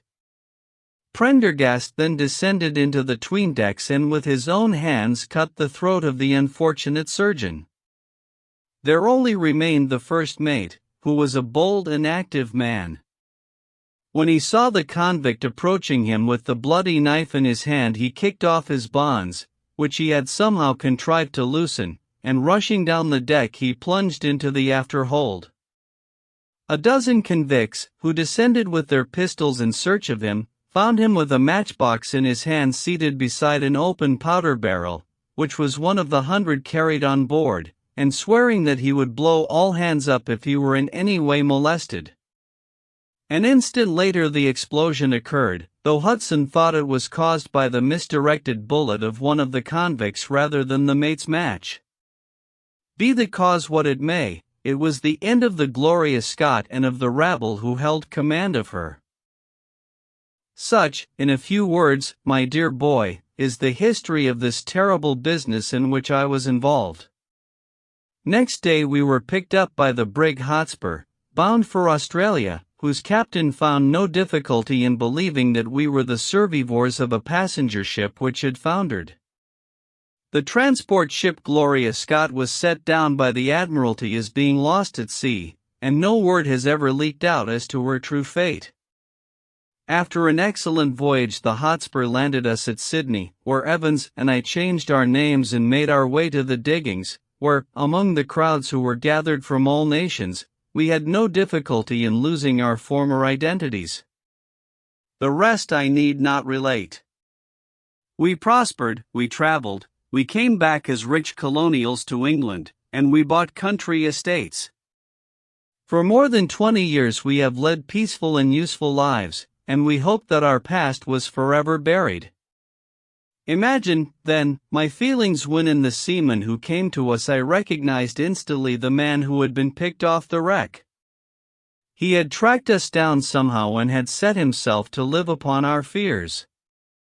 You will understand now how it was that I strove to keep the peace with him, and you will in some measure sympathize with me in the fears which fill me, now that he is gone from me to his other victim with threats upon his tongue. Underneath is written in a hand so shaky as to be hardly legible, Beddoes writes in cipher to say H has told all. Sweet Lord, have mercy on our souls.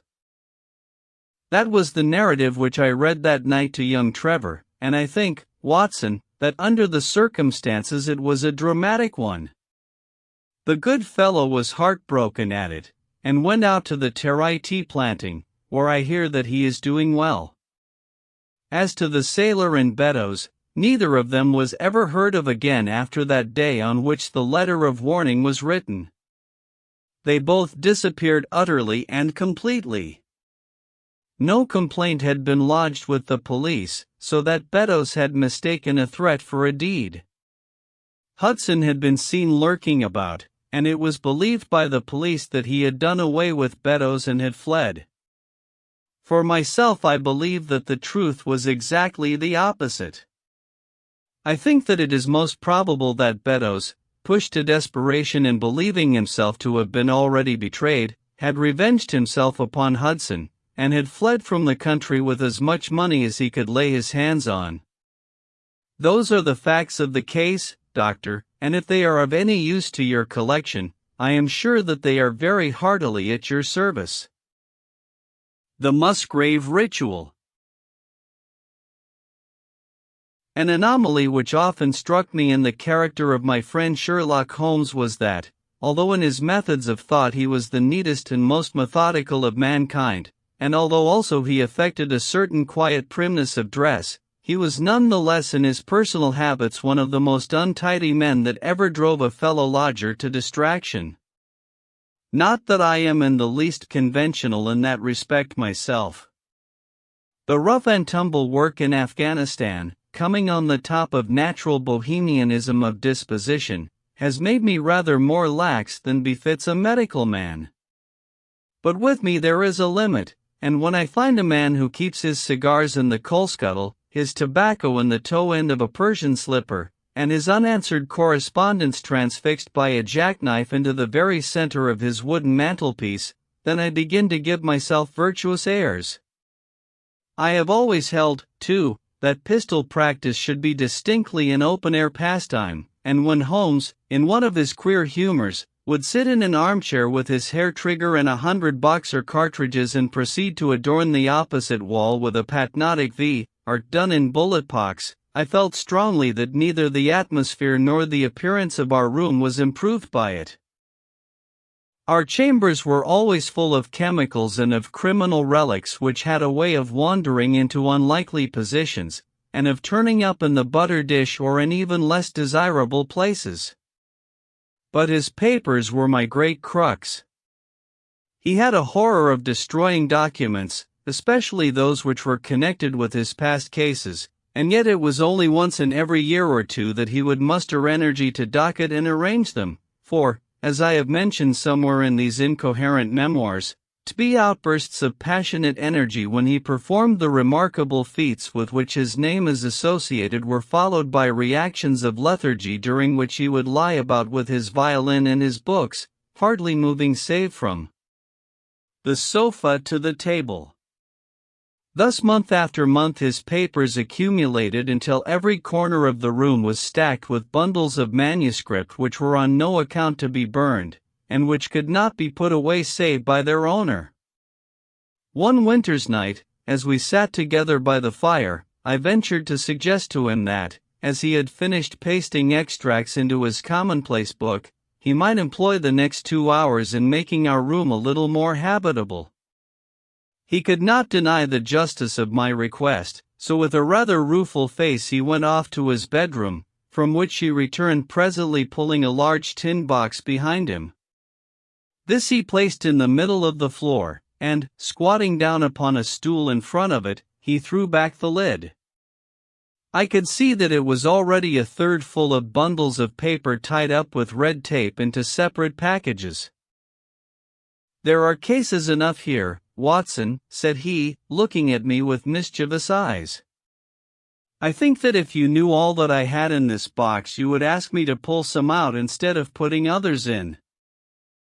"These are the records of your early work, then?" I asked. I have often wished that I had notes of those cases. "Yes, my boy, these were all done prematurely before my biographer had come to glorify me." He lifted bundle after bundle in a tender, caressing sort of way. "They are not all successes, Watson," said he. "But there are some pretty little problems among them. Here's the record of the Tarleton murders, and the case of Vamberry, the wine merchant, and the adventure of the old Russian woman, and the singular affair of the aluminum crutch, as well as a full account of Ricoletti of the clubfoot, and his abominable wife. And here, now, this really is something a little recherché." He dived his arm down to the bottom of the chest and brought up a small wooden box with a sliding lid such as children's toys are kept in. From within he produced a crumpled piece of paper, an old-fashioned brass key, a peg of wood with a ball of string attached to it, and 3 rusty old discs of metal. "Well, my boy, what do you make of this lot?" he asked, smiling at my expression. "It is a curious collection." "Very curious, and the story that hangs round it will strike you as being more curious still." "These relics have a history, then?" "So much so that they are history." "What do you mean by that?" "Sherlock Holmes picked them up one by one and laid them along the edge of the table. Then he reseated himself in his chair and looked them over with a gleam of satisfaction in his eyes. "These," said he, "are all that I have left to remind me of the adventure of the Musgrave ritual." I had heard him mention the case more than once, though I had never been able to gather the details. "I should be so glad," said I, "if you would give me an account of it." "And leave the litter as it is," he cried mischievously. "Your tidiness won't bear much strain, after all, Watson. But I should be glad that you should add this case to your annals, for there are points in it which make it quite unique in the criminal records of this or, I believe, of any other country. A collection of my trifling achievements would certainly be incomplete which contained no account of this very singular business. You may remember how the affair of the Gloria Scott, and my conversation with the unhappy man whose fate I told you of, first turned my attention in the direction of the profession which has become my life's work. You see me now when my name has become known far and wide, and when I am generally recognized both by the public and by the official force as being a final court of appeal in doubtful cases. Even when you knew me first, at the time of the affair which you have commemorated in A Study in Scarlet, I had already established a considerable, though not a very lucrative, connection. You can hardly realize, then, how difficult I found it at first, and how long I had to wait before I succeeded in making any headway. When I first came up to London I had rooms in Montague Street, just round the corner from the British Museum, and there I waited, filling in my too abundant leisure time BV studying all those branches of science which might make me more efficient. Now and again cases came in my way, principally through the introduction of old fellow students, for during my last years at the university there was a good deal of talk there about myself and my methods. The third of these cases was that of the Musgrave ritual, and it is to the interest which was aroused by that singular chain of events, and the large issues which proved to be at stake, that I trace my first stride towards the position which I now hold. Reginald Musgrave had been in the same college as myself, and I had some slight acquaintance with him. He was not generally popular among the undergraduates, though it always seemed to me that what was set down as pride was really an attempt to cover extreme natural diffidence. In appearance he was a man of an exceedingly aristocratic type, thin, high-nosed, and large-eyed, with languid and yet courtly manners. He was indeed a scion of one of the very oldest families in the kingdom, though his branch was a cadet one which had separated from the northern Musgraves sometime in the 16th century and had established itself in western Sussex, where the manor house of Hulstone is perhaps the oldest inhabited building in the county. Something of his birthplace seemed to cling to the man, and I never looked at his pale, keen face or the poise of his head without associating him with grey archways and mullioned windows and all the venerable wreckage of a feudal keep. Once or twice we drifted into talk, and I can remember that more than once he expressed a keen interest in my methods of observation and inference. For 4 years I had seen nothing of him until one morning he walked into my room in Montague Street. He had changed little, was dressed like a young man of fashion, he was always a bit of a dandy, and preserved the same quiet, suave manner which had formerly distinguished him. "How has all gone with you, Musgrave?" I asked after we had cordially shaken hands. "You probably heard of my poor father's death," said he. "He was carried off about 2 years ago. Since then I have of course had the Hulstone estate to manage, and as I am member for my district as well, my life has been a busy one. But I understand, Holmes, that you are turning to practical ends those powers with which you used to amaze us?" "Yes," said I have taken to living by my wits." "I am delighted to hear it, for your advice at present would be exceedingly valuable to me. We have had some very strange doings at Hulstone, and the police have been able to throw no light upon the matter. It is really the most extraordinary and inexplicable business." You can imagine with what eagerness I listened to him, Watson, for the very chance for which I had been panting during all those months of inaction seemed to have come within my reach. In my inmost heart I believed that I could succeed where others failed, and now I had the opportunity to test myself. "Pray let me have the details," I cried. Reginald Musgrave sat down opposite to me and lit the cigarette which I had pushed towards him. "You must know," said he, "that though I am a bachelor, I have to keep up a considerable staff of servants at Hulstone, for it is a rambling old place and takes a good deal of looking after. I preserve, too, and in the pheasant months I usually have a house party, so that it would not do to be short-handed. Altogether there are 8 maids, the cook, the butler, 2 footmen, and a boy. The garden and the stables of course have a separate staff. Of these servants the one who had been longest in our service was Brunton, the butler. He was a young schoolmaster out of place when he was first taken up by my father, but he was a man of great energy and character, and he soon became quite invaluable in the household. He was a well-grown, handsome man, with a splendid forehead, and though he has been with us for 20 years he cannot be more than 40 now. With his personal advantages and his extraordinary gifts, for he can speak several languages and play nearly every musical instrument, it is wonderful that he should have been satisfied so long in such a position, but I suppose that he was comfortable and lacked energy to make any change. The butler of Hulstone is always a thing that is remembered by all who visit us. But this paragon has one fault.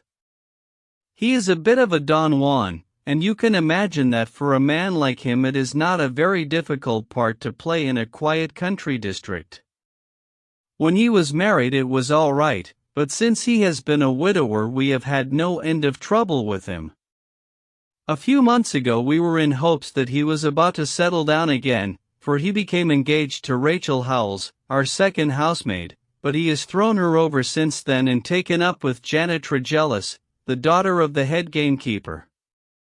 Rachel, who is a very good girl, but of an excitable Welsh temperament, had a sharp touch of brain fever and goes about the house now, or did until yesterday, like a black-eyed shadow of her former self. That was our first drama at Hulstone, but a second one came to drive it from our minds, and it was prefaced by the disgrace and dismissal of butler Brunton. This was how it came about.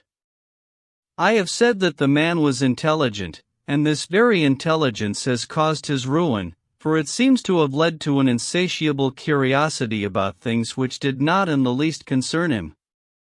I had no idea of the lengths to which this would carry him until the merest accident opened my eyes to it. I have said that the house is a rambling one.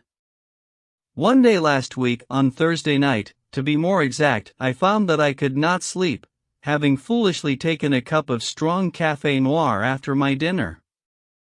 After struggling against it until 2 in the morning, I felt that it was quite hopeless, so I rose and lit the candle with the intention of continuing a novel which I was reading. The book, however, had been left in the billiard room, so I pulled on my dressing gown and started off to get it. In order to reach the billiard room I had to descend a flight of stairs and then to cross the head of a passage which led to the library and the gun room. You can imagine my surprise when, as I looked down this corridor, I saw a glimmer of light coming from the open door of the library. I had myself extinguished the lamp and closed the door before coming to bed. Naturally, my first thought was of burglar. The corridors at Hulstone have their walls largely decorated with trophies of old weapons. From one of these I picked a battle-axe, and then, leaving my candle behind me, I crept on tiptoe down the passage and peeped in at the open door. Brunton, the butler, was in the library. He was sitting fully dressed, in an easy chair, with a slip of paper which looked like a map upon his knee, and his forehead sunk forward upon his hand in deep thought. I stood dumb with astonishment, watching him from the darkness. A small taper on the edge of the table shed a feeble light which sufficed to show me that he was fully dressed. Suddenly, as I looked, he rose from his chair, and, walking over to a bureau at the side, he unlocked it and drew out one of the drawers.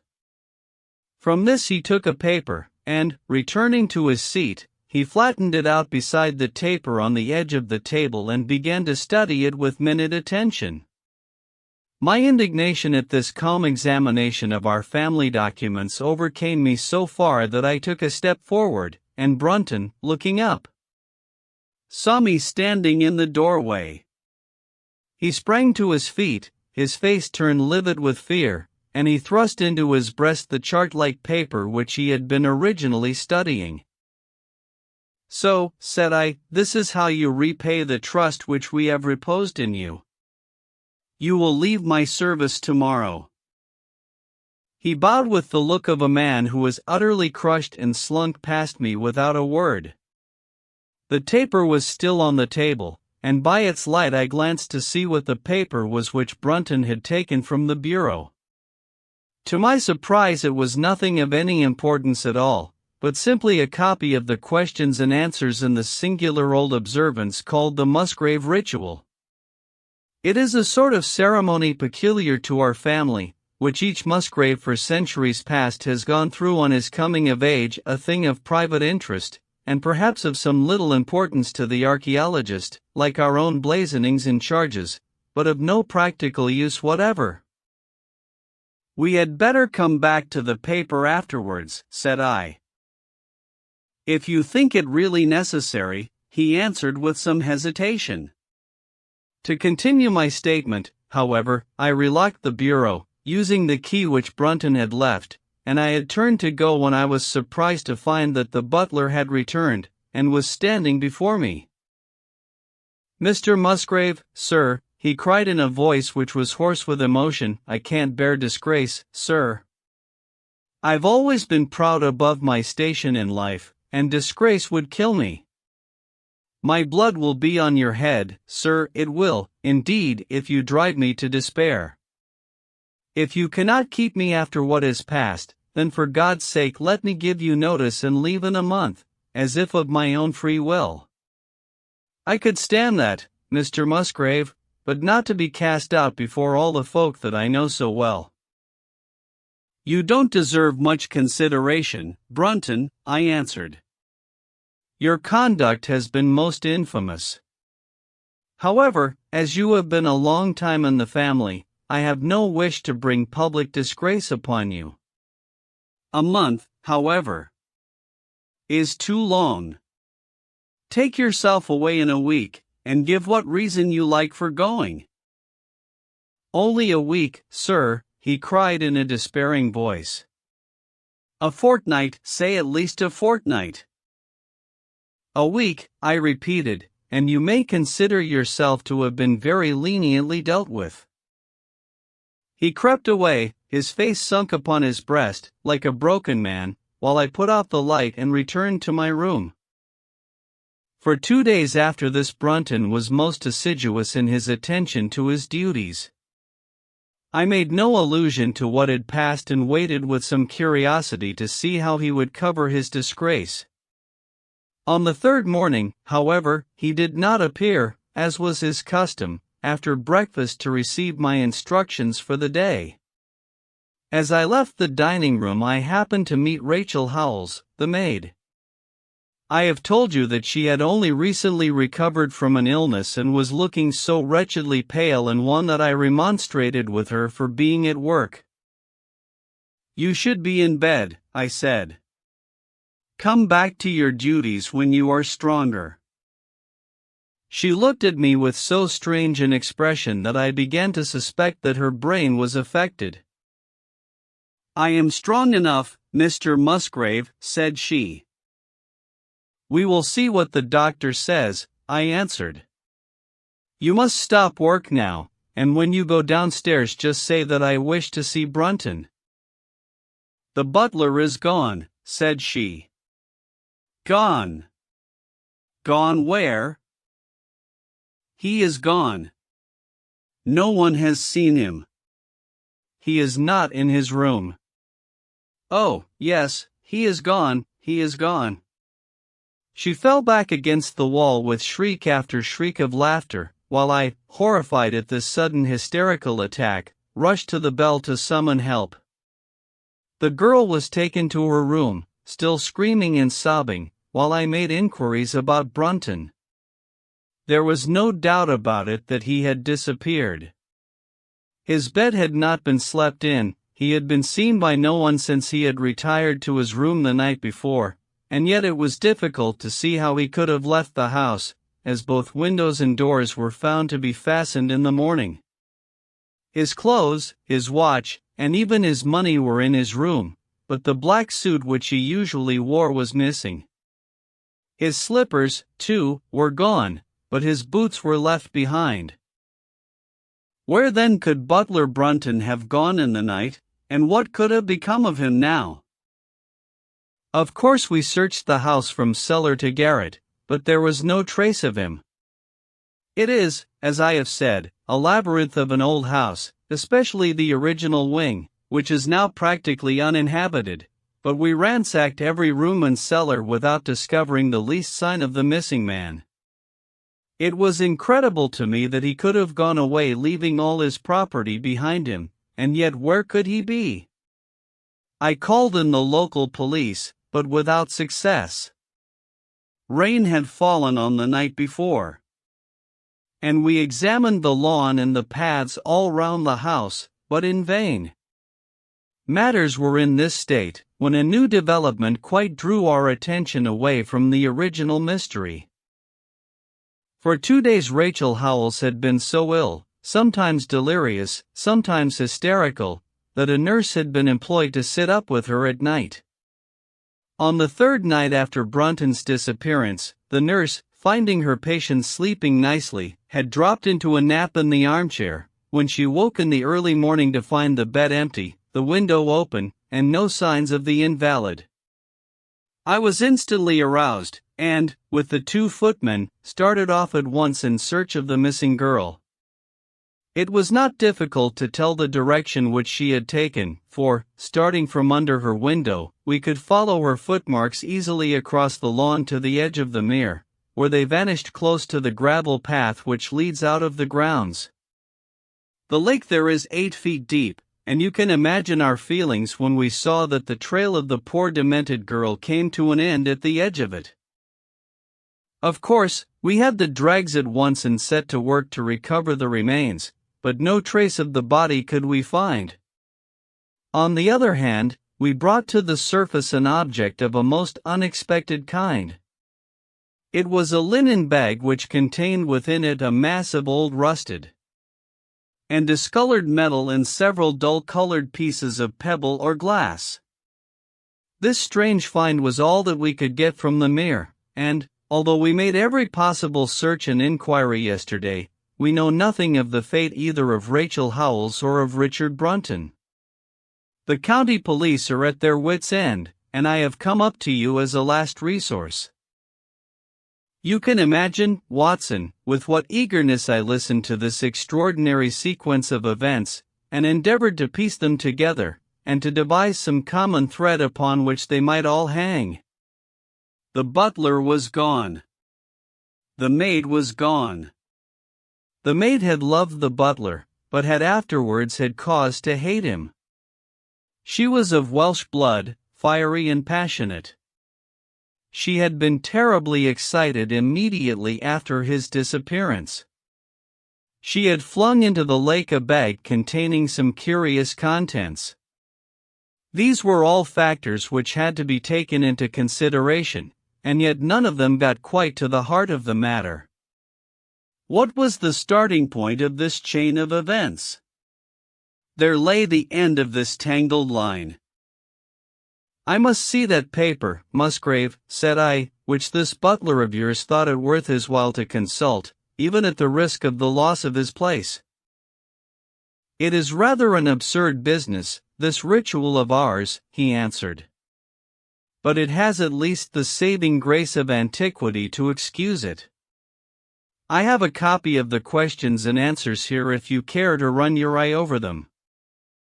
He handed me the very paper which I have here, Watson, and this is the strange catechism to which each Musgrave had to submit when he came to man's estate. I will read you the questions and answers as they stand. Whose was it? His who is gone. Who shall have it? He who will come. Where was the sun? Over the oak. Where was the shadow? Under the elm. How was it stepped? North by 10 and by 10, east by 5 and by 5, south by 2 and by 2, west by 1 and by 1, and so under. What shall we give for it? All that is ours. Why should we give it?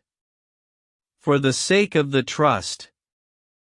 The original has no date, but is in the spelling of the middle of the 17th century, remarked Musgrave. I am afraid, however, that it can be of little help to you in solving this mystery. At least, said I, it gives us another mystery, and one which is even more interesting than the first. It may be that the solution of the one may prove to be the solution of the other. You will excuse me, Musgrave, if I say that your butler appears to me to have been a very clever man, and to have had a clearer insight than 10 generations of his masters. I hardly follow you, said Musgrave. The paper seems to me to be of no practical importance. But to me it seems immensely practical, and I fancy that Brunton took the same view. He had probably seen it before that night on which you caught him. It is very possible. We took no pains to hide it. He simply wished, I should imagine, to refresh his memory upon that last occasion. He had, as I understand, some sort of map or chart which he was comparing with the manuscript, and which he thrust into his pocket when you appeared. That is true.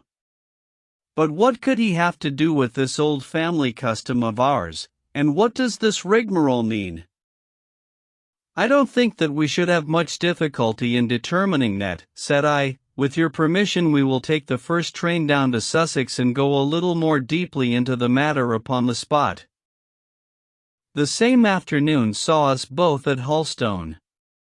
Possibly you have seen pictures and read descriptions of the famous old building, so I will confine my account of it to saying that it is built in the shape of an L, the long arm being the more modern portion, and the shorter the ancient nucleus from which the other has developed. Over the low, heavy-linteled door, in the center of this old part, is chiseled the date, 1607, but experts are agreed that the beams and stonework are really much older than this. The enormously thick walls and tiny windows of this part had in the last century driven the family into building the new wing, and the old one was used now as a storehouse and a cellar, when it was used at all. A splendid park with fine old timber surrounds the house, and the lake, to which my client had referred, lay close to the avenue, about 200 yards from the building. I was already firmly convinced, Watson, that there were not three separate mysteries here, but one only, and that if I could read the Musgrave ritual aright I should hold in my hand the clue which would lead me to the truth concerning both the butler Brunton and the maid Howells. To that then I turned all my energies. Why should this servant be so anxious to master this old formula? Evidently because he saw something in it which had escaped all those generations of country squires, and from which he expected some personal advantage. What was it then, and how had it affected his fate? It was perfectly obvious to me, on reading the ritual, that the measurements must refer to some spot to which the rest of the document alluded, and that if we could find that spot we should be in a fair way towards finding what the secret was which the old Musgraves had thought it necessary to embalm in so curious a fashion. There were two guides given us to start with, an oak and an elm. As to the oak there could be no question at all. Right in front of the house, upon the left-hand side of the drive, there stood a patriarch among oaks. One of the most magnificent trees that I have ever seen. That was there when your ritual was drawn up, said I as we drove past it. It was there at the Norman Conquest in all probability, he answered. It has a girth of 23 feet. Here was one of my fixed points secured. Have you any old elms? I asked. There used to be a very old one over yonder, but it was struck by lightning 10 years ago, and we cut down the stump. You can see where it used to be? Oh, yes. There are no other elms? No old ones, but plenty of beeches. I should like to see where it grew. We had driven up in a dog-cart, and my client led me away at once, without our entering the house, to the scar on the lawn where the elm had stood. It was nearly midway between the oak and the house. My investigations seemed to be progressing. I suppose it is impossible to find out how high the elm was? I asked. I can give you it at once. It was 64 feet. How do you come to know it? I asked in surprise. When my old tutor used to give me an exercise in trigonometry, it always took the shape of measuring heights. When I was a lad I worked out every tree and building in the estate. This was an unexpected piece of luck. My data were coming more quickly than I could have reasonably hoped. Tell me, I asked, Did your butler ever ask you such a question? Reginald Musgrave looked at me in astonishment. Now that you call it to my mind, he answered, Brunton did ask me about the height of the tree some months ago in connection with some little argument with the groom. This was excellent news, Watson, for it showed me that I was on the right road. I looked up at the sun.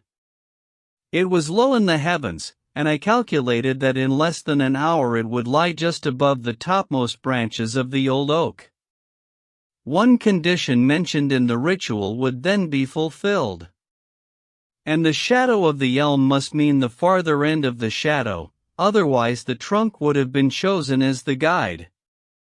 I had, then, to find where the far end of the shadow would fall when the sun was just clear of the oak.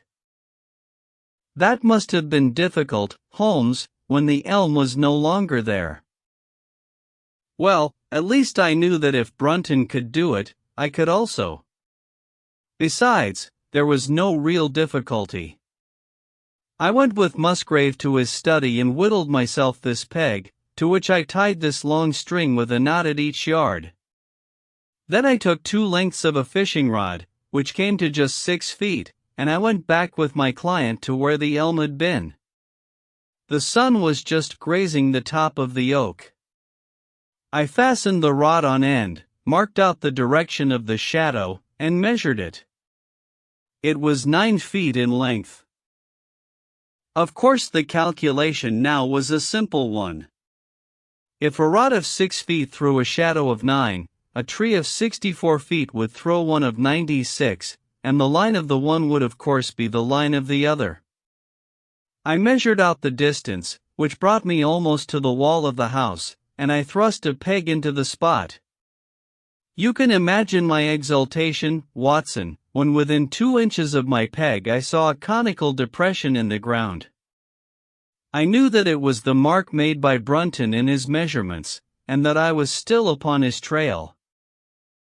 From this starting point I proceeded to step, having first taken the cardinal points by my pocket compass.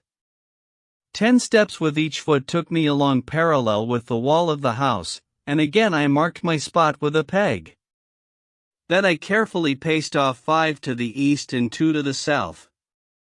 It brought me to the very threshold of the old door. 2 steps to the west meant now that I was to go 2 paces down the stone-flagged passage, and this was the place indicated by the ritual. Never have I felt such a cold chill of disappointment, Watson.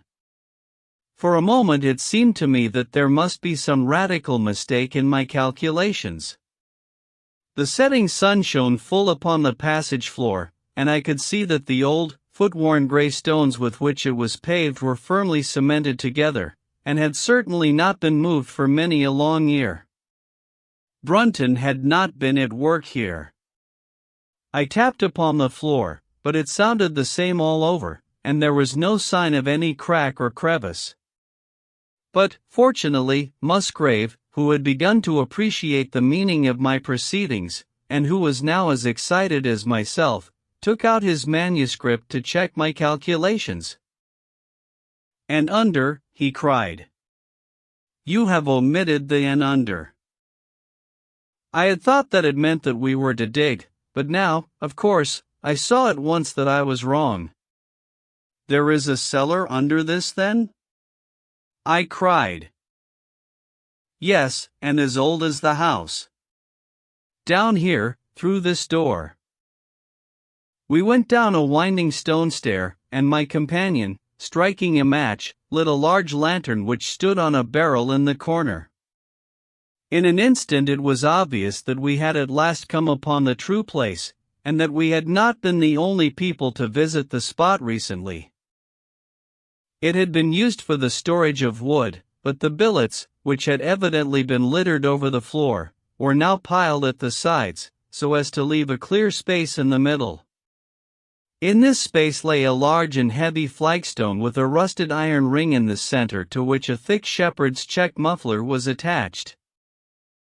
"By Jove," cried my client.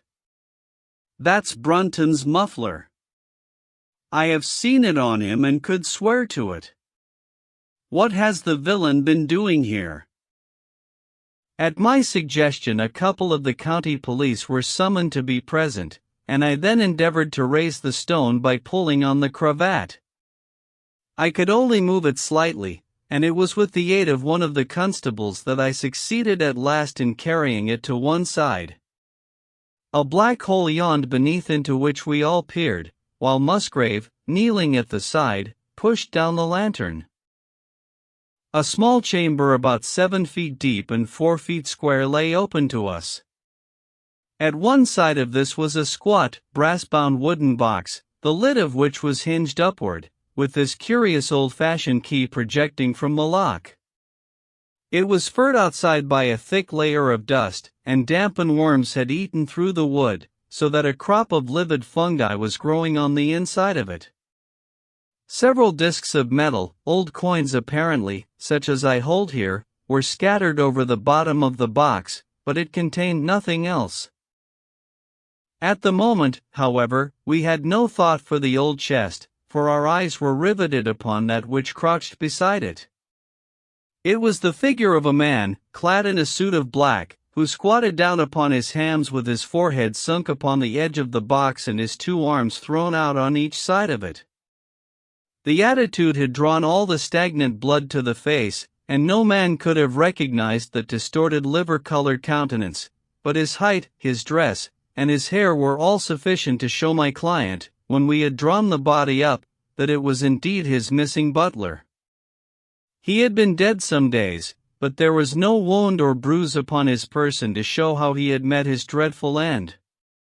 When his body had been carried from the cellar, we found ourselves still confronted with a problem which was almost as formidable as that with which we had started. I confess that so far, Watson, I had been disappointed in my investigation. I had reckoned upon solving the matter when once I had found the place referred to in the ritual, but now I was there, and was apparently as far as ever from knowing what it was which the family had concealed with such elaborate precautions. It is true that I had thrown a light upon the fate of Brunton, but now I had to ascertain how that fate had come upon him, and what part had been played in the matter by the woman who had disappeared. I sat down upon a keg in the corner and thought the whole matter carefully over. You know my methods in such cases, Watson. I put myself in the man's place, and, having first gauged his intelligence, I try to imagine how I should myself have proceeded under the same circumstances.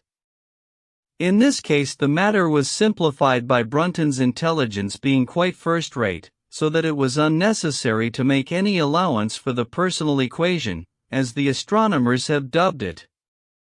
He knew that something valuable was concealed. He had spotted the place.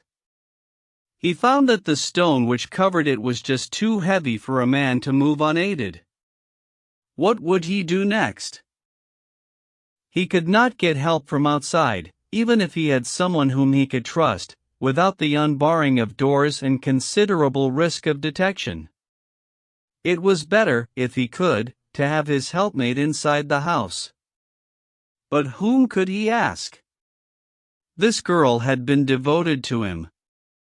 A man always finds it hard to realize that he may have finally lost a woman's love, however badly he may have treated her. He would try by a few attentions to make his peace with the girl Howells, and then would engage her as his accomplice. Together they would come at night to the cellar, and their united force would suffice to raise the stone. So far I could follow their actions as if I had actually seen them.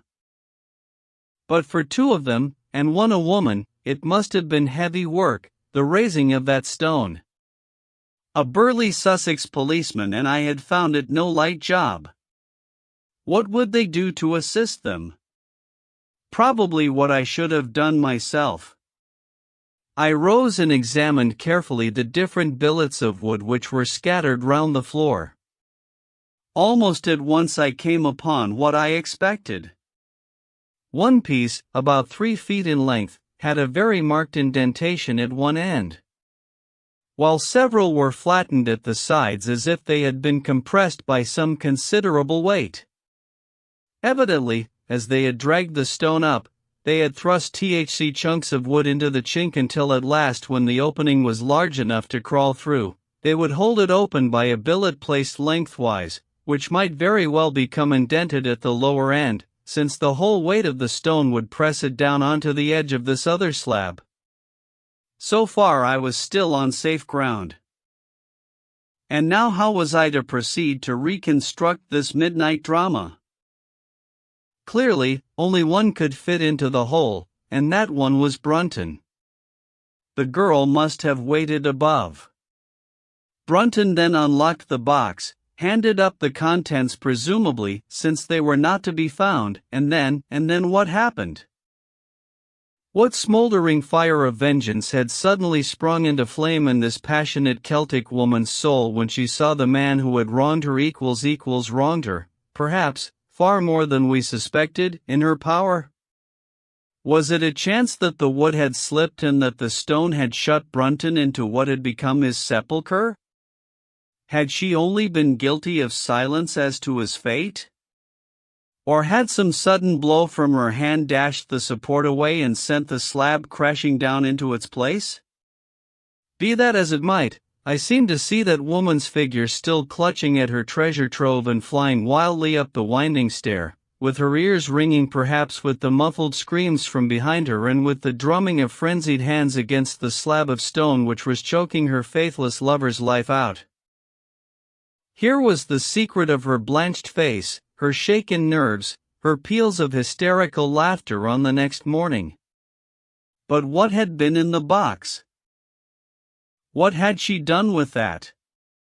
Of course, it must have been the old metal and pebbles which my client had dragged from the mere. She had thrown them in there at the first opportunity to remove the last trace of her crime. For 20 minutes I had sat motionless, thinking the matter out. Musgrave still stood with a very pale face, swinging his lantern and peering down into the hole. "These are coins of Charles I," said he, holding out the few which had been in the box. "You see, we were right in fixing our date for the ritual." "We may find something else of Charles I," I cried, as the probable meaning of the first two questions of the ritual broke suddenly upon me. "Let me see the contents of the bag which you fished from the mere." We ascended to his study, and he laid the debris before me. I could understand his regarding it as of small importance when I looked at it, for the metal was almost black and the stones lusterless and dull. I rubbed one of them on my sleeve, however, and it glowed afterwards like a spark in the dark hollow of my hand. The metal work was in the form of a double ring, but it had been bent and twisted out of its original shape. "You must bear in mind," said I, "that the royal party made head in England even after the death of the king, and that when they at last fled they probably left many of their most precious possessions buried behind them, with the intention of returning for them in more peaceful times. My ancestor, Sir Ralph Musgrave, was a prominent cavalier and the right-hand man of Charles II in his wanderings," said my friend. "Ah, indeed," I answered. "Well now, I think that really should give us the last link that we wanted. I must congratulate you on coming into the possession, though in rather a tragic manner, of a relic which is of great intrinsic value, but of even greater importance as a historical curiosity." "What is it, then?" he gasped in astonishment. "It is nothing less than the ancient crown of the kings of England." "The crown?" "Precisely. Consider what the ritual says. How does it run? Whose was it? His who is gone. That was after the execution of Charles. Then, who shall have it? He who will come. That was Charles II, whose advent was already foreseen. There can, I think, be no doubt that this battered and shapeless diadem once encircled the brows of the royal stewards. And how came it in the pond? Ah, that is a question that will take some time to answer. And with that I sketched out to him the whole long chain of surmise and of proof which I had constructed. The twilight had closed in and the moon was shining brightly in the sky before my narrative was finished. "And how was it then that Charles did not get his crown when he returned?" asked Musgrave, pushing back the relic into its linen bag. "Ah, there you lay your finger upon the one point which we shall probably never be able to clear up. It is likely that the Musgrave who held the secret died in the interval, and by some oversight left this guide to his descendant without explaining the meaning of it. From that day to this it has been handed down from father to son, until at last it came within reach of a man who tore its secret out of it and lost his life in the venture. And that's the story of the Musgrave ritual, Watson. They have the crown down at Hulstone, though they had some legal bother and a considerable sum to pay before they were allowed to retain it. I am sure that if you mentioned my name they would be happy to show it to you. Of the woman nothing was ever heard, and the probability is that she got away out of England and carried herself and the memory of her crime to some land beyond the seas. The Reigate Puzzle. It was some time before the health of my friend Mr. Sherlock Holmes recovered from the strain caused by his immense exertions in the spring of '87. The whole question of the Netherland Sumatra Company and of the colossal schemes of Baron Maupertuis are too recent in the minds of the public, and are too intimately concerned with politics and finance to be fitting subjects for this series of sketches. They led, however, in an indirect fashion to a singular and complex problem which gave my friend an opportunity of demonstrating the value of a fresh weapon among the many with which he waged his lifelong battle against crime. On referring to my notes I see that it was upon the 14th of April that L received a telegram from Lyons which informed me that Holmes was lying ill in the Hotel Dulong. Within 24 hours I was in his sick room and was relieved to find that there was nothing formidable in his symptoms. Even his iron constitution, however, had broken down under the strain of an investigation which had extended over 2 months, during which period he had never worked less than 15 hours a day and had more than once, as he assured me, kept to his task for 5 days at a stretch. Even the triumphant issue of his labors could not save him from reaction after so terrible an exertion, and at a time when Europe was ringing with his name and when his room was literally ankle-deep with congratulatory telegrams, I found him a prey to the blackest depression. Even the knowledge that he had succeeded where the police of 3 countries had failed, and that he had outmaneuvered at every point the most accomplished swindler in Europe, was insufficient to rouse him from his nervous prostration. 3 days later we were back in Baker Street together, but it was evident that my friend would be much the better for a change, and the thought of a week of springtime in the country was full of attractions to me also. My old friend, Colonel Hayter, who had come under my professional care in Afghanistan, had now taken a house near Reigate in Surrey and had frequently asked me to come down to him upon a visit. On the last occasion he had remarked that if my friend would only come with me he would be glad to extend his hospitality to him also. A little diplomacy was needed, but when Holmes understood that the establishment was a bachelor one, and that he would be allowed the fullest freedom, he fell in with my plans, and a week after our return from Lyons we were under the Colonel's roof. Hayter was a fine old soldier who had seen much of the world, and he soon found, as I had expected, that Holmes and he had much in common. On the evening of our arrival we were sitting in the Colonel's gun-room after dinner, Holmes stretched upon the sofa, while Hayter and I looked over his little armory of Eastern weapons. "By the way," said he suddenly, "I think I'll take one of these pistols upstairs with me in case we have an alarm." "An alarm?" said I. "Yes, we've had a scare in this part lately. Old Acton, who is one of our county magnates, had his house broken into last Monday.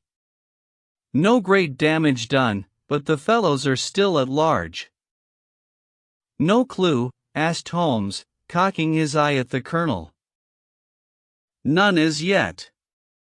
But the affair is a petty one of our little country crimes, which must seem too small for your attention, Mr. Holmes, after this great international affair.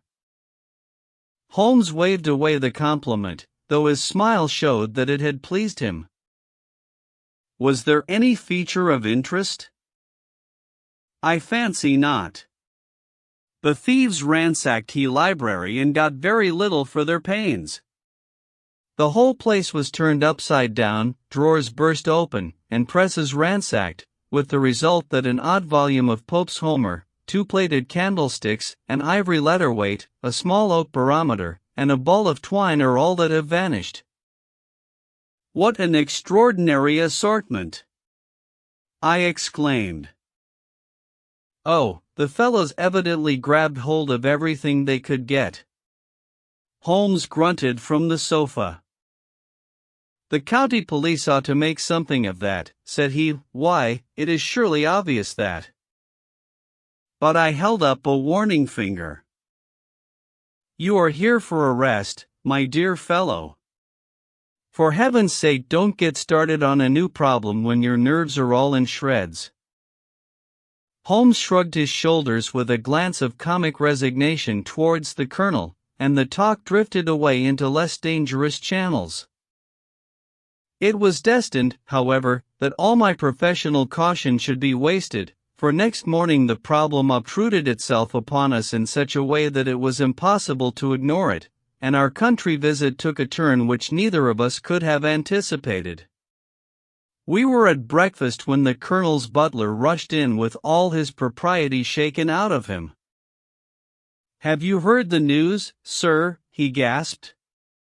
"At the Cunninghams', sir." "Burglary," cried the colonel, with his coffee cup in mid-air. "Murder!" The colonel whistled. "By Jove," said he. "Who's killed, then? The J.P. or his son?" "Neither, sir. It was William the coachman. Shot through the heart, sir, and never spoke again." "Who shot him, then?" "The burglar, sir. He was off like a shot and got clean away. He just broke in at the pantry window when William came on him and met his end in saving his master's property." "What time?" "It was last night, sir, somewhere about 12. "Ah, then, we'll step over afterwards," said the colonel coolly, settling down to his breakfast again. "It's a baddish business," he added when the butler had gone. "He's our leading man about here, is old Cunningham, and a very decent fellow too. He'll be cut up over this, for the man has been in his service for years and was a good servant." "It's evidently the same villains who broke into Acton's and stole that very singular collection," said Holmes thoughtfully. "Precisely." "Hum. It may prove the simplest matter in the world, but all the same at first glance this is just a little curious, is it not? A gang of burglars acting in the country might be expected to vary the scene of their operations, and not to crack 2 cribs in the same district within a few days. When you spoke last night of taking precautions, I remember that it passed through my mind that this was probably the last parish in England to which the thief or thieves would be likely to turn their attention, which shows that I have still much to learn." "I fancy it's some local practitioner," said the colonel. "In that case, of course, Acton's and Cunningham's are just the places he would go for, since they are far the largest about here." "And richest?" "Well, they ought to be, but they've had a lawsuit for some years which has sucked the blood out of both of them, I fancy. Old Acton has some claim on half Cunningham's estate, and the lawyers have been at it with both hands. If it's a local villain there should not be much difficulty in running him down," said Holmes with a yawn. All right, Watson, I don't intend to meddle. Inspector Forrester, sir, said the butler, throwing open the door. The official, a smart, keen-faced young fellow, stepped into the room. Good morning, Colonel, said he. I hope I don't intrude, but we hear that Mr. Holmes of Baker Street is here. The colonel waved his hand towards my friend, and the inspector bowed. We thought that perhaps you would care to step across, Mr. Holmes.